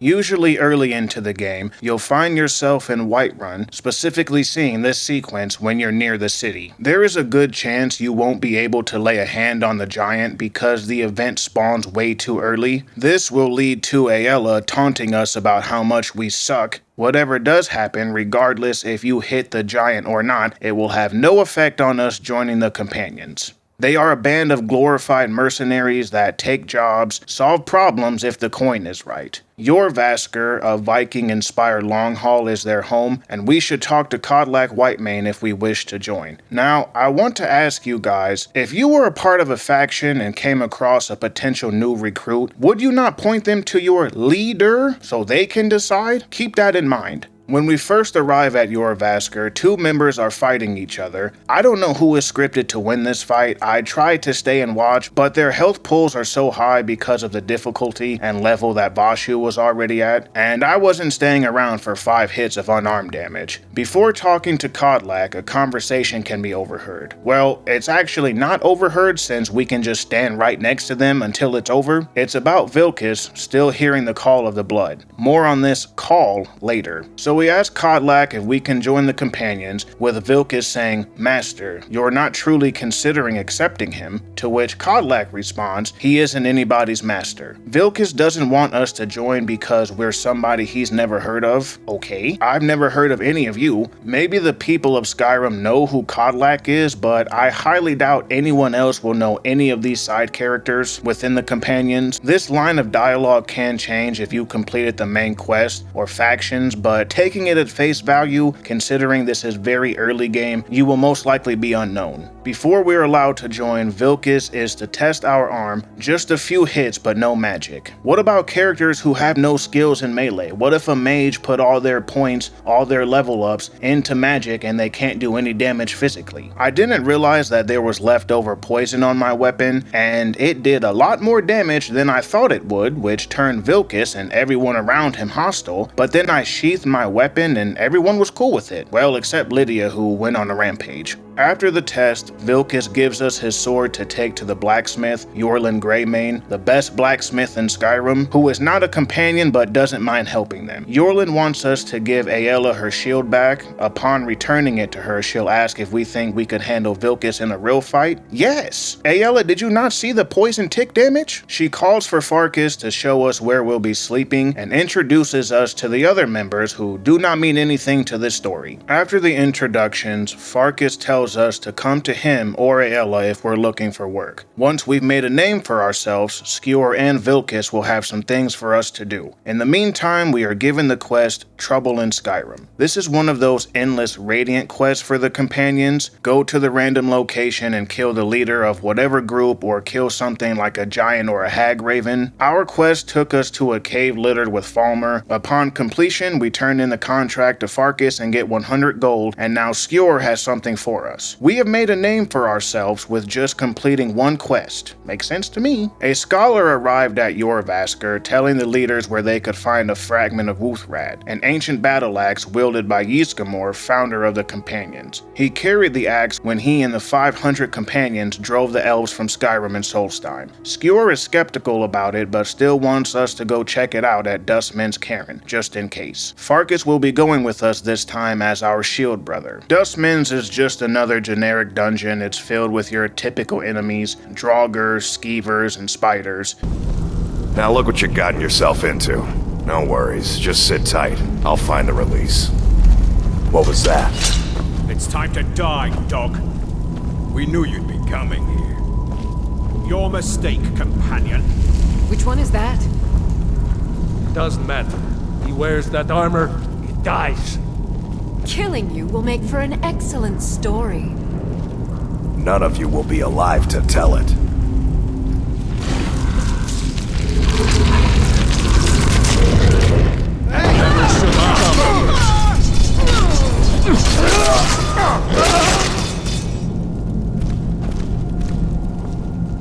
Hold on a second. Jarvis, rewind that and slow it down. As you can see, Farkas didn't hit 3 of those Silverhand members. 2 of the 3 in front and the woman to his right die from literally nothing. And right here is the turning point for the companions when it begins to fall off. First off, why didn't they all attack him immediately? Here on episode 3 of Idiots in the Wild, we have 5 Silverhand members talking someone into a corner instead of immediately trying to kill him. What's even worse is they do nothing while he was vulnerable during the werewolf transformation. You ready for this, folks at home? The so-called Silverhand with prior knowledge Farkas is a werewolf don't have any good or at the very least decent armor. I get Bethesda wanted a cool werewolf strong moment, but come on, it could have been way better than this. Instead of Farkas being backed into a corner, maybe he is attacked while talking to us while we're trapped. He pretends to be defeated, and when the Silverhand approach us, Farkas begins his transformation. Then one of the members attack him, but it's too late, he's already transformed. Then he kills them all, but not without injury, and for the remainder of the quest, which is almost over at this point, we help him through the dungeon and make it back to Yorbasker. That proves our honor and making a name for ourselves instead of killing a random enemy. Skewer should also have been on this episode of Idiots. A random scholar shows up and says, "Hey man, I know where a fragment is." No one thought to check any credibility from this person? How did they even know that the companions are hunting down the pieces of the axe? I'm assuming the scholar is secretly the Silver Hand. How could one of the companion leaders not be suspicious that someone is giving away information about an artifact that is most likely worth a lot of gold? Anywho, we press on through the dungeon, fighting a lot of Draugr and the Silver Hand until we find the fragment. Once we take it, waves of Draugr begin to spawn. What a great time to have a werewolf on my side for this. Oh wait, I don't, because after this, none of the companions turn into werewolves during any battle,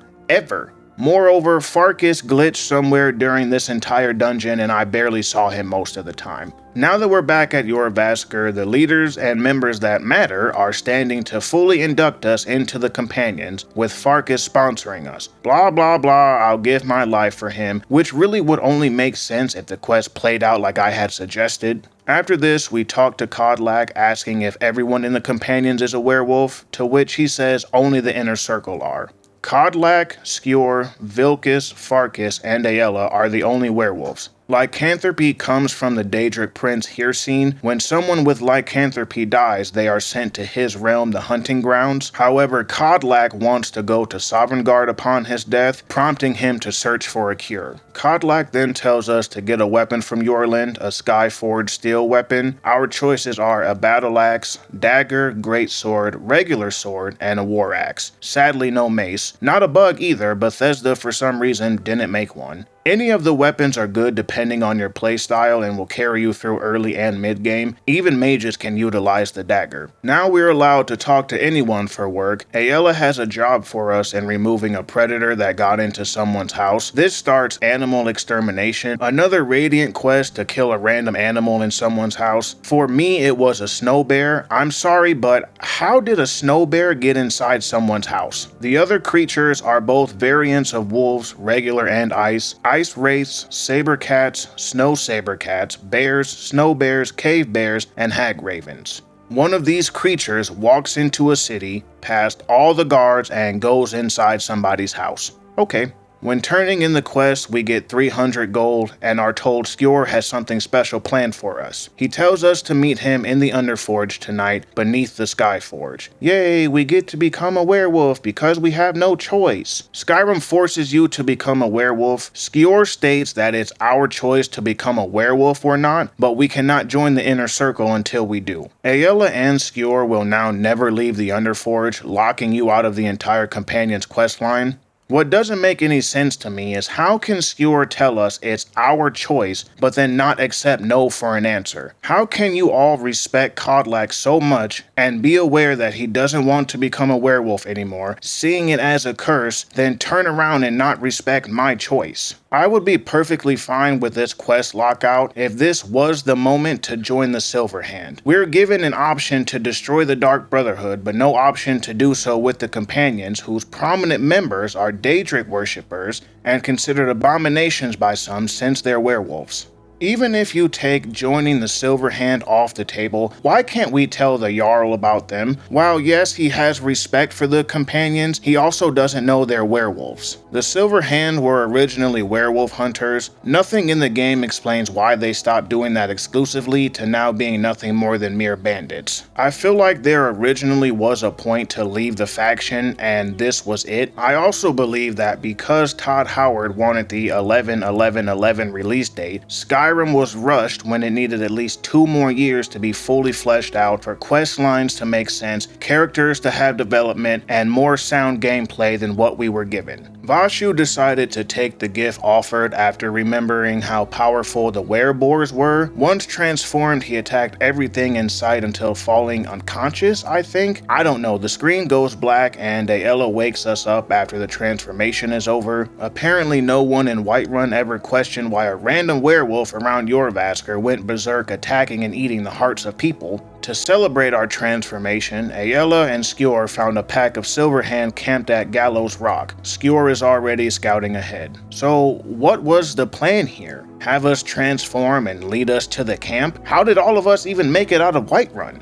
Before I go any further, now is a good time to talk about the good and the bad playing as a werewolf. When transformed, you cannot interact with most things. More than not, you'll find yourself clearing the dungeon, fort, or whatever, then de-transform to go back to open the chests. You can't turn puzzle pillars, disarm traps, or have conversations, not even with followers. We're only allowed 1 transformation every 24 hours, unless you have the Ring of Hearseen from a specific quest. You would have to unequip and re-equip that ring on and off to transform again. I'm assuming that's a bug, I really don't know at this point. There are 3 more rings, but I'll talk about those towards the end of the segment. Werewolf passive ability gives a 100% resistant to diseases. Okay, kinda useless since you can buy cure disease potions in multiple places or simply make your own. If you don't want to spend the money, go to any shrine anywhere. While in werewolf form, your health is increased by 50 up to 150 with the addition of the Dawnguard DLC. Stamina increases by 100 up to 200. Stamina regeneration rate increased to 20% of your total stamina. Your carry weight is increased to 2,000. Not sure about this because as previously stated, you can't pick up anything while transformed. It doesn't make sense to pick up everything, then transform and run to a merchant. Everyone will attack you on sight. Dawnguard added a full skill tree and perks, making werewolves viable at most difficulties. Here are the following. Bestial Strength, 25 up to 100% more damage as a werewolf. Animal Vigor, 100 points into health and stamina during transformation. The Gorging perk is a must-have. Feeding heals twice as much health, paired with Savage Feeding, able to feed off most dead creatures. However, feeding off of creatures as opposed to humanoid NPCs will only extend the duration of the transformation by half.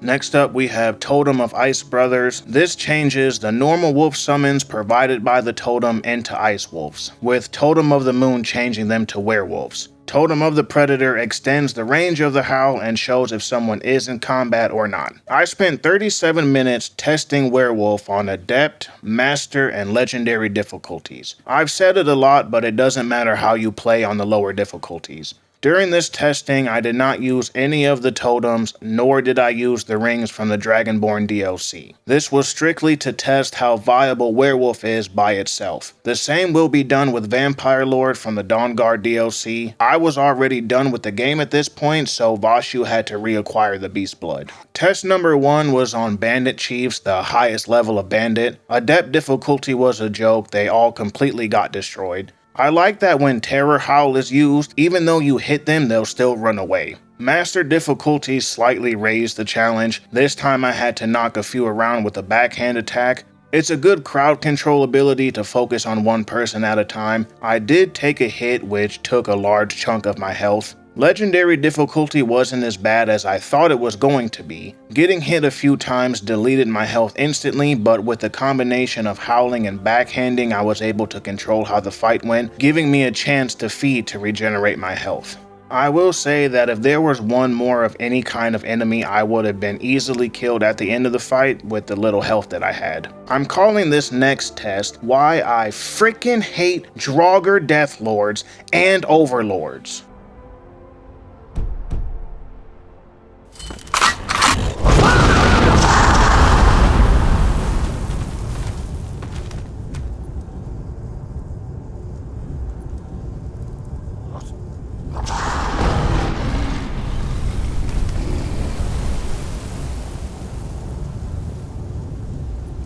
I got this!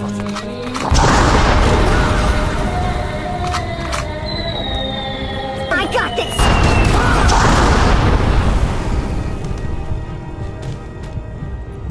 Thank God for the backhand. I didn't see a reason to test them on harder difficulties. Realistically, I wouldn't stand a chance without being able to feed. The last test was the most surprising. This was against various tiers of dragons, Blood, Elder, and Legendary dragons. Blood dragons were wrecked pretty quick on Adept and Master. On Adept, the dragon died within a few hits, with me taking low damage from one of its attacks. On Master, it was just about the same outcome with me taking slightly more damage. Legendary felt like a fair fight. I had half of my health left. Something interesting happened with all 3 blood dragons. Not a single one gave me a soul. I encountered the bug I mentioned in the dragon segment 3 times in a row. At first I thought they weren't giving souls because they were spawned in by console commands. Elder and Legendary dragons proved this otherwise.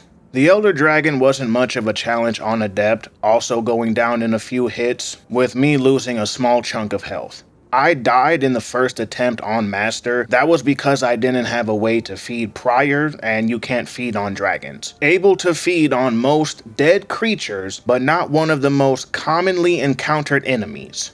I know what you may be thinking. You can't feed on dragons because they meld and you get their soul. That doesn't stop us from gathering scales. I'm going to count that as a win because I was close to killing it. Legendary difficulty was a close call. Sometimes I was able to run underneath the dragons when they did their breath attack. Other times, due to poor AI, they'd instantly 180 and blast me. But with the help of stun logs from the power attacks, I killed it. I'd say 50-50 for this one, depending on if the dragon wants to land or not, and since we can't use shouts during transformation, no dragon rend. Legendary dragons are so incredibly unbalanced, that thing got bodied on Adept. I was truly expecting it to be somewhat of a close battle. Oh, how my overconfidence led me to disaster. On the second attempt, I used the Dragon Aspect Shout before transforming, granting an additional 100 armor with a boost to fire and frost resistance by 25%. Also summoning an Ancient Dragonborn ally when I'm below 50% health. And a 25% boost to power attacks. Then I used a potion of Fortify health by 48 points for 60 seconds. As well as a resist fire damage by 30% for 60 seconds.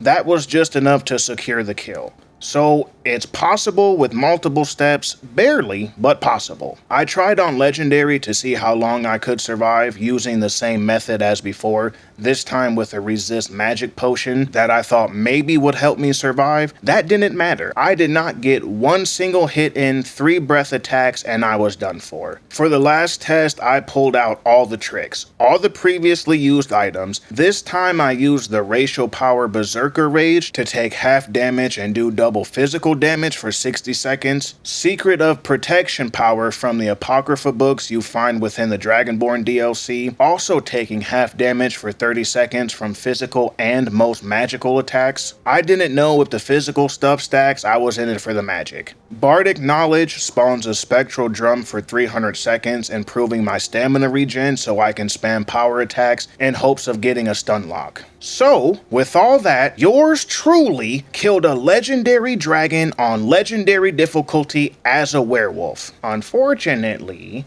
the dragon's damage over time shout killed me, but it died first, so I win. Overall, I think werewolf is not bad at all. Solid survivability if not fighting certain enemies. It's just a shame that we can't feed on more common enemy types, like feeding on a dragon could give you some passive buff for whatever amount of time. Most things aren't able to be interacted with, and I do not like that at all. However, I was very surprised I could not handle those Draugr on Adept. Crazy what shout spamming can do. Back at Gallows Rock, we begin taking out Silverhand members while transformed. None of them possess any sense of threat because, you know, no armor. There are a couple of werewolves locked in cages. Freeing them turns all of them hostile towards us. It would have been cool if we all fought together. The boss of this area / one of the Silverhand leaders is in Daedric armor. I've never seen that before in all my years of playing Skyrim. Maybe because I was at max level, maybe it's an anniversary thing. Even so, I don't think they've ever spawned with anything higher than Ebony, and even that is rare. This leader of the Silverhand is all random, by the way. Random gender, random race. Further proving the point the Silverhand are just bandits with flavored weapons. Skjor is dead. He didn't bother to transform either. Aela says he was one of the strongest the companions had, maybe the dumbest. How can you scout ahead, see that there are Silverhand everywhere and be like, yeah, let me solo them?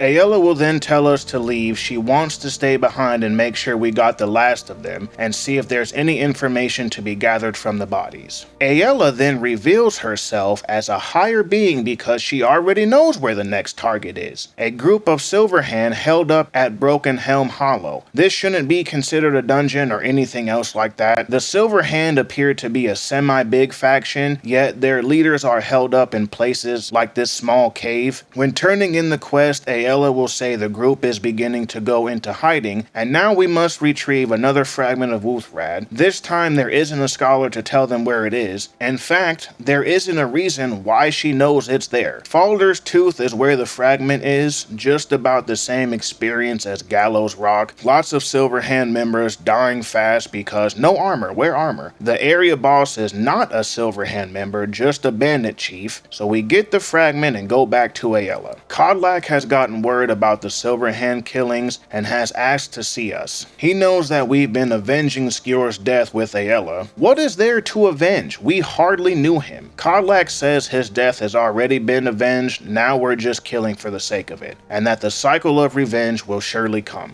In the meantime, he has a task for us, asking if we have heard the story of how the companions became werewolves. Even though the companions are 5,000 years old, they've been werewolves for a few hundred years. A predecessor of Kodlak's made a bargain with the witches of Glenmorrow Coven. If the companions acted in the name of their lord Hirsine, they would be granted with great power. Unfortunately, they didn't know that it would be permanent. Kodlak wants us to find and kill these witches and bring back their heads to remove his lycanthropy curse, so that he may die a true Nord going to Sovngarde. I want to get this out of the way now. These witches are trash. Bethesda, why would you make them spam fireballs at me nonstop? How could you do this? Jokes aside, I actually like that they're this strong. It makes sense that an old coven is like that, especially given that they can bestow lycanthropy on someone. Well, with the help of Hirsine, but still, you get it. But what I don't like is there isn't anything special about these witches. They're simply hag ravens with the new $20 skin. There should have been an opportunity to talk with them, learn how long they've been around, literally anything else. Instead, the witches are automatically hostile. Killing them all nets us 5 heads. The cycle of revenge has gone full circle. While we were collecting heads, the Silverhand, a large group of the Silverhand, walked through Whiterun, arms drawn, and they clearly rolled a nat 20 since none of the guards decided to question them. Then they stormed Jorvaskr, killing Kodlak, and apparently ran his pockets on their way out because he's naked. Then in a surprising turn of events, the Silverhand rolled another nat 20, making it past the guards, fleeing the city. Vilkas tells us that no other member was hurt, but the Silver Hand made off with all the fragments of Wuthrad. It's our job to get them now, with Vilkas saying we'll bring the battle to their chief camp. How does Vilkas know where their main camp is? Why wouldn't we have attacked that from the get-go? Ayala doesn't talk about finding its location through scouting, so how do you know? Vilkas accompanies us to Driftshade Refuge, another copy and paste fort with some dead werewolves inside. The base of operations for the Silver Hand is just another fort. I love it. There isn't a boss here either, and everyone has the name Silverhand. It takes about 10 minutes to clear the whole thing. Upon returning to Jorrvaskr, there is a funeral being held at the Skyforge for Kodlak. This should have been a preparation quest. Who are we to randomly show up to this? What if gathering those fragments took longer and we missed the entire thing? Perhaps there could have been more meaning to Kodlak's death if we gathered a few items to honor him, as well as talking to the other members about what he meant to them and stories that they have with him. We turn over the fragments to Yorlin Greymane, prompting him to ask us to get the last piece from Kodlak's chambers. He thinks it'll be inappropriate if he does it. I'm sorry, how long have you known him compared to us? Kodlak's journal is found in the dresser with the last fragment. This is the last touch of mediocrity for this quest. The journal details the dreams he had been having about death. Others ascend to Sovngarde, while the companions with lycanthropy are attacked by a great wolf, pulling them into Hircine's hunting grounds. Sun gives him a choice while others turn away. A stranger is with him as Kodlak turns, looking him in the eyes. The two draw their weapons against the great wolf. Kodlak realizes this is just a dream, but is now inspired to keep a journal. He told the inner circle about the dream withholding the stranger so Skjor wouldn't get jealous and no longer seek his counsel. Skjor and Ayala didn't want to be cured, suggesting the hunting grounds was their preferred choice. Vilkas was in agreement, while his twin brother Farkas was on the fence about it. Some time passes and Kodlak and the twins agree they will no longer transform. We arrived as Vilkas was confiding with Kodlak about his struggles resisting the beast blood. Now all this is fine, I like the writing and I like the reason behind all of them not wanting to transform. However, it doesn't explain why Ayala and Skjor never transformed during combat, or any other reason outside of the Underforge. This could have been a way more compelling story if we were able to acknowledge that we notice how nobody else transforms. The part that ruins it for me is what happens next. It turns out we were the stranger from his dreams. It forces a narrative that we're the chosen ones sent to save everybody, fixing all their problems. While yes, this can make sense for the main quest line, it shouldn't be like this for every single aspect in Skyrim.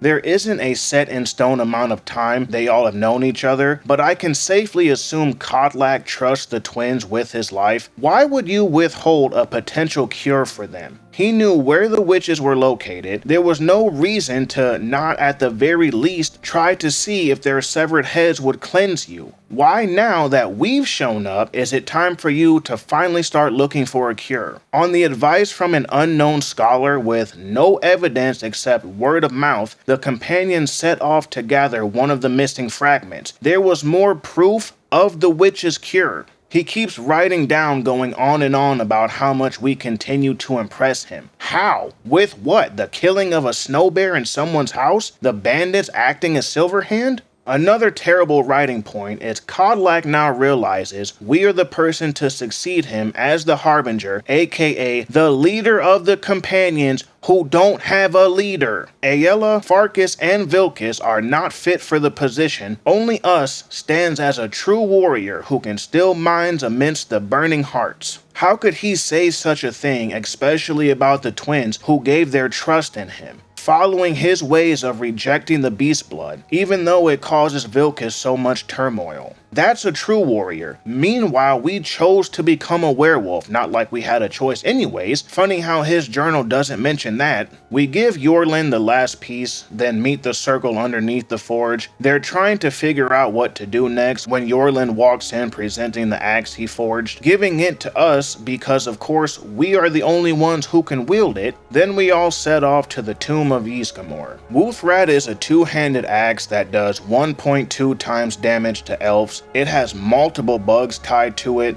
If an elf is a vampire, the enchantment won't work. Orcs are considered elves in some lore, but the enchantment won't work on them either. It cannot be tempered even with 100 in smithing and all perks, and in Ysgramor's tomb, placing the witch's head in the fire gives a chance for the axe to disappear from your inventory, never to be regained. Another Nordic ruin, Ysgramor's tomb doesn't offer much. Rats, spiders, and ghostly apparitions of Ysgramor's generals trying to kill us. Vilkas decides not to go through, so it's up to Aella, Farkas, and us. Shortly after, Farkas can't continue either because of the spiders at Dustman Cairn that freaked him out. As long as he's been in the Companions, never once did he have to kill a spider. I get this is supposed to be a funny moment, but the line should have been used for someone who isn't a part of a faction that receives contracts to kill creatures in people's houses. With Aella, we pass through until the burial chamber where Kodlak is found warming his ghost hands around a fire. He and other companions are there hiding from Hircine, but we can only see Kodlak. He's able to see the rest of them, and I wonder how they feel about watching him being the only one to get cleansed here. It really does suck there isn't anything we can do to save the others. Toss one of the witch's head into the fire. We fight a spectral wolf, the manifestation of Kodlak's werewolf, which he doesn't help to fight. We kill it, and now he can go to Sovngarde. Here's a little fun fact. When doing the main quest at Sovngarde, Kodlak can be found lost in the fog, waiting for Alduin to be killed. You'll see this if you completed the Companions questline beforehand. Kodlak appoints us leader of the Companions who don't have a leader. Then we can begin what I call the hidden side questline of this faction. Before that though, we grab the Shield of Ysgramor, great for sword and board characters early game, providing an increase to magic resistance by 20% and boosting your health by 20 points. We also earn the ability to now create ancient Nordic armor and weapons only at the Skyforge. It looks cool. Stats are equivalent to steel items, but because of a bug, the armor is flagged as Daedric, meaning you need 90 smithing to temper it. The reason why I called this next plot point hidden is because our quest log updates to ask the leaders for work. So to me, that means infinite radiant quest of things we've already done, like killing creatures, bandits, etc. While that is half true, it's how you get the totems and cure the twins of their lycanthropy. You must do one radiant quest for Aella, Vilkas, or Farkas to get their personal quest. Farkas has us go rough someone up but not kill them. After beating up Mjol the Lioness, Farkas talks about his troubles, feeling that he cannot be a good Nord if he continues as a werewolf. We accompany him to be cleansed back at Ysgramor's tomb, toss a head in the fire, fight his spectral wolf. This time we have help killing it, and now he's cleansed. The same thing for Vilkas, hunt down an escaped prisoner known to be a dangerous woman. The dangerous woman was actually an old male orc dying in a few hits.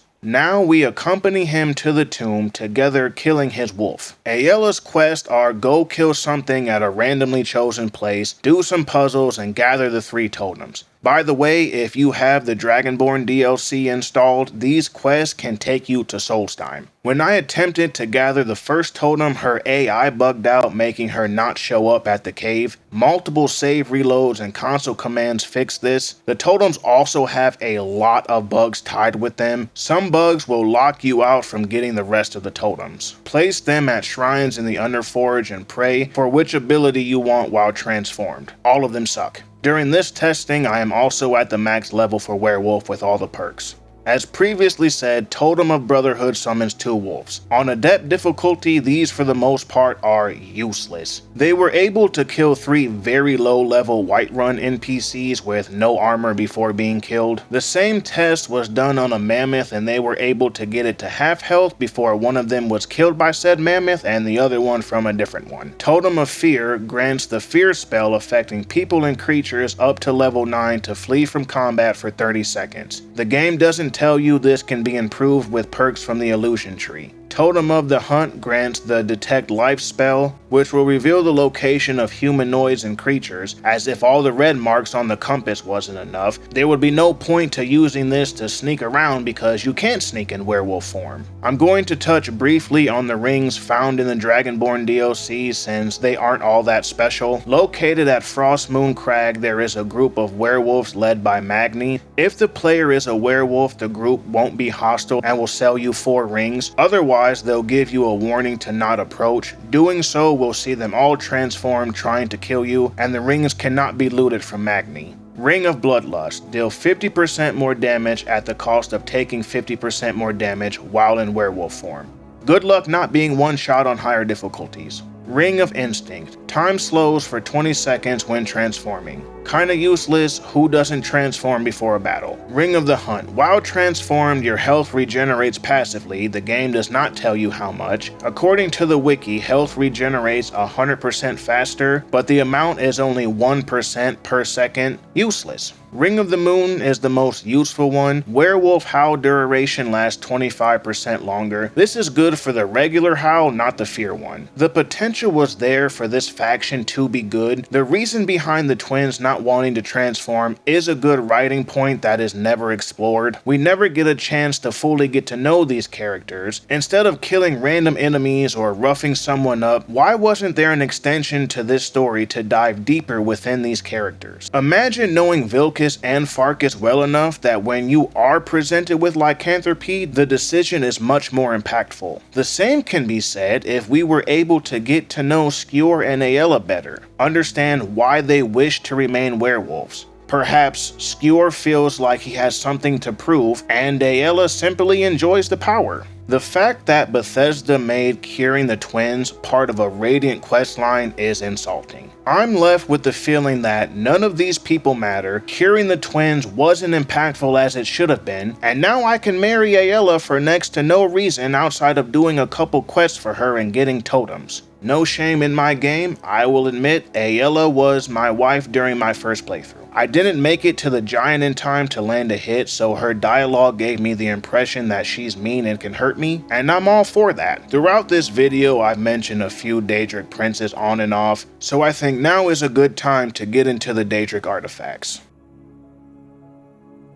The Daedric Artifacts should have been some of the best items in game, ranging from best in slot equipment to best or at least one of the best in each respective weapon category. We are given 16 artifacts, which are mostly bad, with the exception of 2, maybe 3 being good. We already encountered one of the artifacts from the Thieves Guild questline, Nocturnal offering the 3 useless abilities in exchange for the skeleton key. In my opinion, the skeleton key isn't even worth having. In a game with lockpicks everywhere and sold cheaply, the skeleton key is pretty much useless. Hermaeus Mora is the Daedric Prince of Knowledge, hosting the realm of Apocrypha, and often referred to as the wisest of the princes. His sibling is Mephala, another Daedric prince. The Daedric Prince Azura believes Hermaeus is the strongest of their kind, which I can see since Jiggalad isn't around anymore. Lore dump time, I'll try to be brief. To my understanding, the Daedric Prince Jiggalad was the strongest amongst them. His sphere of order gave him the ability to predict everything with certain accuracy. Quite a few other features made him stronger as well, such as his Knights of Order. A few other princes cursed him with madness, creating his alter ego Sheogorath. I personally believe this was caused by numerous reasons. The others feared his power and he was overstepping his boundaries because his realm was ever expanding. Now, on the other hand, Nocturnal is often stated as the most powerful. It's worth mentioning that Azura and Nocturnal hate each other, so maybe Azura just doesn't want to acknowledge Nocturnal's power. Herma's quest starts after we give Septimus the inscribed lexicon. He is trying to get the dwarven lockbox open, finding out that multiple elven race blood is required, which somehow recreates the equivalent of Dwemer blood. We're given the extractor to gather the blood of Altmer, Bosmer, Falmer, and Orsmer. Hermaeus guided Septimus here in hopes of retrieving the heart of Lorkhan. There are several ways to gather the sample, Liar's Retreat being the easiest way. Shout out to that YouTube guide I watched all those years ago. The quest is relatively short if you know where to go. Once gathered, we return the blood samples to Septimus where he injects it into himself, opening the dwarven lockbox that reveals a book, not Lorkhan's heart. The book is the Augment Infinium, and then Septimus is turned into dust. Hermaeus shows up calling us his champion and that Septimus was no longer needed, fulfilling his goal of opening the puzzle. We are given the book as a reward, and that's the end of the quest. I found myself wondering if the reason Septimus died is because the knowledge from the book was just too much.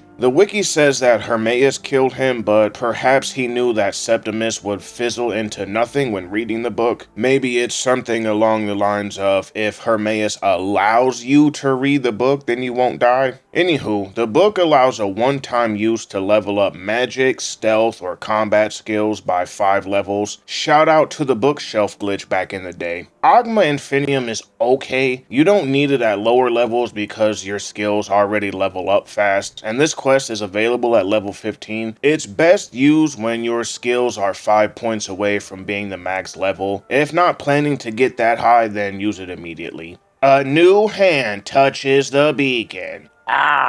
Yeah, I'm not gonna make you listen to all that. Top 10 worst sounds of all time? Meridia is the Daedric Prince of Life and Light. She is also the second daughter of Magnus, god of magic. She created her realm of oblivion by shaping the rays of light from the sun. Devoted followers of Meridia can be bestowed with immortality at the cost of their free will, becoming the purified. I think we could all use some commitment like that. Her beacon can be found in lootable containers starting at level 12. I'm talking about literally any container, including spider egg sacks.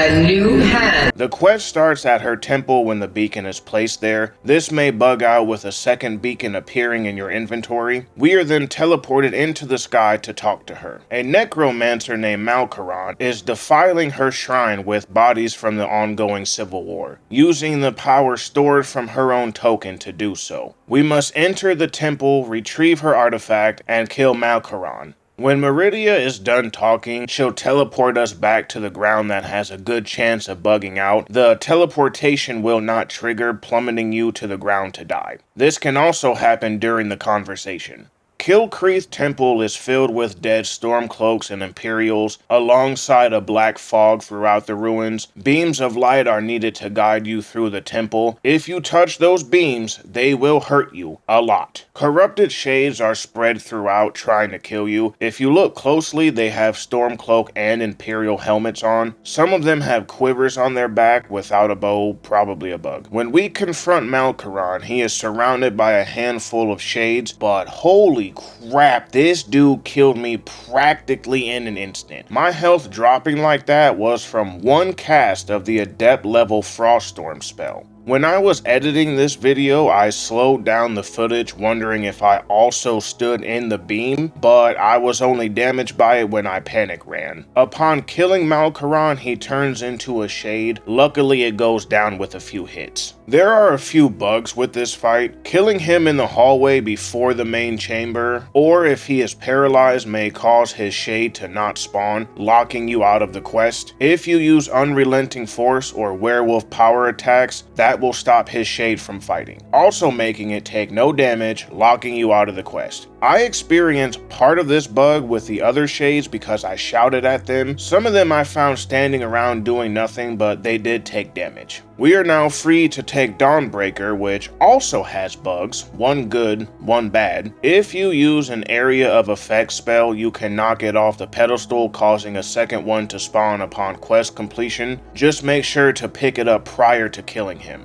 I thought Unrelenting Force was an area of effect considering everything in the area is sent flying, but I was wrong. I reloaded 2 saves to try and get it to work using a Blizzard scroll, but it still didn't work for me. Picking up Dawnbreaker instantly teleports us back to Meridia with a chance of not triggering her dialogue because of another bug. She now wants us to purge corruption in the world with Dawnbreaker so her influence may grow. Yeah, about that. If you didn't get a second copy of the weapon, don't worry, you aren't missing out on much. The weapon is mid at best, with a 10-point fire and niche enchantment of a chance to cause a fire explosion that will turn or destroy all nearby undead. Dawnbreaker doesn't require the target to be killed to trigger the explosion either. It happens randomly when coming into contact. I tested this weapon on the living and undead. The 10 points of burn damage is nothing at all, and obviously the second part doesn't work unless they're the undead.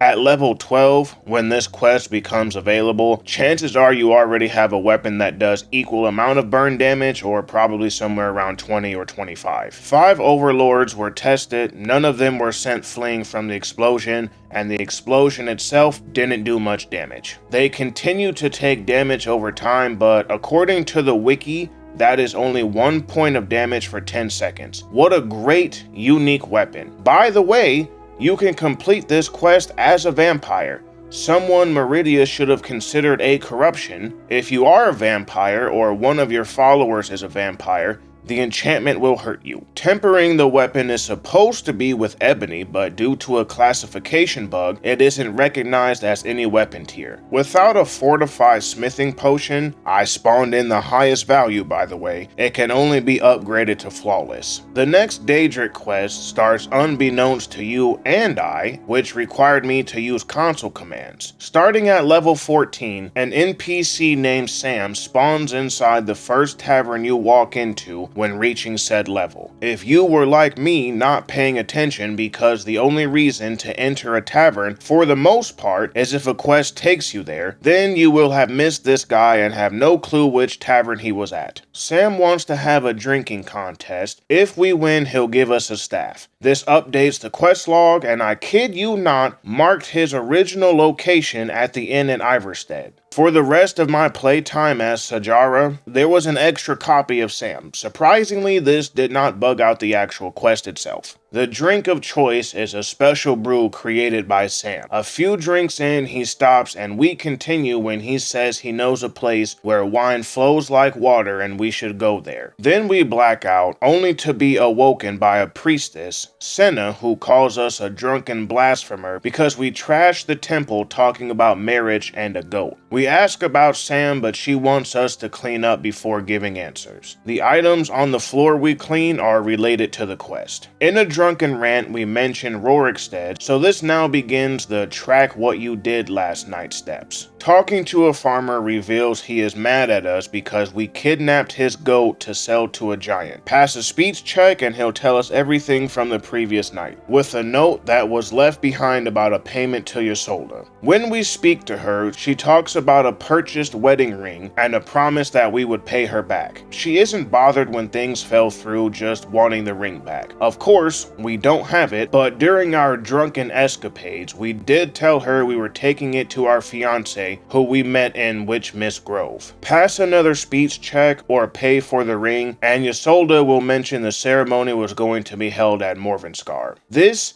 stupid fort has like 20 casters ranging from apprentice to master level. This was terrible. I did not have fun. Why are there so many here? An arch electromancer was here, which was blasting me non-stop with chain lightning. Anywho, there is a portal we take after killing the mages that takes us directly to Sam, where we see him gathered around multiple people drinking at a table. Then he reveals himself to be Sanguine, Daedric Prince of Debauchery. This prince isn't seen as inherently evil like some of the others. Most of the time he just wants people to engage in things like drunkenness, perverted things, etc. You know, do hood rat activities. However, there are times people get lost when overindulging in these activities, leading to them never leaving one of his realms, i.e. the people at the table. Vermina is his ally, while Mara, Debella, and those associated with them are his enemies. What I hate about Sanguine in Skyrim is his appearance. His description is of a portly but muscular man with red skin, a demonic head with horns and tusks, usually with a bottle in hand or a lady of the night that isn't nocturnal under his thumb. This is his appearance in Daggerfall, and this is from Oblivion. I use the remastered version for better clarity. Skyrim, on the other hand, makes Sanguine's appearance a run-of-the-mill Dremora, and Elder Scrolls Online would would go on to do the same thing. Our reward is the Sanguine Rose Staff, summoning a Dremora for 60 seconds. Pretty good for all characters if the AI doesn't mess up, excellent if you're playing a summoner since the staff benefits from the Conjuration Tree perk, which of course the game doesn't tell you. Unfortunately, you can only summon the melee Dremora, and the type summoned is dependent on your character level. Walking around Solitude, a man with black around his eyes can be found. He is in distress because he was abandoned by his master, now wanting us to help him convince his master to take him back.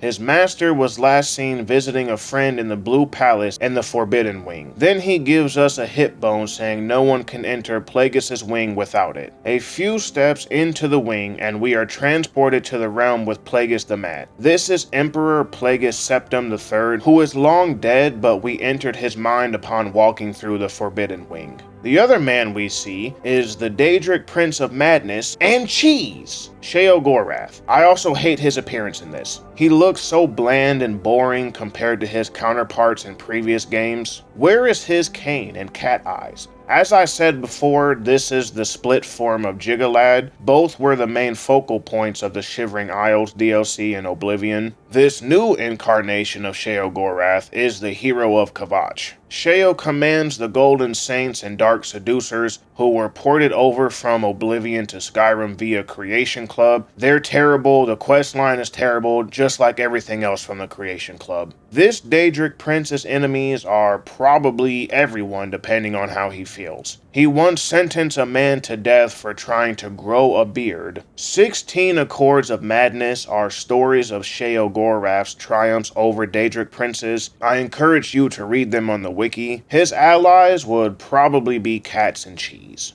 Or anyone, also depending on how he feels. The quest is about finding our way out of Plagueis' mind through events that need to be completed with the Wabbajack staff. These trials are supposed to make you think out of the box, but they don't. Very obvious to use the Wabbajack on X person. When the quest is over, Sheo will take back his servant, then send us back to the palace and we get to keep the Wabbajack. At random, the staff will pick between several effects: fire, frost, or lightning damage, make the target invisible, heal the target, or instantly kill them. Transform the target into a chicken, rabbit, mud crab, Dremora, cheese wheel, a sweet roll, or a pile of 50 gold. This is an item used for fun, but that fun quickly wears off. I've seen plenty of challenge runs using only the Wabbajack. That's cool and all, but everyone is going to use an actual weapon in Magic when playing serious. I didn't like the quest, and the only saving grace was the voice actor for Sheogorath, Wes Johnson, but I can respect Wabbajack as a fun item for a few minutes.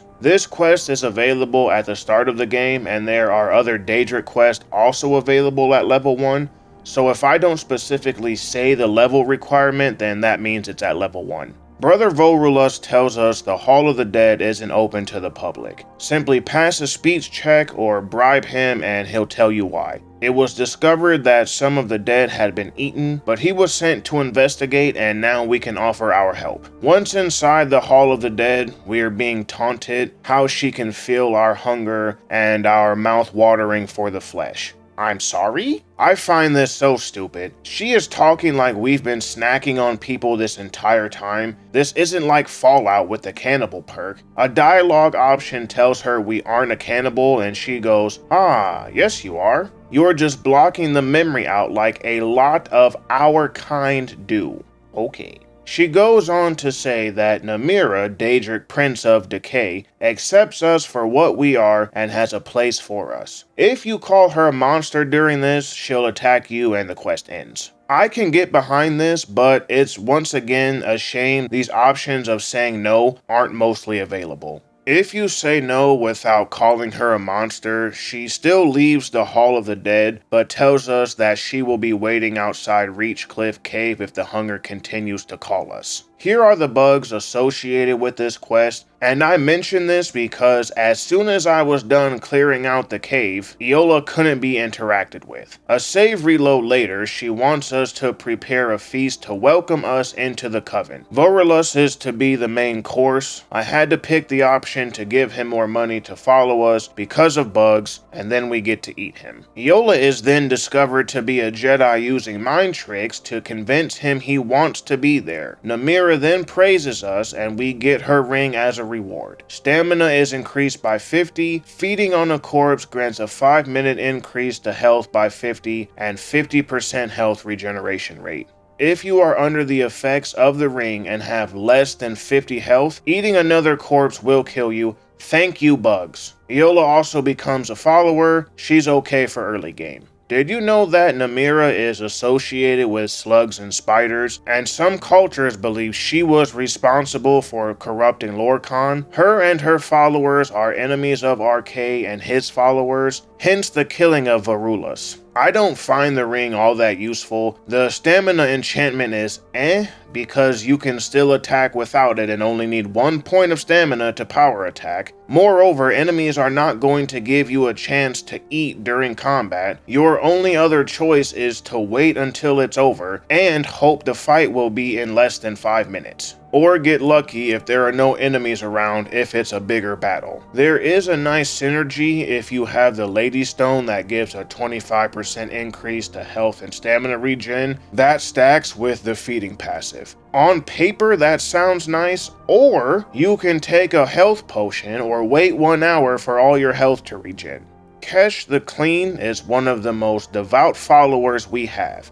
If you've been paying attention, he's been with us this entire time. He's the Skyrim's version of the Adoring Fan. What's that? You mean to tell me he was never there? Well, that's impossible. That would mean the glorious writing of Bethesda made an NPC that we never had a single interaction with like us, immediately allowing the commune with Periite to happen. Periite is the Daedric Prince of Pestilence and blesses his followers with diseases. He is considered one of the weakest princes. Boethia, Vermina, and Mephala are his enemies. During the Second Era, Periite plagued Apocrypha, infecting not only the inhabitants but also Hermaeus, beginning to sever his connection to his own realm, threatening to dissolve it entirely. So he can't be all that weak. To begin this quest, you must be at level 10 or 12. 10 if you encounter an afflicted refugee, 12 if you go directly to Kesh. A flawless ruby, silver, vampire dust, and a death bell are required ingredients Kesh needs in order to make the incense to speak to Periite. In regards to the afflicted, a blessing was sent to a few Breton villages, and a monk named Orchendor was sent to gather the afflicted, shepherding them into Bethardums. Instead, he betrayed Periite, so now we are sent to kill him. The afflicted are all hostile and use a poison vomit attack on us that does insane levels of tick damage. Incense barrels are everywhere alongside vines, and I gotta say, I do like this area. The fight with Orchendor isn't too bad. He has a teleport mechanic that he takes advantage of until he's close to dying. He also has 100% resistance to magic, which is why he never became one of the afflicted. Unfortunately, he is just another basic dungeon boss. There isn't motivation behind his betrayal. Returning to Periite, we can complete the quest and receive the shield Spellbreaker as our reward. The shield is under the heavy category with a ward enchantment to deflect up to 50 points of magic. The tempering bug from the other artifacts is present with this one too. So how is it? Well, I've been using it on and off throughout the video. The best way I can explain the usefulness of this shield is that I don't know how good it is. I've tested Spellbreaker on different level mages and dragons, usually between Adept and Master difficulties. The enchantment blocks 50 spell damage, yes,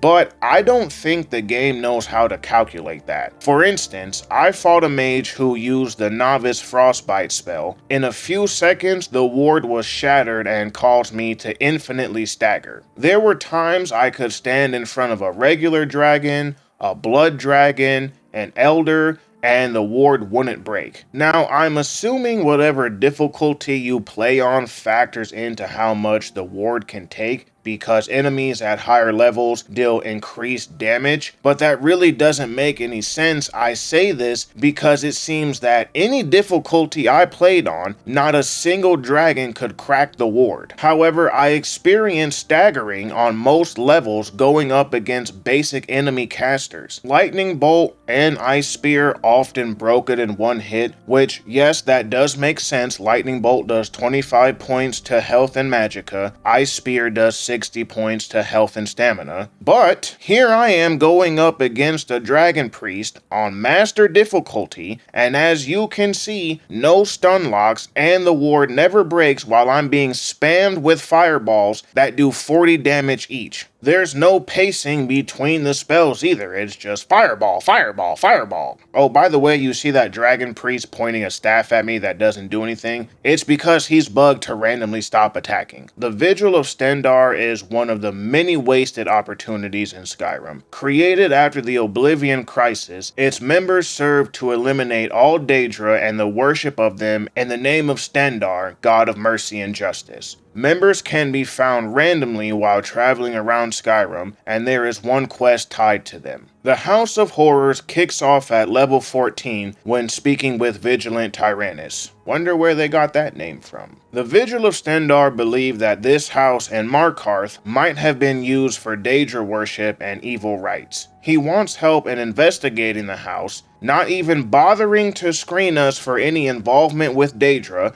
which we most certainly have at this point. Once inside, Tyrannus can feel something evil in this house and overpowering, so we need to help. Too late. A voice makes itself known saying that one of us isn't making it out of here alive, causing Tyrannus to turn on us. My question is, why didn't he pray to Stendarr for help? He just accepted his fate. Anywho, we kill him and are rewarded the rusty mace. Kidding! Molag Bal, Daedric Prince of Domination, traps us at an altar. He wants revenge on a follower of his rival Boethia for desecrating his altar. You don't have to agree to this, he'll let you go free on the assumption you'll bring the priest back to the altar. Ruling over the realm Cold Harbor, Molag Bal has one goal in mind: enslave all mortals with the ultimate goal of harvesting their souls. Not only does he hate Boethia, but also Meridia and Arkay. Something that is truly terrible is his unwilling bride Leme Bal from the Merethic era. Trigger warning for those who have experienced sexual abuse. Leme was a former priestess of Arkay, son of Akatosh aka Oriel, in case you forgot, the first era lord dump.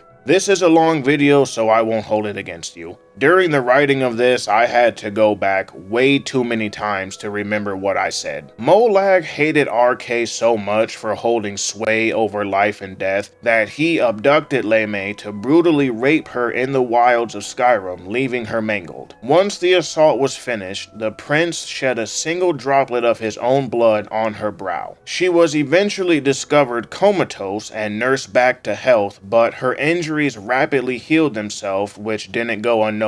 The coven that saved her attempted to cremate her. When the fire was lit, she awoke as an undead and the first vampire. In a disorienting state, she massacred everyone there and fed on them. She brutalized the women and the children depicted as disembowelment, then she raped the remaining men just as Molag Bal did to her. Horrified with what she had become, she prayed to Arkay, which went unanswered. Now feeling betrayed by Arkay, she cursed his name alongside Molag's, swearing to undermine them whenever possible. Later, she founded a cult of vampires and continued spreading her unique strain of vampirism, Noxophilic sanguivora, by letting others feed from her. Pass an intimidation check, sees the priest follow us back to the Markarth house to desecrate the altar in the name of Boethia as he did before. The writing is so terrible here. The priest is aware we are Molag's minion, and he doesn't for once think maybe this is a trap, which is exactly what it is. He is trapped the same way we were. Now we are to use the rusty mace to beat him into submission. I don't know what happened in my game, but hitting this guy was next to impossible. For some reason, I was able to hit him once, then his hitbox disappeared, then reappeared a few missed swings later. When he finally submits to Molag Ball, we kill him, receiving the full power of the mace. 25 points of magicka damage, nice to stop casters, 25 points of crap stamina damage, and if a target dies in 3 seconds, it fills a soul gem. Not bad synergy with Azura Star, who we'll be talking about next. The mace has the tempering bug too, because of course it does. Early into Vashu's explorations, he came across a statue of Azura, Daedric Prince of Dusk and Dawn. She is often referred to as a good Daedra, showing concern for her subjects. It is said that she wants their love above all else and for her followers to love themselves, painting her when they do not.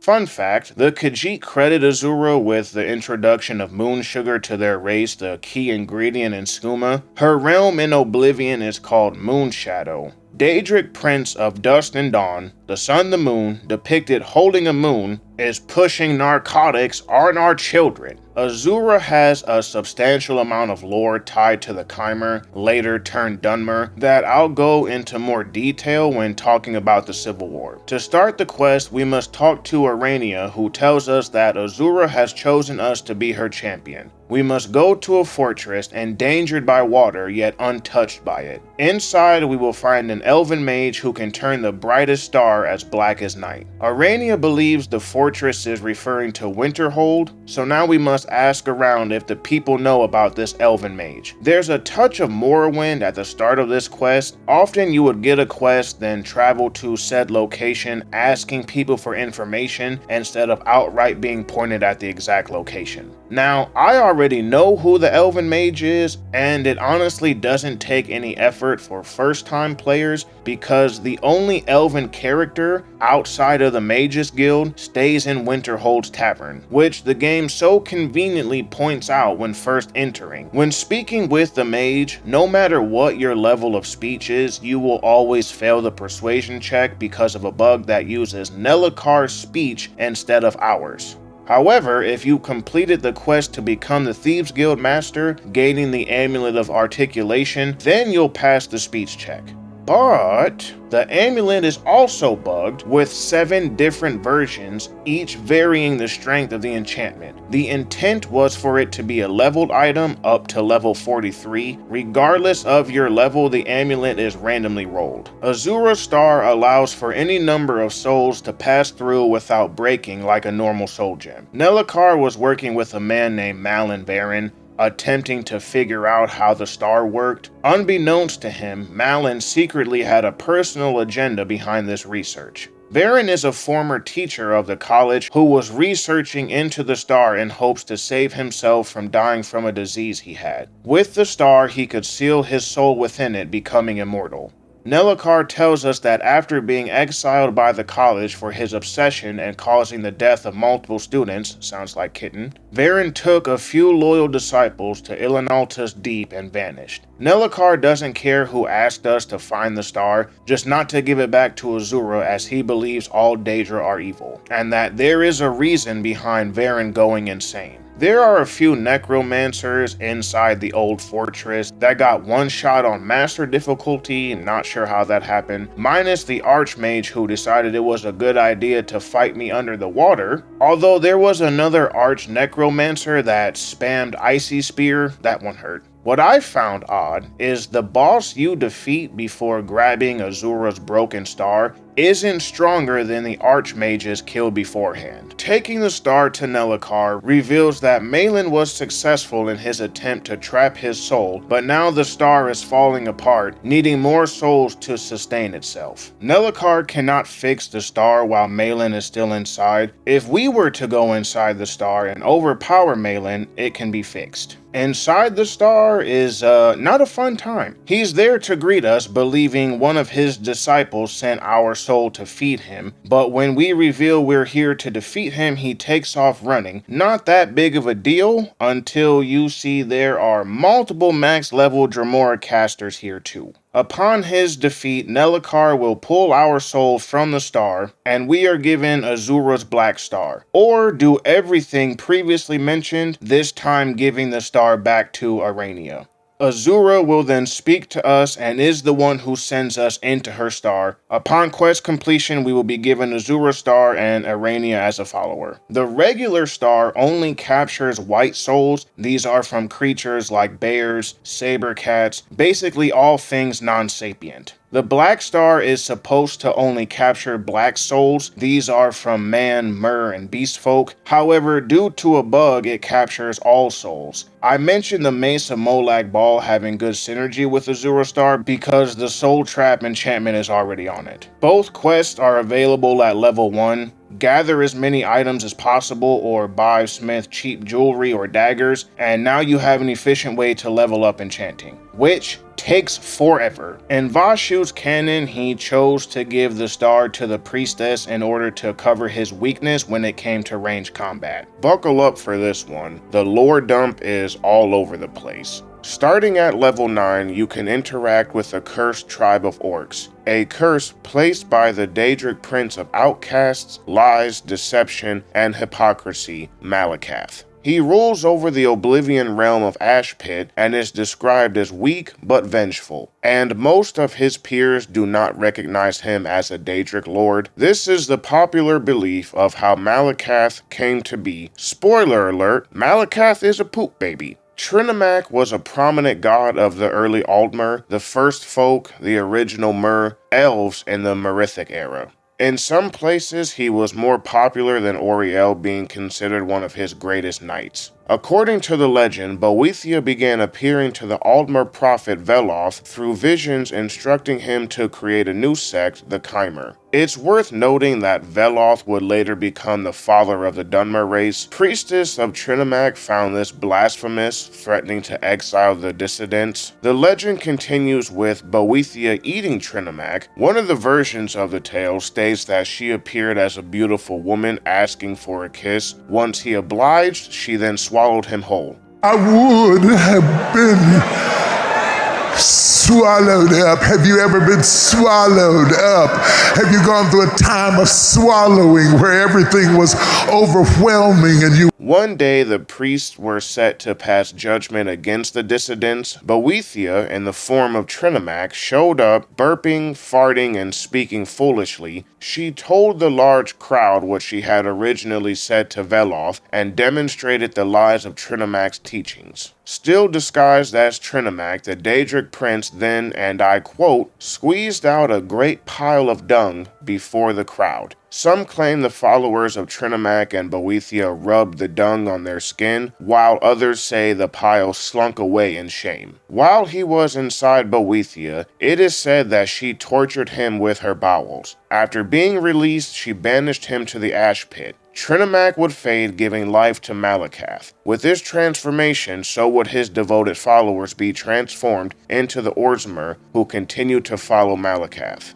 Arriving to the orc stronghold, Largashbur, a giant is seen attacking it with one of the orcs dying. You can save the non-essential orc who was meant to be a follower after this quest if you're fast enough. She was supposed to talk to you in a rude way, prompting another orc, a Tud, to apologize for. No idea why she wasn't set to essential for this part. Their chief, Yamars, a strong and proud warrior, is now stricken from the curse. With him in a weakened state, the giants can sense this and started intruding on their territory, assaulting their very home. Okay, here's my first question. If the giants can somehow sense this with absolutely no lore reason behind it, why do they only attack one at a time? The priestess wants to petition Malakath to lift the curse, but she cannot gather the materials needed for the summoning ritual since Yamars has forbidden everyone from leaving the stronghold. Troll fat and a Daedra heart later, she is able to summon Malakath. During this, a legendary dragon showed up, almost killing everyone. I thought I was gonna have to do another save reload. Malakath begins talking, calling Yamars a weakling and how dare he call himself an orc, letting the giants overrun his shrine. Malakath will release the curse if Yamars will kill and bring the leader's club back as an offering. Of course, it turns out he is a weakling, not wanting to fight the giants, offering to pay us to protect him. It's not really an offer because we can't say no or even go tell the priestess that is 2 feet away from this conversation happening. I'm getting very tired of saying this, and I'm sure I'll continue to say this throughout the rest of the video, but this quest bugged out for me 3 separate times. First, Yamar's wouldn't go into the cave to fight the giants, then his AI pathing kept getting stuck on walls, then he attacked me when I tried to fix his pathing by hitting him once, then he wouldn't show up for the boss fight. When I finally did get it working, one of 2 things will happen here. You either let Yamar's fight the giant and he'll die instantly, or you kill the giant for him and then he tries to kill you afterwards. Either way, Malakath tells us to take the hammer back to Largash, and we'll see about whipping the rest of them into shape. Malakath wants the tribe to prove themselves, but he is willing to give them a chance lifting the curse. Then he tells us to place the hammer on the shrine, deeming us the only one worthy. He transforms the hammer into Volendrung, my favorite design out of all the artifacts. I also consider it to be one of the better artifacts. Unfortunately, it's bugged like the other weapons. The hammer has an absorbed stamina enchantment of 50 points, so just about infinite power attacks. Excellent for early and mid-game levels. Boethia, Daedric Prince of Plots, is depicted in a couple statues as male, but after Oblivion it was switched to female. Plus, Boethia is commonly referred to as a female, so for the sake of argument, I'll treat her gender that way.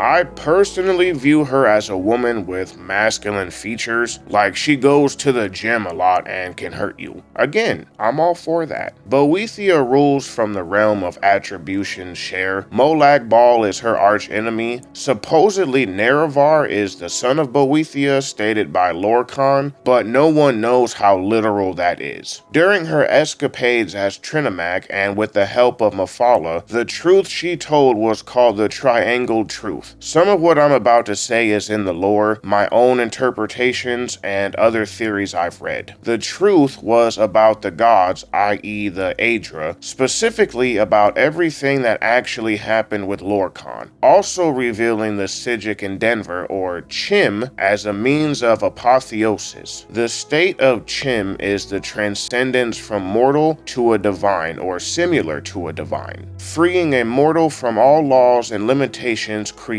by the Aedra. The endeavor was the basis of the teachings from the prophet Veloth, hence why Boethia appeared to him. He was one of the few who openly refused to worship the Aedra, opting instead for the worship of the good Daedra, which entails Boethia, Azura, and Mephala, going as far as teaching his followers to carefully negotiate with the bad Daedra, known as the House of Troubles. To start this quest, you must be level 30 and read a book called Boethia's Calling, or travel to the Shrine of Boethia and speak to the priestess. Or you can simply kill everyone there, which is somewhat difficult. Boethia will then resurrect and possess the last killed cultist, wondering why we killed her followers. To which we say our reasons are our own. Don't worry, she isn't going to avenge her people, instead offering us a chance to appease her. We must make someone a thrall, lure them to her shrine, and convince them to embrace her pillar of sacrifice, then kill them. I don't like the use of the word thrall here. That implies someone is under a spell. What it really means is kill a non-essential follower with the blade of sacrifice. This also applies to any hired follower. I decided to do the quest in a different way this time. I skipped talking to the priestess, leading the sacrifice directly to the altar, killing him. Boethia showed up like normal, this time asking why we killed someone who trusted us so much, as if I didn't just go hire this guy 10 minutes ago. Now she is upset that we killed him to gain her favor, saying it shouldn't be treated as sport and that she should kill us on the spot. Then right away we say, "Oh, sorry, didn't mean to offend you." And she's like, "It's all good, dude. You have proven your will is strong and our heart is devoid of pity." A free-for-all then kicks off when Boethia says that the last remaining warrior will receive an important task from her. The task is to kill her current champion simply for displeasing her.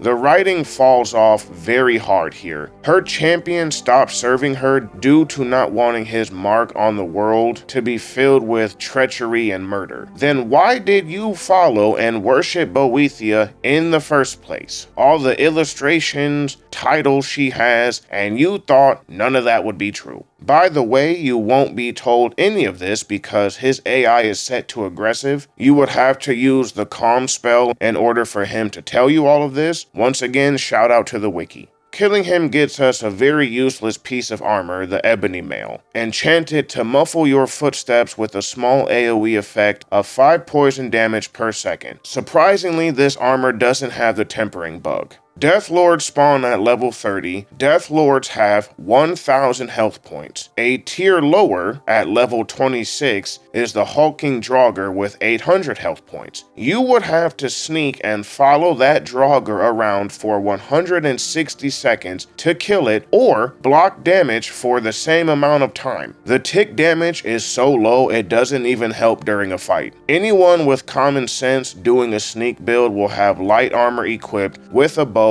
or a dagger. You can create and enchant better ebony armor if you so choose to wear that. Jarl Balgriff's son, Nelakir, is a rude, annoying, punchable face child. He starts the quest for the Daedric Prince of Murder, Lies, Deception, Sex, and Secrets, Mephala, at level 20. Nelkir is upset with his father because he knows that he doesn't have the same mother as his siblings. As well as knowing about the Civil War, his father's continued worship of Talos, which is banned. When we ask how does he know all these things, he talks about the place to overhear them within the castle and more importantly, the Whispering Lady. A voice that is behind a door Nelkir cannot open but still receives secrets through the keyhole. When we arrive to the door, the Whispering Lady is glad to see us. She's been waiting for someone more capable compared to the child, hinting at us to now cause destruction within the Jarl's court. We are to speak with Nelkir for further instructions. As mentioned earlier, Mephala is considered to be one of the good princes. I don't see how that is possible considering Molag Bal is her ally, Periite is her enemy, which I kind of found odd that you hate someone spreading diseases but are cool with someone taking pleasure in the rape of others. She's one of the good ones though.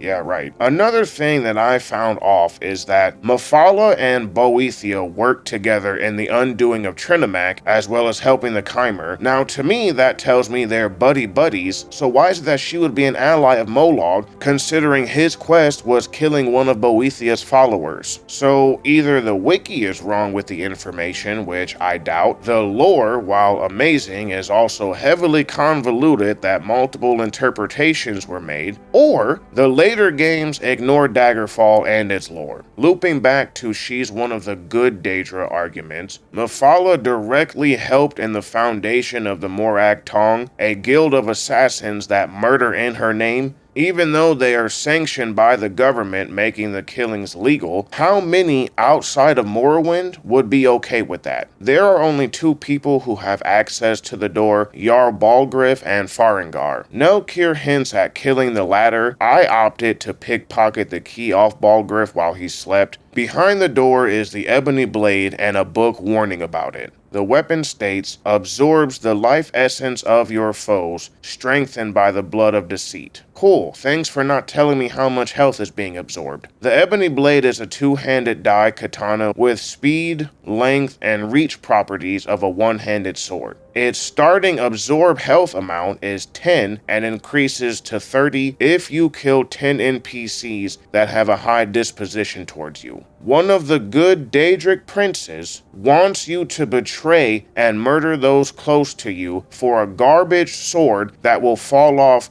when you find, buy, or enchant something with a higher absorb health enchantment. Even if your enchantment skill isn't high enough, all the loot the game throws at you will quickly replace the ebony blade. Sick! Sinding is a man that is currently in prison for killing a child, ripping her apart as a werewolf. He says he didn't do it on purpose, he just lost control. And that it was all because of the ring that he reveals to be the Ring of Hircine. Sinding was told the ring would let him control his transformations. Real quick, I want to say that out of all the werewolves in the game, none of them including us, are ever forced to transform. Hircine was angry Sinding took the ring. How did he get it in the first place? So the prince cursed the ring, forcing transformations randomly. Attempting to please Hircine, Sinding went into the wilds to hunt a certain large, majestic beast, with the belief that slaying the beast will prompt Hircine to speak with him. All Sinding wants to do now is beg for Hircine's forgiveness and return the ring while not giving a crap about the little girl he ripped apart. Our only choice is to offer to take the ring back to Hircine. Doing so causes the ring to automatically be equipped, unable to be taken off. Then Sinding transforms and climbs out of the prison that no one ever thought to put a roof over. The Daedric Prince Hircine is Lord of the Hunt, ruling over the hunting grounds, his realm in Oblivion. Lycanthropy originated with him, and he serves as guardian of werebeasts, seeing them as his children. There is a belief that he was allied with Mehrunes Dagon, but no mention of enemies. I see Hircine as one of the princes that doesn't stir up too much trouble or interfere with others, so he's left to do his own thing. The Blood Moon DLC in Morrowind is probably the most prominent lore tied to him. Somehow, we know the location of the majestic beast. In my opinion, the quest should have been following tracks, learning about the beast. I feel like the payoff would have been better. Once the stag is dead, Hircine takes its spirit form to talk to us. Of course, wanting Sinding to be killed. If you were to take any screenshot of Skyrim, this definitely would be one of them. This quest can play out two ways: help Sinding kill the hunters after him, or we kill Sinding. The former sees Hircine reward us the ring with the curse lifted. Absolute trash if you are not already a werewolf. The latter nets us the Savior's Hide, a light armor chest piece enchanted with 15% magic resistance, and the second enchantment is resist poison by 50 points. Useless because 99% of enemies don't do poison damage. The only good thing about this armor is the appearance. Starting at level 10, we can talk to Blacksmith Laud about his lost dog. He requests our help finding the dog because he is too busy to look. What a great pet owner. Laud is the blacksmith for Falkreath as well as smithing weapons for the Legion. Yeah, I could see you're busy, but come on, that's your doggy. Get your priorities straight. Maybe a minute walk up the road and we find the missing dog, Barbas. He gives us the same generic line that so many others do: "I've been waiting for you," and that he and his master had a falling out some time ago. So he often watches mortals and interferes here and there. You can view his wishes as a monkey paw, with people often regretting what they wished for. For example, a father's child was infected with lycanthropy. He prayed to Clavicus for help and was given an axe to kill his daughter. Clavicus stores half of his power in Barbas, making them the same person with different personalities. Being viewed as neutral, he doesn't have any enemies, and once formed an alliance called the Triad. During the Second Era, Clavicus, Nocturnal, and Mephala formed an alliance, attempting to acquire the means to remake reality. I won't go into it, this video is already super long, but I highly recommend you read about it.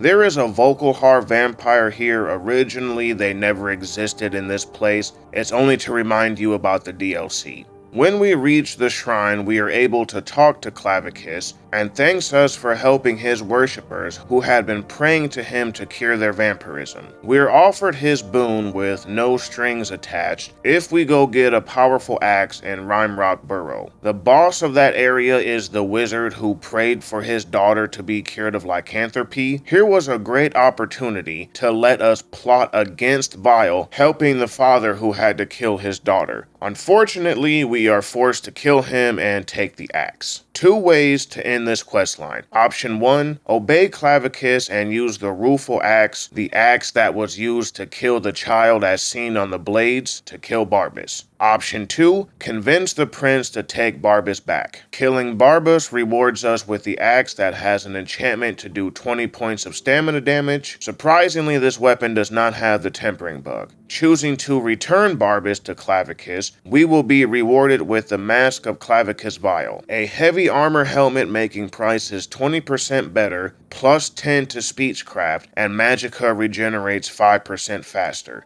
If you are playing an unarmored mage, you cannot use this mask as it will negate your perks based on not wearing armor. The mask is clearly the better option here. Again, stamina damage is useless. Just remember to equip it when bartering. Vermina, Prince of Nightmares, is causing the people of Dawnstar to have horrific nightmares, barely getting any sleep. She rules over Quagmire, a realm in which reality shifts in impossible ways every couple of minutes, making it more horrifying. From this realm, Vermina reaches out to mortals through their dreams to collect their memories, leaving visions of despair. Hermamora, Periite, and Boethia are enemies, while she is often at odds with Azura. Oddly enough, Sanguine is her ally. What an odd pairing. One gets you drunk, the other scares and steals your memories. A priest of Mara is aware what is going on in Dawnstar, but is unable to deal with it on his own. His plan is to return to the source of the problem, Nightcaller Temple. Years ago, the temple was raided by orcish invaders seeking revenge against Vermina's followers for causing the orcs to have nightmares. In order to defend themselves, the priests released a gas called miasma, putting everyone in a deep sleep and slowing their aging process. When we arrive, the miasma is unsealed, beginning to dissipate and waking the priests and orcs. To stop all this, we must find and drink Vermina's torpor to enter the Dream Shade. How does the priest of Mara Erander know all this? Isn't it obvious? He was one of the priests, specifically the priest that sealed in the miasma, revealed to us only after drinking the torpor that gave us a vision of the past. His real name is Casimir, and when the raid happened, he was scared to go to sleep, not wanting to be in the Dream Shade. As he ran away, he would place a magical seal that kept the miasma and everyone else inside trapped. He went on to change his name, and filled with great shame, he devoted his life to Mara, now seeking to destroy the Skull of Corruption, one of Vermina's artifacts that gain the ability to reach out to others without being wielded, stealing memories and causing the nightmares. If you let Casimir destroy the artifact, you will gain him as a follower who is bugged to potentially disappear from the game entirely. This bug may be avoidable if you only dismiss him at the temple.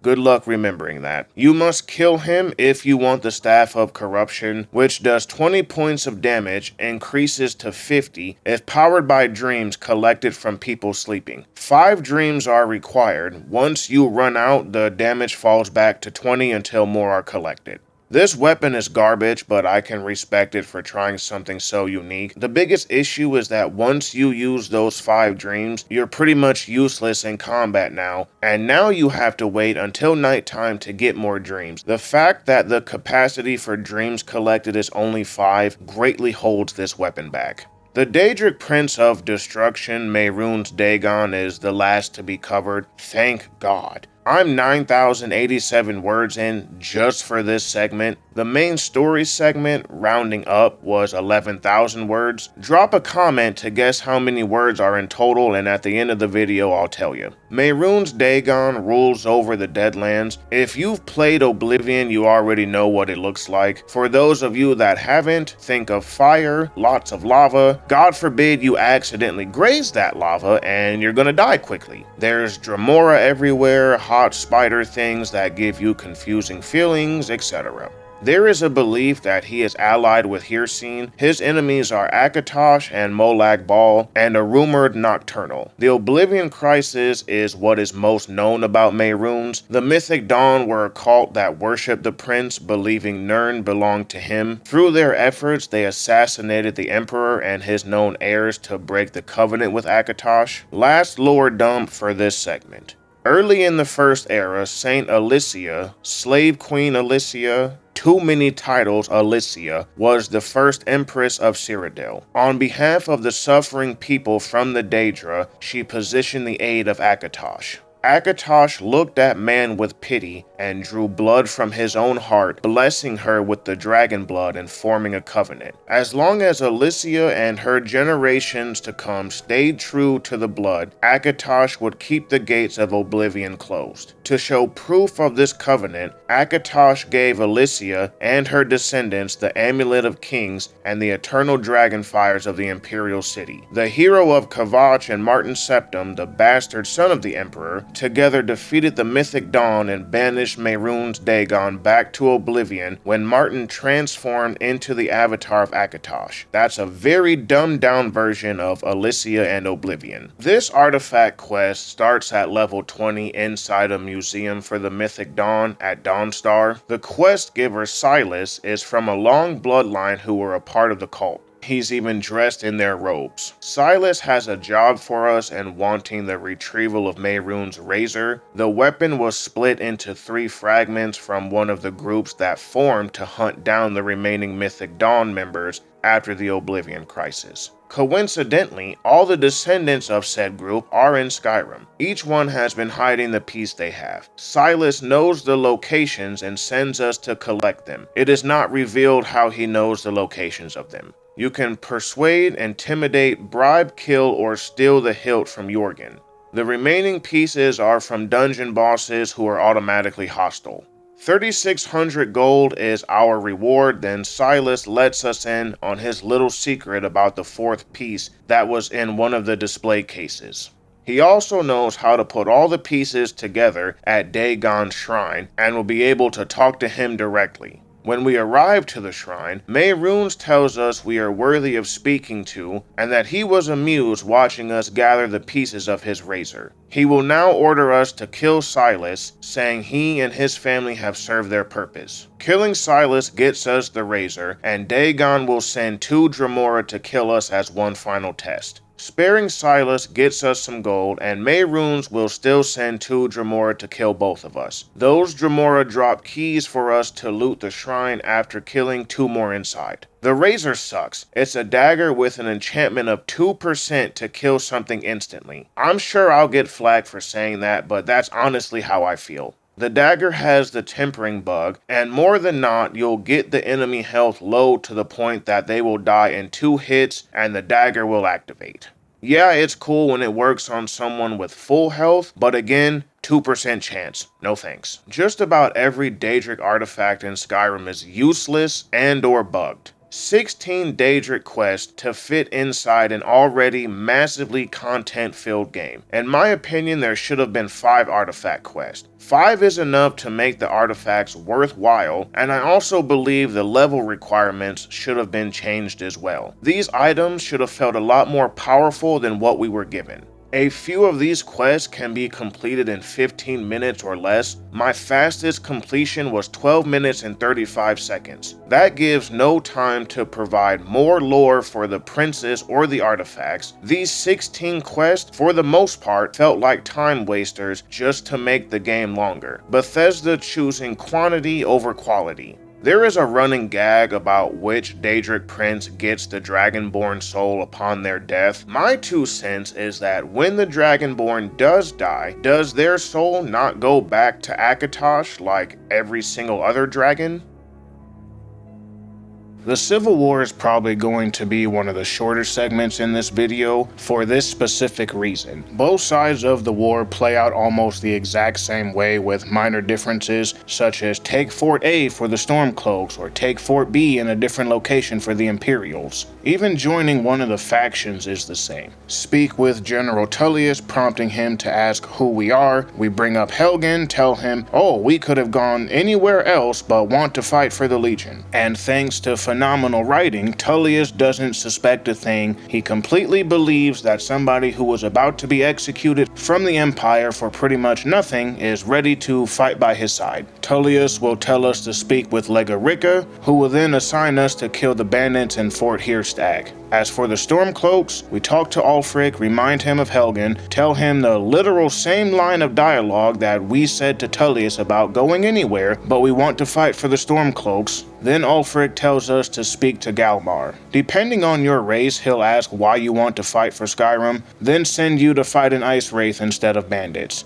Galmor questioning our reason is the only time the writing shines during this quest. It makes sense that Rika and Tullius didn't ask why we wanted to join, since the Empire is for everyone. Stormcloaks usually suspect Nords of only wanting to join their cause. Now is a good time to segue into a topic I truly cannot believe I have to talk about. During my research, I came across an absurd amount of people out there that believe if you support the Stormcloaks, you're a Republican and a Nazi sympathizer. I wish I was making this up. During that research, I was trying to figure out what other people thought when it came to who to side with, and what were the benefits of one faction over the other. There was a Reddit thread I found discussing a video from a YouTuber who talked about the Stormcloaks in their Skyrim video. I read a comment that basically said they can no longer support him because he's a Stormcloak sympathizer. I read a few other comments and that led me down a very weird rabbit hole. I found that people think Ulfric and his rebellion is similar to Nazi Germany. Another thread I found said that because the Stormcloaks all have blonde hair and blue eyes, shouting the true sons and daughters of Skyrim line, that makes them Nazis. So what does that say about Legate Rika, a Nord with brown eyes and brownish hair, and multiple other Nords like that? A comment I read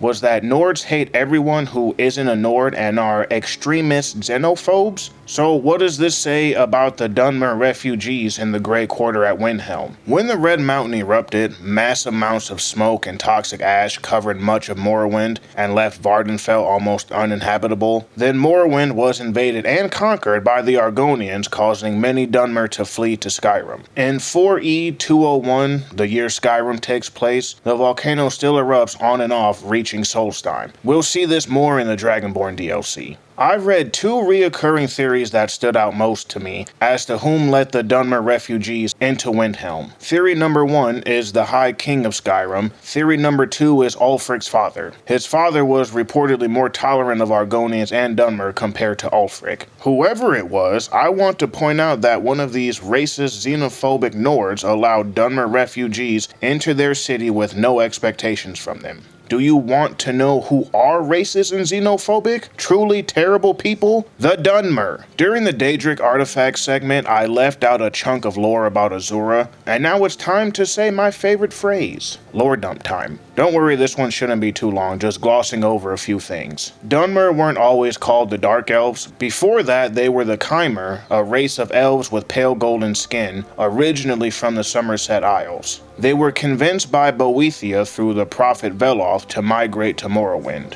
Now, we already know about their worship of the good Daedra. After settling in Morrowind, 6 great houses were formed. Houses Dagoth, Indoril, Redoran, Lalu, Dress, and Telvanni. As their society continued to evolve, they found themselves in conflict with the dwarves, aka the Dwemer. Fast forward, and the Chimer and Dwemer formed an alliance called the First Council, with the sole purpose of pushing the Nords out of Morrowind. The alliance succeeded, but eventually would be broken, leading to a war at Red Mountain. Inside the mountain, a dwarf engineer was attempting to harness the power of Lorkhan's heart to power a gigantic Dwemer centurion. The Chimer got word of this, and the assault began, resulting in the disappearance of the dwarves and their ally House Dagoth. Indoril Nerevar would die shortly after the battle. No one knows why. Some believe he was murdered by the tribunal.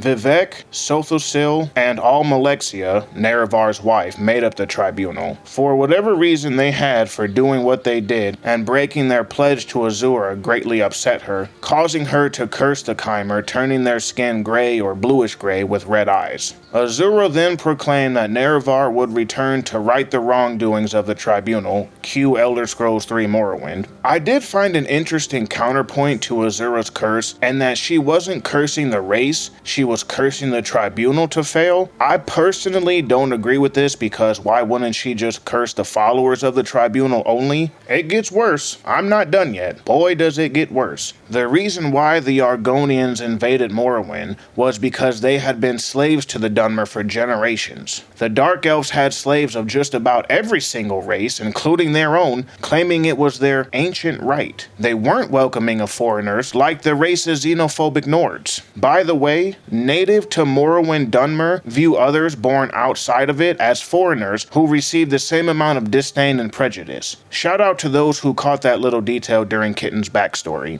Now, if someone were to say, oh well, not all Dunmer are like that, absolutely, then the same people need to keep the same attitude for the Nords. This loops back to our theme of herd mentality. Only see the good in the Dunmer, make excuses for their atrocities and garbage behavior, but don't give the same leeway and exceptions for anything else. I feel like most of these people have only played Skyrim. I also believe that most of them don't read the lore or anything else like that outside of what was presented in Skyrim. So when you have myself or plenty of other people proving that no, the Nords are not racist xenophobes, you're met with hate. These are the facts proven by not only the games, but the written lore either found on the wiki or an Elder Scrolls YouTube channel. A reoccurring theme that I found a lot during this research is that these type of people will blindly believe what others say because they also don't like racism and xenophobia. Newsflash, most people don't. The problem is when someone takes that person's word as the truth when they don't even know all the facts either. This isn't specifically about the Nords thing, this is just a lot of stuff within Skyrim and other media because a lot of critiques don't use any form of critical thinking skills and only follow the masses. They'll read or hear something along the lines of, these guys are Nazis, this is how Republicans are, this is something I don't like, but I'm too lazy to do my own research and I want to fit in. I'm going to use my real world hate for real world politics that have nothing to do with a game that has made up characters, made up stories. I'm going to self-insert and project all my hatred on these real world people on this fake stuff. The fact that some people unironically call the Stormcloaks Republicans or Nazis should be an insult to their own intelligence and mine as well as yours for having to read a stupid comment like that. My personal view about the Dunmer in Windhelm is that they are lazy, ungrateful, and refuse to assimilate. Not only did Windhelm receive refugees, but Riften as well. The Dark Elves in Riften get zero hate in that city. A Dunmer runs the Blackbriar Meadery for Maven, a handful of them are laborers for the city, some are merchants, and there are 2 farms in that area run by Dunmer, further seeing to the prosperity of Riften. Nords, more specifically the Nords in Windhelm, don't inherently hate Dark Elves, they hate inaction. The Dark Elves in Windhelm are squatters who complain about where they live, at least they have a place to stay, and I know there's an argument to be had about they can't get jobs. If the Argonians who aren't even allowed in the city can get jobs working on the docks, then the Dark Elves certainly can find work within or just outside the city. Moreover, I don't blame Ulfric for not letting the Argonians in. They have terrible history with the Dark Elves who were already there first. This is a perfect recipe for disaster. Ulfric is currently dealing with a rebellion. The Argonians already turned their back on the Empire. I'd be suspicious too, wondering why they're here. I can only imagine the type of conflicts that would happen in Windhelm if these 2 races who absolutely hate each other were allowed to be in the city while he's dealing again with the rebellion. It'd be terrible. At the end of the day, Ulfric allows the refugees in there as well as the natives to Windhelm, so his priority is their safety and keeping the peace in the city. While yes, that absolutely doesn't make it right, put yourself in Ulfric's shoes. You challenge the High King of Skyrim, you win the duel, and speaking of winning, there are 2 different sides to the battle. Ulfric claims he shouted the king down and stabbed him. Others say that he literally shouted Torrig apart. If your people are suffering under the hands of the Empire and the white gold concordat that favors the Aldmeri Dominion and outlaws the worship of your god, would you not use any means necessary to defeat your opponent? Meanwhile, you still have Dunmerian refugees in your city contributing to nothing, Argonians working the docks while still remaining suspicious of them, as you fight as the leader in the rebellion.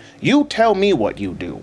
Elder Scrolls is at least rooted in somewhat realism. It isn't a, oh, I'll just do the right thing and it'll all work out in the end, we'll be besties. If that were the case, Lemebal wouldn't exist. You know what the icing on the cake is? Often, Tullius will insult the Nords' traditions and practices. I know people are going to call this a dumb rant, autistic rant, whatever. That's okay. People tend to insult others when they're wrong. While we're on the subject of Ulfric, remember the dossier earlier in the video? Status, asset. His whole rebellion is a sham. Unfortunately, I've read this theory a lot during my research. I guess people don't want to read the next word that says uncooperative. The Thalmor first encountered Ulfric when he was taken prisoner during the war. They tortured him and learned that he is the son of a Jarl. Ulfric was assigned to First Emissary Elenwen, where he was made to believe the information he gave up during his torture led to the Imperial city being captured, when in fact it had already been taken. Later, the Thalmor purposely let him escape. Some time passes and they make contact with Ulfric, leading to the Markarth incident, a brutal battle in which Ulfric recaptured the city from the Forsworn, something the Thalmor viewed as valuable to their goals in Skyrim, resulting in Ulfric becoming uncooperative to direct contact. The Thalmor write that direct contact remains a possibility under extreme circumstances. In the meantime, the asset should be considered dormant, not in the literal sense of Ulfric is a sleeper agent for the Thalmor. Seriously, you cannot begin to understand how many discussions I found who were in favor of this. For a time, the Thalmor remained hands-off until the incident at Helgen happened. They couldn't let Ulfric die because it would have dramatically increased the odds of an Imperial victory, thus weakening their position. They go on to talk about Alduin showing up as just a coincidence and that they don't know who is behind it. But it's safe to assume their goals don't align. Most importantly, a Stormcloak victory is also to be avoided, and the indirect aid to the Stormcloaks must be carefully managed. Ulfric is not a traitor to the rebellion, he is not a sleeper agent, and the Empire is not the real enemy, the Thalmor are. They view him as an asset because he keeps the Empire held up and solely focused on the war. They help with the Stormcloaks unbeknownst to Ulfric so that the war will continue. After you join whatever faction, you'll be sent to retrieve the Jagged Crown. We can meet Rika or Galmor at the location alongside their respective troops. Kill whoever the enemy faction is, go inside, and fight the devil-spawned Draugr Death Overlords, then grab the crown. The Jagged Crown is dated back to the First Era and proves a legitimacy to becoming the High King of Skyrim. A vote is taken by all the Jarls. Whoever wins wears the crown. Once you are in possession of the crown, you can choose at this point to defect to the other faction. That's a nice touch. Where was this option at during all 4 guild quests? Now that we have the crown, we send a message to either Jarl Balgriff if you're on the side of the Stormcloaks, or to Ulfric if you're on the side of the Imperials. It's a direct combat challenge, which starts the battle for Whiterun. Blue team assaults Whiterun. When captured, Jarl Balgriff is replaced by Vignar Greymane, while Team Red defends Whiterun. Taking Red's side starts the quest to steal a Stormcloak document. You're supposed to do this in disguise or sneak. Turns out you can do whatever you want as long as you pass a very easy speech check. You can do this while wearing Imperial armor, or you can do it naked. In my opinion, the speech check should not be here at all. This is something that's very serious in terms of passing very protective documents. Then we give a forged document to a captain within the Stormcloaks. I don't know if they are considered captains, but for the sake of the video they are. If you choose to capture Whiterun, you'll be assigned to free Stormcloak prisoners at a fort and capture it. After that, we blackmail a noble for money and take over his caravan to do so. Now back on the red side, after the Forged Documents quest, we'll be sent to capture another fort. That's literally the quest for the Civil War. Both sides capture forts, free prisoners, engage in espionage. Yes, the Stormcloaks also forge documents against the Imperials. Doesn't matter what you wear. Everything is the same, just in different orders. The only thing that is different is who's going to be the Jarl for whatever the captured city is. On Team Red's side, the Battle of Windhelm sees the Imperials taking over the city and killing Ulfric and Galmar. Ulfric will then request that we are the ones to end his life. On Team Blue's side, Brunwulf Freewinter will be appointed Jarl of Windhelm. Congratulations, the war is over. On the side of Team Blue, the Battle for Solitude sees the Stormcloaks take over the city and kill Tullius and Rika. Tullius will also request we be the one to kill him. Fun fact, the Battle of Solitude bugged out for me, leading to yet another save reload. Finally, Jarl Elisif is forced to swear loyalty to Ulfric, being allowed to keep her position. The quest is over. I should end this entire segment here, leaving you all disappointed like this quest line did for me. The Civil War should have taken center stage as much as the main quest did. The war is talked about often, yet there is nothing to impede us during gameplay because of it. Only the temporary peace treaty is woven into the main story, which can be entirely skipped if you've already finished the Civil War questline, which you're allowed to do. The only other thing I can think of is if you start the war right away, then halfway through start the Dark Brotherhood quest. Astrid at a certain point will tell you to wrap things up with that first. I think maybe Brynjolf too, don't quote me on that. In total, it took me a little under 2 hours to finish each side of the war. This isn't nearly enough time to flesh out something so significant. If Elder Scrolls 6 ever comes out in this lifetime, I really hope it is in Hammerfell and based around the Thalmor. Hammerfell was able to best the Thalmor and get them out of their city. To me, if we can see a free Hammerfell and a recently free Skyrim of the Thalmor influence, if you took the side of the Stormcloaks, form some kind of coalition against the Thalmor, that's Game of the Year potential. Imagine being able to finally wipe out the Thalmor and end the White Gold Concordat. I think Bethesda is going to canonize an Imperial victory and make Elder Scrolls a cliche underdog story. Something along the lines of, we start from nothing, something tragic happened to our family because of the Thalmor, now we gotta start with nothing, with all the odds against us, to stop the Thalmor, blah blah blah blah blah, everything's a cliche. If you were to take one thing from the Civil War, it's that Whiterun will never be cleaned up. Upon reaching level 10, Skyrim will reward you with your very own Stalker. Your Stalker is with the Dawnguard and here to tell us about the growing vampire menace. The reason why I call him a Stalker is because no matter which major city you go to, he'll always be there. Somehow, always before we get there, ready to tell us about the Dawnguard. Jokes aside, I have a bit of a mixed bag of feelings about this DLC. Originally released in 2012, a lot of you will remember the non-stop vampire raids killing important NPCs. I can't begin to tell you how many times I watched the Riverwood trader die, or everyone in Riverwood attack me because I accidentally hit someone trying to protect another from a vampire attack. I'm trying to help you. Supposedly, when the special edition was released, the raids were either toned down heavily or outright removed. I found conflicting reports about this. I personally didn't experience any raids during my playtime. The Dawnguard is a group that is dedicated to killing vampires. Formed during the Second Era, its purpose was to guard the Jarl of Riften's son. He contracted vampirism, so the Jarl utilized a stronghold he owned called Fort Dawnguard, hired an unknown number of guards to keep his son locked away, due to being unable to bring himself to kill him. Eventually, the guards were forced to kill the son, which would lead to their banishment from the Rift. After that, the Dawnguard continued their vampire hunting ways, and at one point their leader was bestowed a silver and gold sword known as the Guardian's Claymore that we won't be seeing in this DLC. The group would also go on to adopt the use of crossbows with silver bolts, something inspired from the Fighters Guild. All the members fell into obscurity. There was a rumor that they all had contracted vampirism.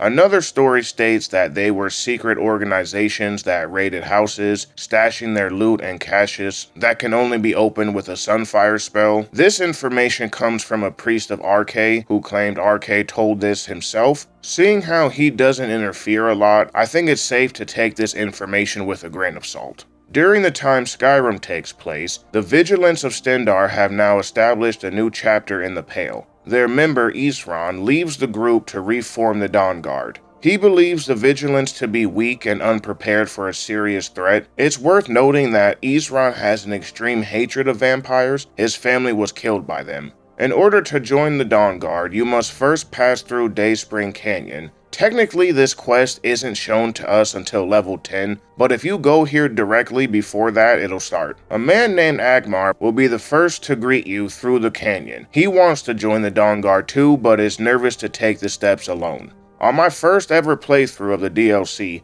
he died when a random wolf mowed him down. For a man who hates vampires so much, Kitten was able to stroll right up face to face with Isran and take the initiation quest. I don't know how Isran was not able to detect that we are a vampire, considering Kitten's eyes are glowing red. Tolan, a Vigilant of Stendarr, is asking Isran for help. Their hall was attacked by vampires and burned down.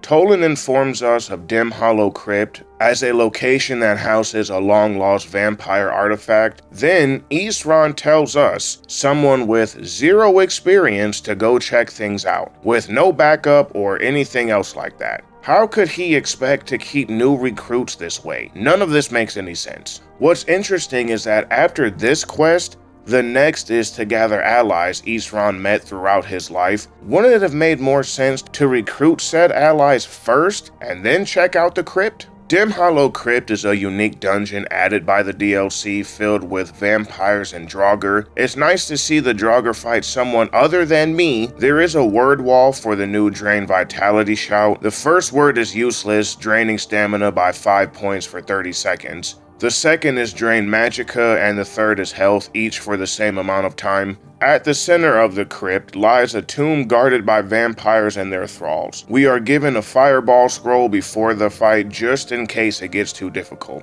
The tomb is locked by a simple puzzle that requires our blood. I found myself wondering if it's just anyone's blood or a specific blood type. Once the puzzle is completed, a coffin will rise from the ground. Inside is a confused, mysterious woman wondering who we are and who sent us. She talks about her father being a powerful man and whatnot. Something I do like is that she knows we are a vampire. Then, of course, I am disappointed shortly after. The woman won't tell us why she was locked away since she can't trust us. Makes sense. Too bad right after that, she's like, take me to my home, here's my address, my name is Serrano. That doesn't make sense to me. The character openly says, I can't trust you. By the way, here's my home. I know there is a theory that Serrano used vampire seduction on us. I don't believe any of that. There's no evidence. Before I get too deep into the DLC, I want to say that I'm 50-50 split about how I feel about Serrano. A lot of discussions are made about not being able to marry her and blah blah blah. I'll give my thoughts at the end of the segment. Once we arrive at the castle, Serrano starts to trauma dump for a bit and saying we'll be parting ways after this. She insists on being first to approach as the guard will recognize her. This doesn't matter, you can always approach first with no consequences. Once we are inside, a vampire named Vigalmo announces her return as we head to her father Harkon. Harkon is an ancient vampire who can transform into a vampire lord. He was once a king in Skyrim ruling as a tyrant. Fearing death, he made a pact with Molag Bal and sacrificed countless innocent lives to the prince in exchange for becoming a pure-blood vampire. Trigger warning for sexual assault victims. Harkon allowed his wife and daughter to become daughters of Cold Harbor, meaning he allowed Molag to savagely rape them.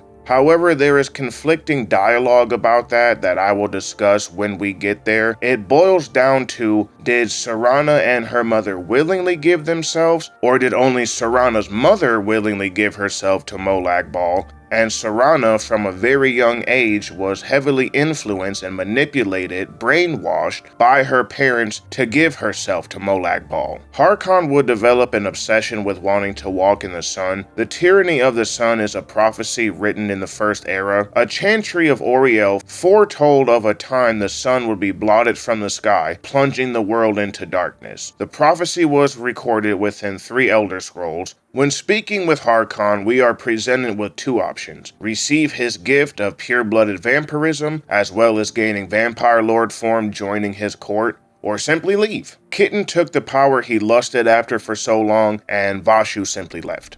We're given a brief tutorial on how to use the form and all its abilities. As we feed, our powers will increase, i.e. perk points. Before continuing with the story, I want to showcase the max level Vampire Lord and why I used to think it was better than being a werewolf. While transformed as a Vampire Lord, you retain the abilities you had outside of the transformation, minus racial abilities, which is stupid in my opinion. Dark Elves have 50% resistance to fire, so that would eliminate our main weakness. Equip gear except the Vampire Rings don't carry over either. The first problem I experienced during the testing was being unable to summon the gargoyle because of the Atronach stone bug. Vampiric Grip is amazing for crowd control, and Vampiric Drain absorbs 150 points of health at the max level. On Adept difficulty, these Bandit Chiefs and Whiterun guards got smoked, minimal effort. Same test now on Master. It took a few tries, but I was able to summon a gargoyle who died instantly. Yes, I know that it was against 5 chiefs, but even in a 1v1, it would still go down with a few hits. Being able to resurrect just about anyone is great. Unfortunately, most of the time, when an enemy is killed, they drop their weapon and won't re-equip it once resurrected. Minimal effort in killing the bandits on master difficulty. Being able to levitate makes our backpedaling faster, which is a very good crutch. Legendary difficulty is where the challenge begins. Vampiric grip is now being used and I must backpedal more to allow my magicka to regen. For the first time I utilized mist form for extra time to regen magicka. The resurrected chief was actually holding his own in a 5v1. The death overlords annoyed the crap out of me. Despite being on adept difficulty, they stun locked me with shouts at first. But they still went down eventually with minimal effort. I got cocky and thought I could go right to legendary and take them on. Don't be like me. These Draugr obliterated me. I mean straight dog walked me. The drain spell must have felt like a mosquito bite to them because that's what it looked like watching their health barely deplete. I tried to stall for more magicka, but it still wasn't enough. When testing on dragons, a Fire Elder Dragon did decent damage on Adept, but that too went down fairly quick. This time I used my brain and didn't immediately go to Legendary. It's a good thing I didn't. If it wasn't for the Restoration perk, Avoid Death activating, granting 250 points of health, I would have died immediately. For laughs, I tried to fight an Elder Dragon on Legendary and died within seconds. The reason why I only use Fire Dragons is because realistically, with up to 50% frost resistance, we wouldn't take much damage from the breath attacks and can easily backpedal the melee attacks from the frost dragons. Now something interesting is that the vampire lord can go toe to toe with a legendary dragon on adept difficulty. I'm assuming this is because the dragon uses a mix of fire breath attacks. Kitten didn't complete the Dragonborn DLC to utilize dragon aspect. I wasn't going to do it because I don't think it would have made a difference at all. In post-production, I realized I did not use a few abilities such as Paralyze and Sixth Sense, so here's the footage of that. 5 Death Overlords on Master is all I could handle. Sixth Sense felt useless because of backpedaling. I don't need to slow down time when I can infinitely backpedal. The Paralyze spell had its moment. It did help here and there with crowd control. Ultimately, the fight took 7 minutes. And I don't think most people realistically are going to want to play that way. This testing was done the same way werewolf testing was done, with no rings, again, simply to see how good the form is without any added abilities. What really sucks is that drinking potions also didn't help the Vampire Lord much. There are 4 rings that aid the Vampire Lord. I'll be brief. 3 of the 4 rings suck. Ring of Erudite fortifies magicka by 100 points and regen an additional 2 points. Not too bad. Really the only useful one. Amulet of the Bats. Your bats will drain the life from all nearby enemies by 20. Not worth it since you don't want to be in melee range, and not worth giving up 100 extra points of magicka. Amulet of the Gargoyle summons an additional one for 30 seconds. All I need to say is Atronach Stonebug. If you aren't using that stone, honestly, gargoyles aren't worth it. Ring of the Beast, 100 extra health and your claws do an additional 20 damage. As Harkon stated during your tutorial, we are more vulnerable when going into melee. 100 extra health points is nice, or you can take the 100 extra points of magicka and spam Vampiric Drain more. And with the power of the backpedal, nobody can touch you. All Dawnguard main quests are the same for each except one. The only real difference is the Radiant quests. On the side of the vampires, the Bloodstone Chalice automatically starts after the Vampire Lord tutorial. We are to speak with another member of the court, Garen, and simply say, it's time. The chalice has been in Harkon's possession for a long time. When drank, it's able to increase the potency of vampiric powers. In order to fill this chalice, we now must go to Redwater Den and fill it from the Redwater Spring. Originally, the spring was a place of worship for RK. A priest lover contracted vampirism and infected him. The pair killed the rest of the priest and placed the viscera inside the chalice, causing the waters to run red. And an earthquake in the Second Era would sink the fault underground. Harkon hasn't used the chalice in ages, but now that Serana is back, he wants to get things in motion. Redwater Den is just a dope house. Just about everyone is high off of skooma, made from the font known as Redwater skooma. We make our way underground, killing lots of vampires and thralls, until we reach the boss, Veneris Vulpin. He was the one who found the spring and drank from it, but found that the power wasn't what he hoped for, finding it only to last a short while, weakening the body and being very addictive. Vulpin would go on to turn this place into a skooma den and the creator of Redwater skooma. Upon filling the chalice, two underlings attack us, one under Vengalmo and the other under Orthjolf. They also betray one another, and this is the only time court political gain is shown. Wasted opportunity number whatever it is at this point. Blood of the Ancients is the power gain from drinking from the chalice, and Vulpin was definitely right, it sucks. To achieve the max effect, you must complete 5 Ancient Power Radiant quests. Here's a detailed breakdown.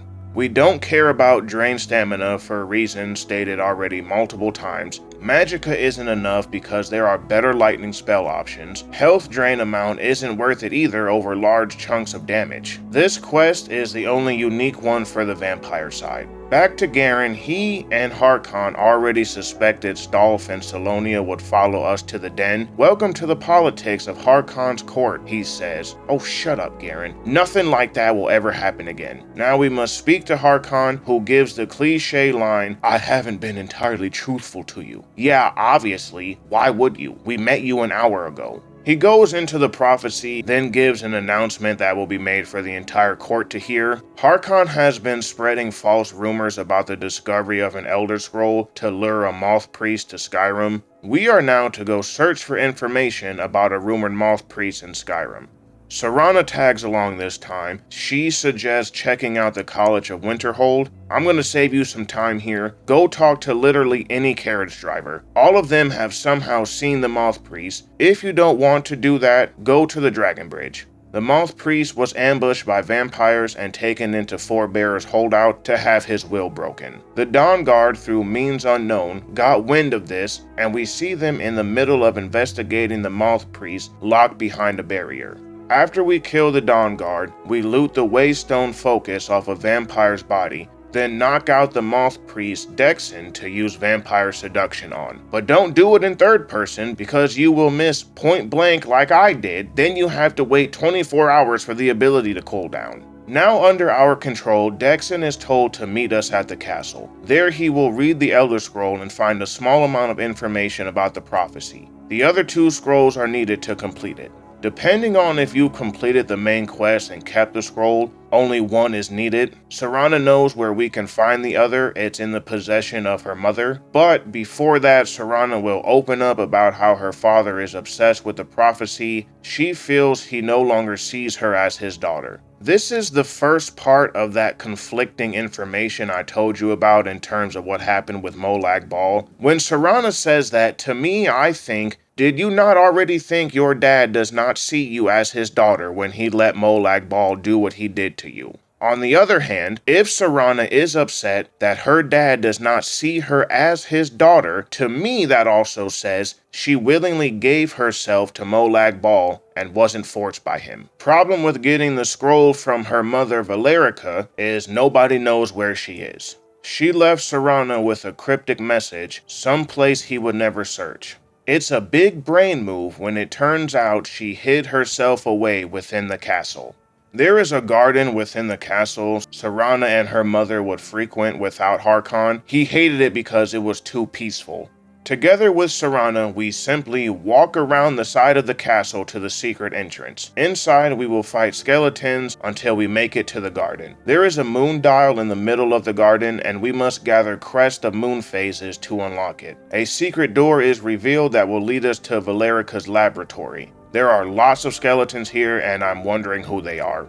Inside the lab, there is a mysterious ritual-esque spot on the floor. Serana suggests we find her mother's journal for more information. The journal is found on a bookshelf. It is small and red, very hard to miss. The journal mentions something called the Soul Cairn. The Soul Cairn is a realm of oblivion housing trapped souls. Rather than being ruled by a Daedric prince, it's controlled by the Ideal Masters, originating in the early years of the mortal plane of existence. An order of sorcerers who practice necromancy and the traffic of souls, the Ideal Masters grew very powerful and found their mortal bodies weak. They shed their physical form to become pure soul energy, then entered oblivion. Once inside, the group selected an area to create the Soul Cairn. With the help of Serana, we gather ingredients needed to open the portal. I like the Soul Cairn. I think Bethesda did a great job with its appearance. The bone men who periodically attack you look interesting. There is also some hidden loot and characters here, as well as a summonable horse named Arvak. When we finally meet Valerica, she is trapped behind a magical force field. Then she tries to get all uppity with us, asking what are we doing with her daughter, we're of mixed blood, blah blah blah. Only smart thing she says is that she placed Serana in the tomb to protect her because she is the key to the prophecy. No way. I want to point out that Valerica is a piece of garbage too. She worshipped Molag Bal, and so did Serana, stated by Valerica. They knew about the tradition of women being offered to Molag on his summoning day, and that few survived what would happen. Serana's age is unknown, as well as the age she was before being turned. We know that vampires keep the same appearance at whatever age they were turned. Just look at Babette from the Dark Brotherhood. Given how Serana looks, I guesstimate she was turned between the ages of 20 to maybe 35. At that age, Serana would have been of able mind to make her own choices. She talks about how degrading the ritual is, and while yes, she may have felt that way, but does that indicate non-consent? The more you dig into her character, the writing heavily breaks down. A theory I have that I mentioned earlier was Serana was brainwashed at a young age, leading to her growing into adulthood with the belief she wanted the power Molag had to offer, thanks to the influence of her mother and father. It's honestly very hard to tell. When Serana steps in to defend us against her mother, I use that to support my claim. Even though Valerica hid her away, Serana tells her that we have done more for her than her mother has done in centuries. She is mad at her mother for shutting her away from everything she cared about. Being placed in Dim Hollow wasn't what she wanted. Valerica expected Serana to follow her actions blindly. Serana knows that both of her parents were obsessed with their own paths, as stated by her. She feels like a pawn to them. I'm surprised Valerica didn't say, "I'm sorry you felt that way," like most abusive parents say when confronted. She agrees to give us the Elder Scroll, but first we need to break the barrier. To do so, we must kill 3 keepers that guard a place the barrier draws energy from. But be warned, there is a dragon named Durnavir who roams the Cairn. All 3 keepers wear heavy dragon armor and wield dragonbone weapons. If you are quick enough to loot their body, you can get the weapons before the corpse disappears. They will also leave behind a black soul gem. With the barrier gone, we are now free to enter the boneyard and get the scroll. As soon as we enter, we now must fight Denavir, a dragon from the Merethic era, who used necromancy instead of regular breath attacks. In time, he contacted the Ideal Masters to gain their favor. In exchange for guarding Valerica, they granted him the ability to summon endless amounts of undead from the Soul Cairn. However, they withheld the fact that she is immortal, thus tricking Durnavir into eternal servitude. Over the century, his body adapted to the Cairn, making it impossible for him to live outside of it. During the fight, he will summon undead minions and use Drain Vitality. Also during the fight, he bugged out for me. Upon defeating him, he will disappear like a summon. This is because we defeated his physical form. His soul retreated to rebuild himself. With the Elder Scroll in hand, we can finally depart. Just don't forget to come back for Valerica. In every single playthrough I've done, I never went back. As we leave, we are greeted by Durnavir. He doesn't want to fight anymore. Instead, he congratulates us for felling him in battle, something that has never been done before. He dons us with the title of Quinarin, meaning Vanquisher. Now he has a favor to ask. He wants us to summon him back to Tamriel so he can roam the skies once again, even if briefly. Doing so, he will teach us the Soul Tear shout after summoning him 3 times. Soul Tear is a pretty good shout, drains the target's health by 300, reanimates them if they are killed by the shout, as well as soul trapping. With all 3 scrolls in hand, we take them back to Dexin, who is now blind. In a hurry to read the first Elder Scroll, he neglected to properly prepare for it. Here you can be so rude to Dexen after this, which makes no sense at all. Why is it that we can be so lovey-dovey with Serana, not even dare to question what she's done in her past or anything else like that, then turn around and mistreat the guy who literally will do anything for us? Dexen knows another way to read the scrolls at a place called Ancestor Glades. Performing the ritual of the Ancestor Moth will provide us with the answers we seek. In order to perform this ritual, we must take a special tool to scrap bark from a tree that will attract the moths, creating a super paladin aura to protect us from going blind. Reading all the scrolls at once reveals the location of Auriel's bow inside Darkfall Cave. Shortly after discovering said location, the Dawnguard will attack. How did they know we were here? Also, this was actually my second attempt gathering the moths. Serana's AI bugged, placing her outside the gate so the quest log wouldn't update.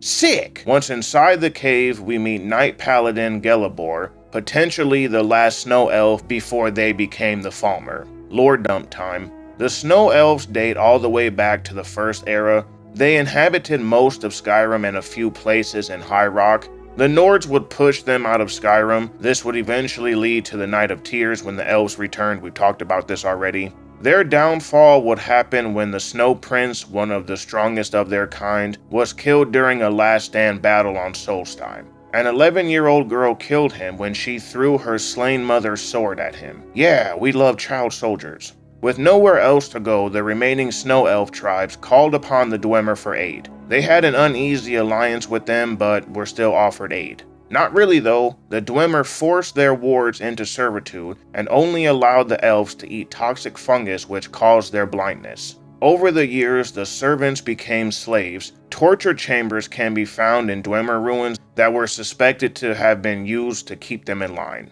Unfortunately, most documents containing information about the Snow Elves were destroyed by the Nords. There's also next to no lore about Gelibor outside of being an Auriel worshipper. Gelibor knows we are here for the bow and is willing to help us, but first we need to assist him in killing his brother Verthur. He no longer feels kinship with him, not understanding what he's become. Verthur killed everyone in the Chantry alongside a force of Falmer. To stop him, we need to get inside the inner sanctum, and to do that we must gather water at each way shrine in the Forgotten Vale, 5 in total. There is a unique and very annoying twin dragon fight here, and another word wall for drain vitality. I'm gonna get this out of the way now. After I was halfway through exploring and gathering the water, I had to do it all again. Thank you, bugs. For the love of God, if you are playing this, do not tell Serana to wait anywhere here. She will be unable to follow you again. Hard locking quest completion. There are a few frost giants around the Forgotten Vale. Kitten destroyed them with minimal effort. Karstag, one of the hardest enemies in the game, is also here, and I did not fight him. At this point, I wanted to be done with the DLC and was tired of save reloads.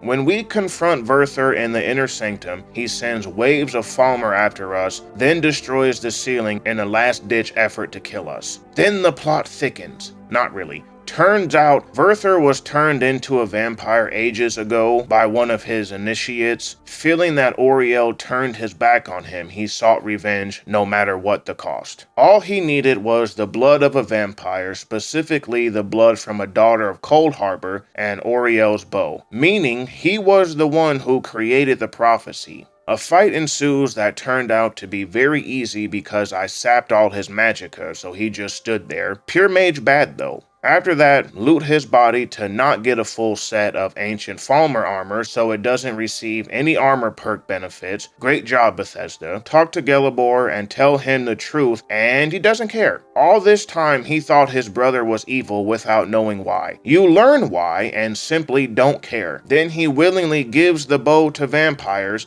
and gladly explains how to use it. If you want to corrupt the bow, it's actually not corrupted, just the arrows are. You must have Serana dip elven arrows in her blood, then shoot the sun. Now that we have the bow, we can go back to Castle Volkihar and take the fight to Harkon. The fight with Harkon is based on a gimmick. Weaken him, he uses mist form to retreat to the blood altar. When he is in the process of regaining his power, shoot him with the bow to cause an AoE sun explosion. Rinse and repeat. Do not do it too fast like Vashu did, or it'll lead to a save reload because he's permanently hovering around in bat form, or leads to a prolonged fight if Harkon happens to teleport to the altar. Harkon's loot is garbage minus his sword. The sword only works if you are a vampire. When we ask Serana what she will do now, she talks about making her family's legacy more respectable. Yeah, good luck with that. We take over the castle and become its leader. Quest is over.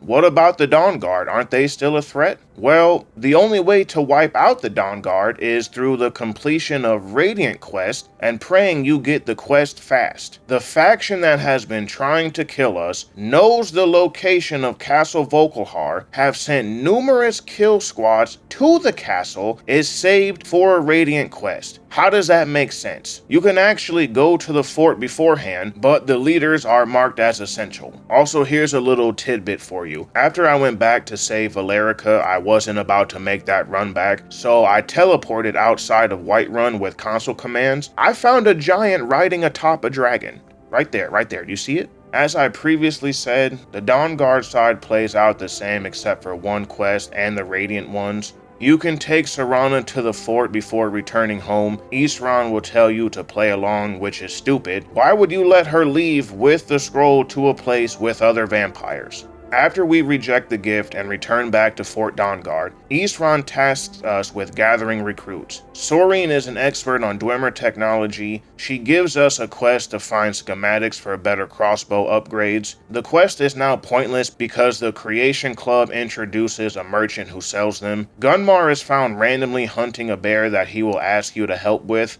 These places can be in Skyrim or Solstheim, even if you haven't started the Dragonborn DLC, as well as any location added by the Creation Club. When I found him, he was surrounded by Horkers, crouching and doing nothing. There was a bear here, but it wasn't by him. There is a third recruit, Florentis, that can only be acquired through a Radiant quest. He is a master trainer in restoration and will sell Stendarr's Aura and Vampire's Bane. The Aura does 10 points of sun damage, only to undead for 60 seconds. Perks will increase the duration, but not the damage. Vampire's Bane is an AoE sunlight explosion dealing 40 points of damage and a 15 radius for 2 seconds, undead only. Once again, perks will affect the duration, not the damage. After gathering the recruits, we go back to the fort. Back at the fort, Eastron has a test for the three of us to see if we're vampires. He reveals the sun focused on one point in the center of the fort. Simply walk out of it? I don't know what the plan is if somehow we contracted vampirism. After that, we must now explain to Eastron why Serana showed up here looking for us. Why is she here? First of all, you have no idea that we're here. Why would she willingly show up to a place where vampire hunters, the people who hunt vampires, are?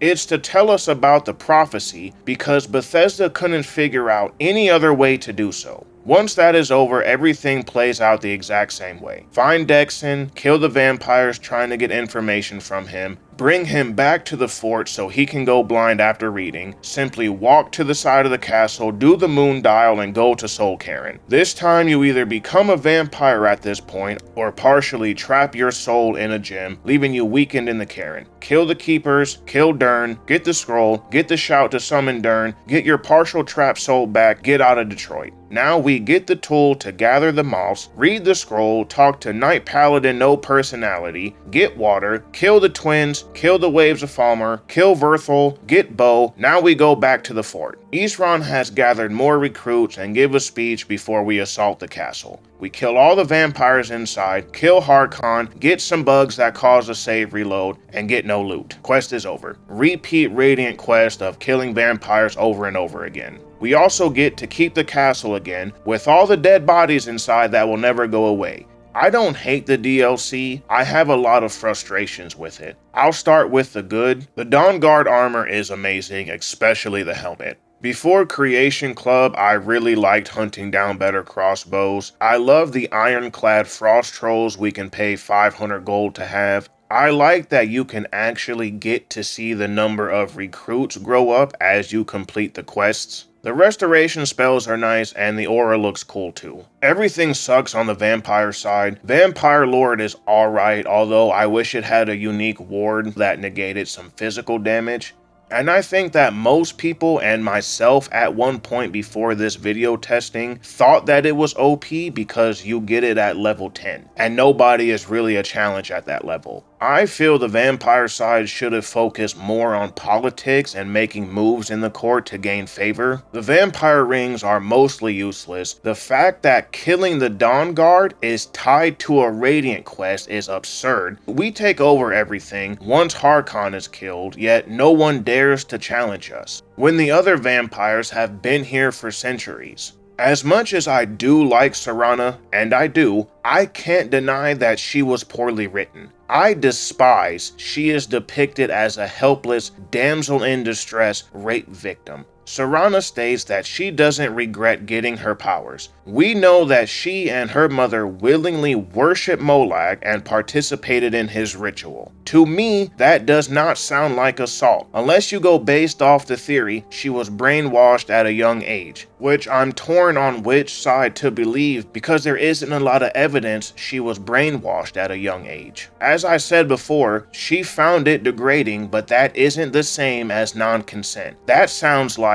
I can't believe I let him do this weird stuff to me. I do not like that we are forced to care about Serana to begin with. How did Harkon sacrifice all those people to Molag Bal? Did he do it himself, or did they make it a family thing? Never can we confront her about worshipping an inherently evil Daedric prince, which would have been a really great selling point if the way she talked indicated any form of brainwashing. We can't question her about the lives she took feeding on people. Serana also doesn't show any remorse for the things she's done. If she did, then we would have had the option to turn her into a human like we do only on the Dawnguard side. Also, shout out to that for breaking my game and forcing me to use console commands yet again to respawn her back in. Serana gives the fall for the mysterious bad girl with a lot of baggage trope. A lot of media is like that.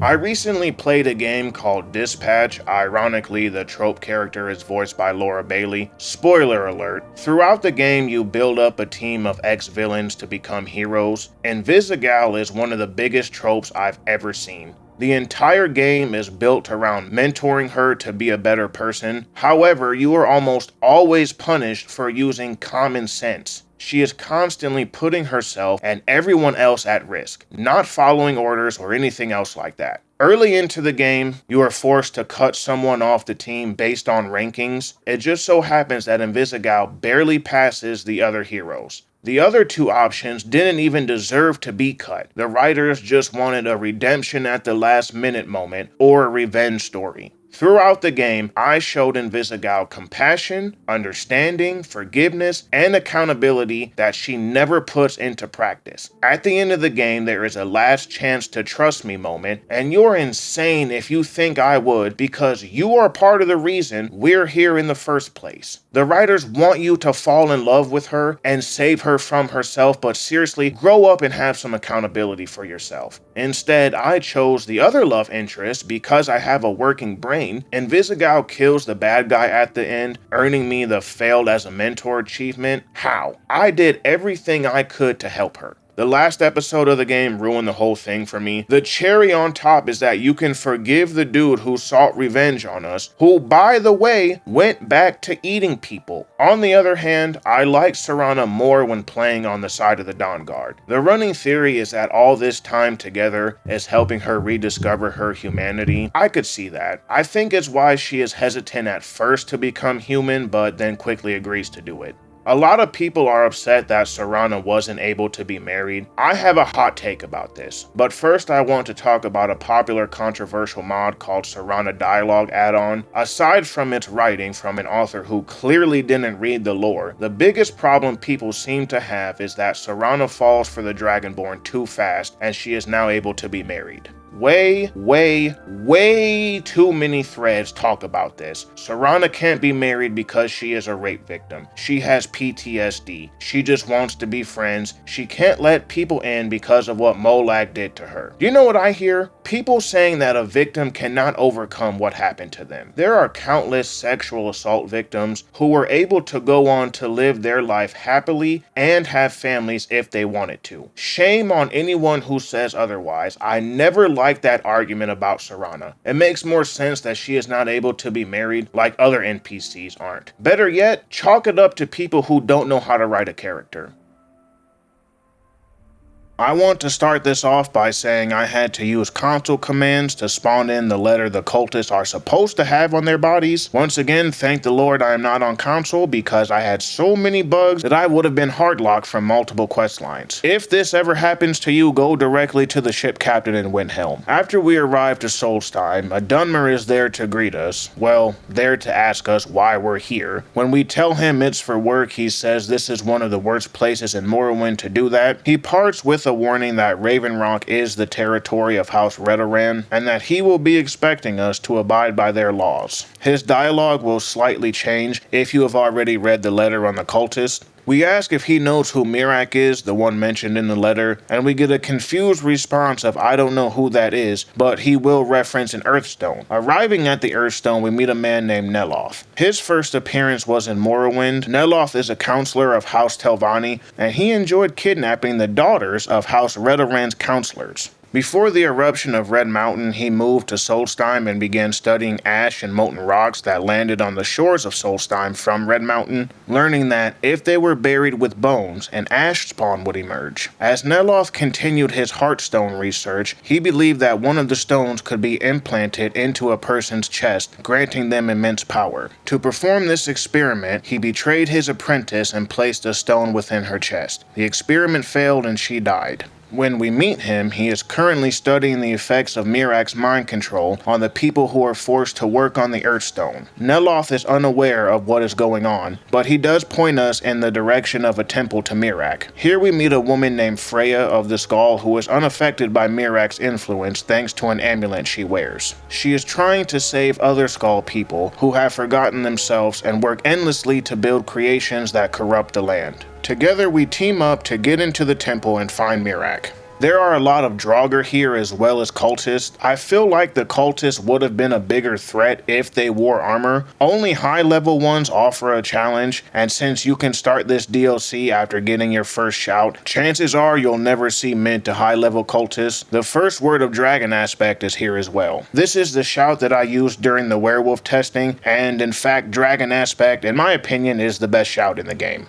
The first word gives plus 25 armor and power attacks do 25% more damage. As said before, this stacks with Orc's racial ability Berserker. The second word gives plus 100 armor and summons an ancient Dragonborn if your health falls below 50% and 25% fire and frost resistance. The ancient Dragonborn will use Unrelenting Force, Frost Breath, or Fire Breath. It cannot be killed, only disappearing when all enemies are dead. The final word grants a 20% reduced cooldown for shouts. Unfortunately, the shout can only be used once a day and lasts for 300 seconds. All three words used together give an amazing dragon-like appearance on the player. Say what you will about Skyrim, but no one can deny how awesome that looks. Upon learning the shout, a small group of Draugr will burst from their coffins to attack us, and killing the highest level one drops a key to Miraak's temple. Through the temple we find a black book teleporting us to Apocrypha, where we come face to face with Miraak, and with one lightning attack we fall to our knees forced to listen to his monologue. Miraak was once the leader of the dragon cult and supposedly the first Dragonborn. I don't agree with that. Saint Alicia should be the first Dragonborn. She was personally blessed by Akatosh, and that is the only way to become a Dragonborn. Given that Miraak sided against man in favor of the dragons, I can't see why Akatosh would bless him. It's true that Miraak, with the help of 3 other dragon priests, would eventually betray the dragons with the power to bend their will he learned from Hermaeus Mora, but that was for his own sake, and his rebellion failed anyways. Dragons sacked his temple and he became trapped in Apocrypha after Hermaeus saved him. I think Miraak is just another poorly written character.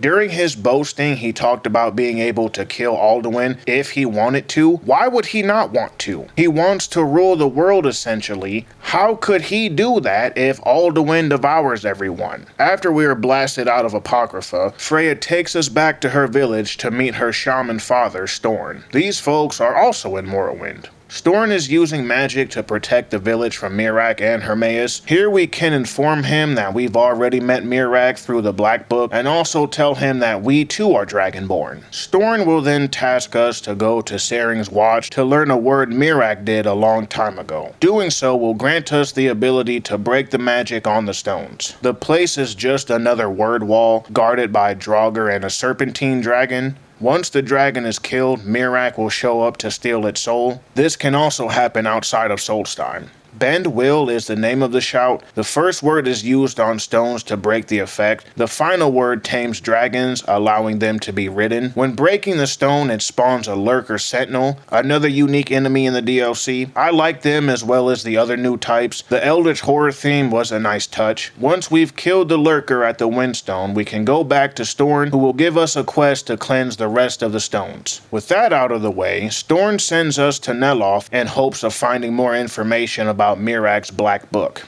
We tell Neloth that we've already found a book but need to find more. Fortunately for us, he is already in possession of a black book that he uses to find the others. It's located in a unique Dwemer ruin specifically for the DLC. Neloth has been there before but was unable to unlock the mechanism that protected the book. When he left, he sealed the ruin so no one else could try to claim it. The ruin is just one giant puzzle. The Dwemer locked the book away. In order to unlock it, you must use several dwarven cubes to manipulate steam. I will say that I did like this at first. I enjoyed the multi-step puzzles, but in the end it felt too long and ultimately a time waster to extend an already short DLC. Once the Dwemer contraption is unlocked and we read the book, it teleports us back to Apocrypha. This place is cool. I love everything about Apocrypha. Don't touch the waters though or you'll die almost instantly. Bethesda did a good job depicting a realm in Oblivion, specifically Hermaeus Mora's realm, and giving it a unique appearance. The horrors of Oblivion with the creatures, and the theme of Hermaeus with books everywhere. Speaking of Hermaeus, he finally shows up. He's pleased we have been following the same steps as his servant Miraak. Not that we really had a choice. Because of this, he teaches us the second word of Ben Will, and reveals that he is growing tired of Miraak as his servant. Hermaeus can grant us the same power as Miraak, but knowledge comes at a price. His price is knowledge the Skull have been withholding for decades. Before we leave, we are given an option to enhance one of our shouts. These abilities and multiple other abilities are found within all the black books. One of them is that useful bard drum that I used during the werewolf testing. Upon leaving the ruin, Miraak sent a named dragon to kill us, who died pretty easily. Storn isn't surprised Hermaeus Mora is behind Miraak's power. The prince has tried for years to learn the Skull's secrets, the secret of talking to the wind and how to listen to the earth. Truly becoming one with nature, not some mysterious power Herma thinks it is. He wants the secrets simply for the love of the game.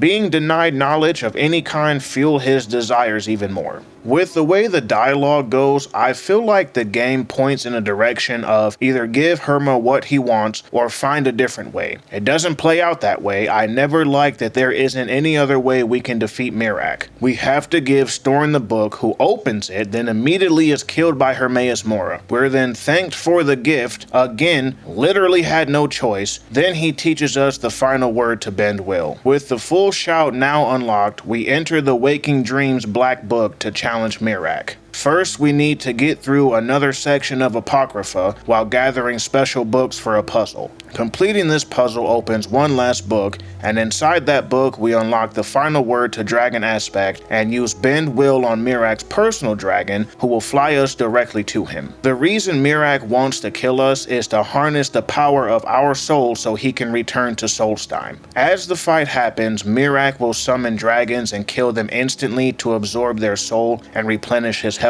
After the third one, Hermaeus intervenes and stops him, giving the line that I was thinking this entire time: did you really think you could hide everything from Hermaeus in his own realm? Then he kills him. Peak writing. The items that Miraak drop are nice if you're doing a shout build. His sword is good and his staff has a unique enchantment to stagger foes and tentacles sprayed on the ground. Unfortunately, they also take poison damage, which sucks. The final reward to the quest line is the option to reset any skill tree. Overall, I can confidently say that I didn't mind this DLC, minus Mirak's writing. As I said before, the appearance of Apocrypha is lovely. Most of the new shouts are good, especially Dragon Aspect. The main quest to this DLC is so short because there are a lot of side quests within this DLC. You can find the other Dragon Priest I mentioned earlier. The sword that I was using towards the end of the video is from that quest. Solstheim is such a unique area. I felt it was a fresh breath of air compared to the Dawnguard that takes place in Skyrim. Well, that's pretty much all Skyrim has to offer. I skipped out on side quests because at this point everyone knows the good and the bad ones. Plus, this video is already crazy long. I'm going to use this section to wrap up a few miscellaneous topics and the fate of each character. Skyrim has one of the best atmosphere and scenery for a game with so many flaws. I appreciate the multiple climates. Moreover, the environmental storytelling is top-notch. That's something Bethesda has always excelled in. The soundtrack is superb. How do you like it? You've been listening to it this entire time. All the games have excellent soundtracks. While I was writing the script, I found a 10-hour video for Oblivion music. One of my biggest complaints about Skyrim is we are presented with so much content that amounts to nothing or doesn't make any sense from a writing or gameplay point of view. To me, it's a game that says, don't you dare dig deeper. Through multiple factions we are appointed leader of. What does that mean? Nothing. You can't assign orders to companion members, change or create any policies for the Thieves Guild, who still remain in the hands of Maven. You can't teach a class as the master of the College of Winterhold. We are not qualified for the position of any faction. A warrior who never uses magic is your leader of a magical college. Have fun.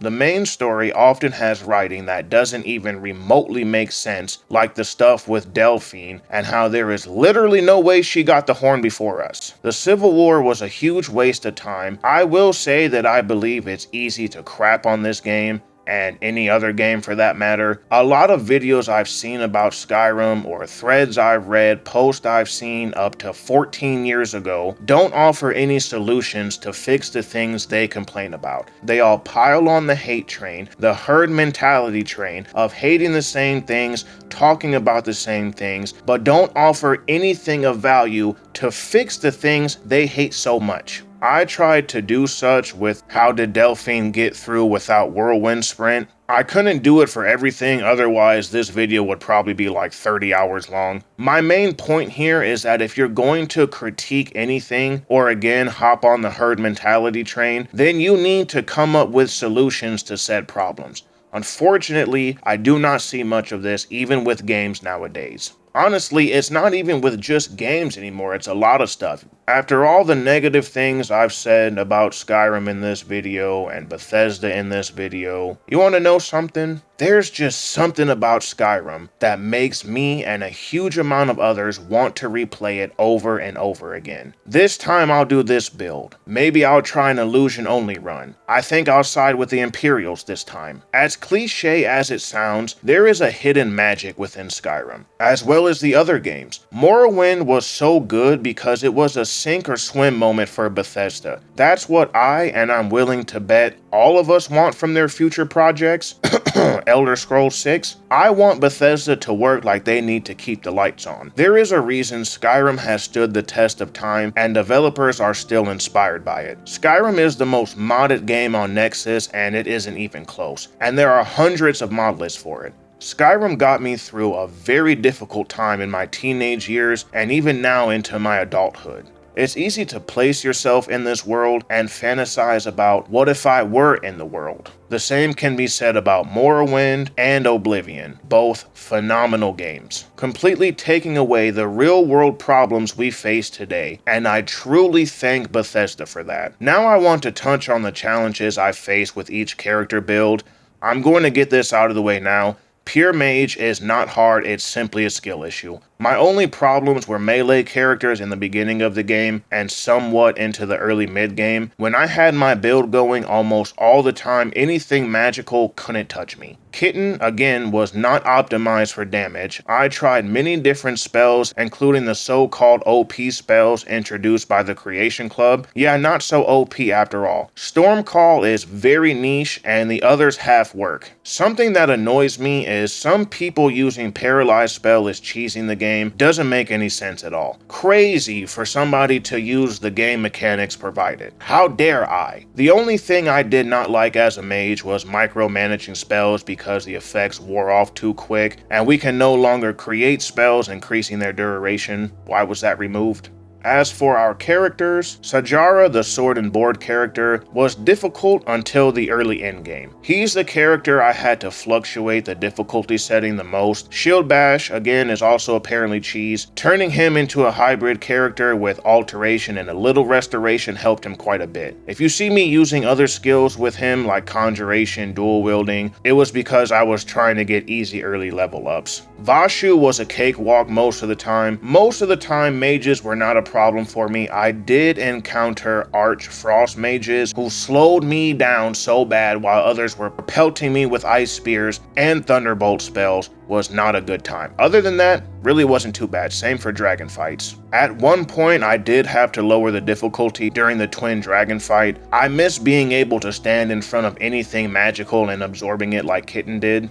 Don't forget, two-handed bash is cheese. Not much else to say. Zuzana was the hardest of the max level characters. If you solely play Stealth Archer, it's not bad. 1, that's boring. 2, not every creature can be snuck up on. Trust me, an Elder Dragon deleted me within seconds when I tried to do that.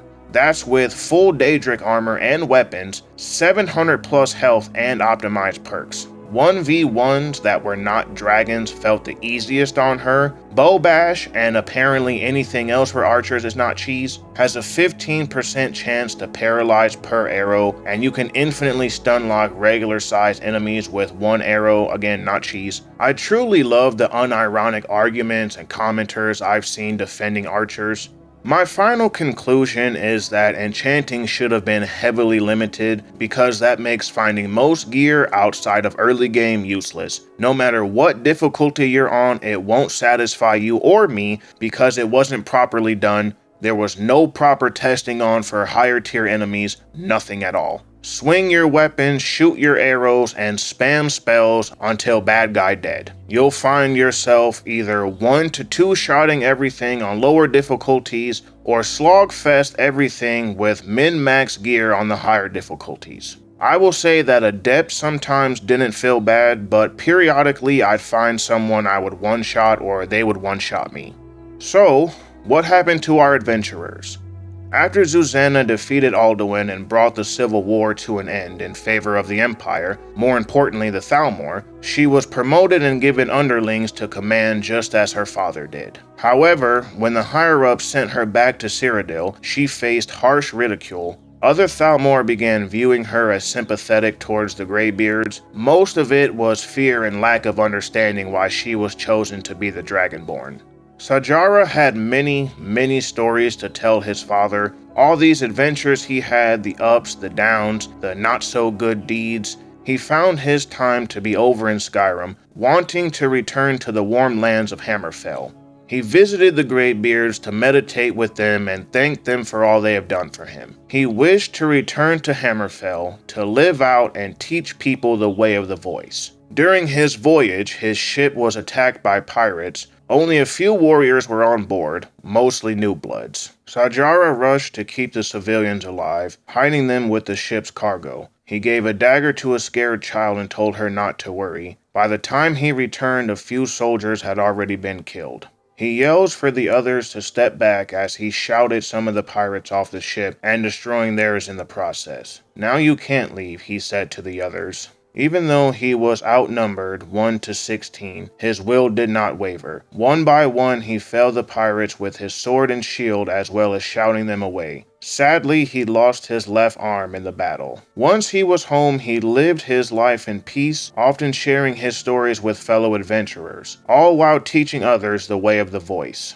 After becoming the head of Castle Volkelhar, Kitten found himself dealing with assassination attempts and others betraying him or sucking up to him to gain his favor. 237 years have since passed. Castle Volkelhar is a shell of its former self. Corpses of council members still litter the place after Kitten killed them some time ago. He no longer had any allies or even the Skeevers to talk to. Kitten reflects on what his thirst for power has done to him and others in his life. He thinks back to when the Greybeards tried to help him, teach him new shouts and understand the way of the voice. The anger of doing nothing with his life, having no real connection, swells within him as he shouts a part of the castle into the waters nearby. Kitten finds a secluded place on the shores and lays down, gazing at the fading moon. A sudden rush of peaceful regret fills his heart as the silence from the sun ends his life. After Vashu defeated Harkon in Mirak, he helps Serana cure her vampirism. A few years go by when he asks Arania to marry him. By this time, she has stopped her worship of Azura when bandits attacked the shrine and Azura did nothing to protect her. Luckily, she honed her mage skills from her travels with Vashu. The pair would go on to adopt children and live their lives out at Lakeview Manor, a house built on land Vashu purchased from a Jarl. Vashu and his family would also frequently visit the Greybeards. 10 years later, he returned to his homeland on the guidance of Arngir. His hope was to gather the blood-soaked soil of his family and people to make amends, beg for forgiveness, and spread the soil around his land. Arriving to his old stronghold, an orc stops him, asking who he is and what is he doing here. Vashu explains his story when he is abruptly interrupted by another orc, telling him to leave as he draws his weapon, causing the other orcs to do so. A young orc is then sent to fetch the chieftain, and it turns out the chieftain was a young warrior during the massacre Vashu's father caused. How dare you show your face here? Tell me why you're here and why I shouldn't kill you where you stand. Pleading his case and asking for forgiveness, Vashu drops to his knees in hopes he may gather the soil. More orcs begin to form around him when he stands up and shouts, Mol Quadiv, as the dragon aspect form engulfs his body. He tells the chieftain that no matter how long it takes, he will come back every day until he is forgiven and allowed to take the soil. The chieftain agrees on the condition Vashu best him in combat. Vashu diminishes the shout away and takes the weapon provided by one of the orcs. The fight is over in an instant. The chieftain screams at Vashu to finish him. Vashu refuses as he is then told he's not a real orc. He drops the weapon and a healing potion, turns away saying he never was. 67,993 is how many words are in this script. I hope you guys enjoyed this. This is my first long form video with more to come. I started working on this at the end of December. A few things in my life kept me held up from completing it faster. I also broke my foot in 3 places from passing out. Shout out to my niece and nephews for drawing on my cast. Before I go, I want to say that the reason I make videos is because I want to provide a distraction for someone like Skyrim and many other games, past and present, do for me. We all got something going on in our lives, financially, physically, mentally, all of the above. Each character I made for this video is a part of me, and I find that making these videos and these characters tremendously helps my mental health. I want to leave you all with a Bible verse in hopes to get you through your journey. The temptations in your life are no different from what others experience, and God is faithful. He will not allow the temptation to be more than you can stand. When you are tempted, he will show you a way out so that you can endure. This is from the New Living Translation. Thank you all for watching and helping me reach over 100 subscribers. I hope you all have a lovely day and stay safe. As always, I'll see you in the next one.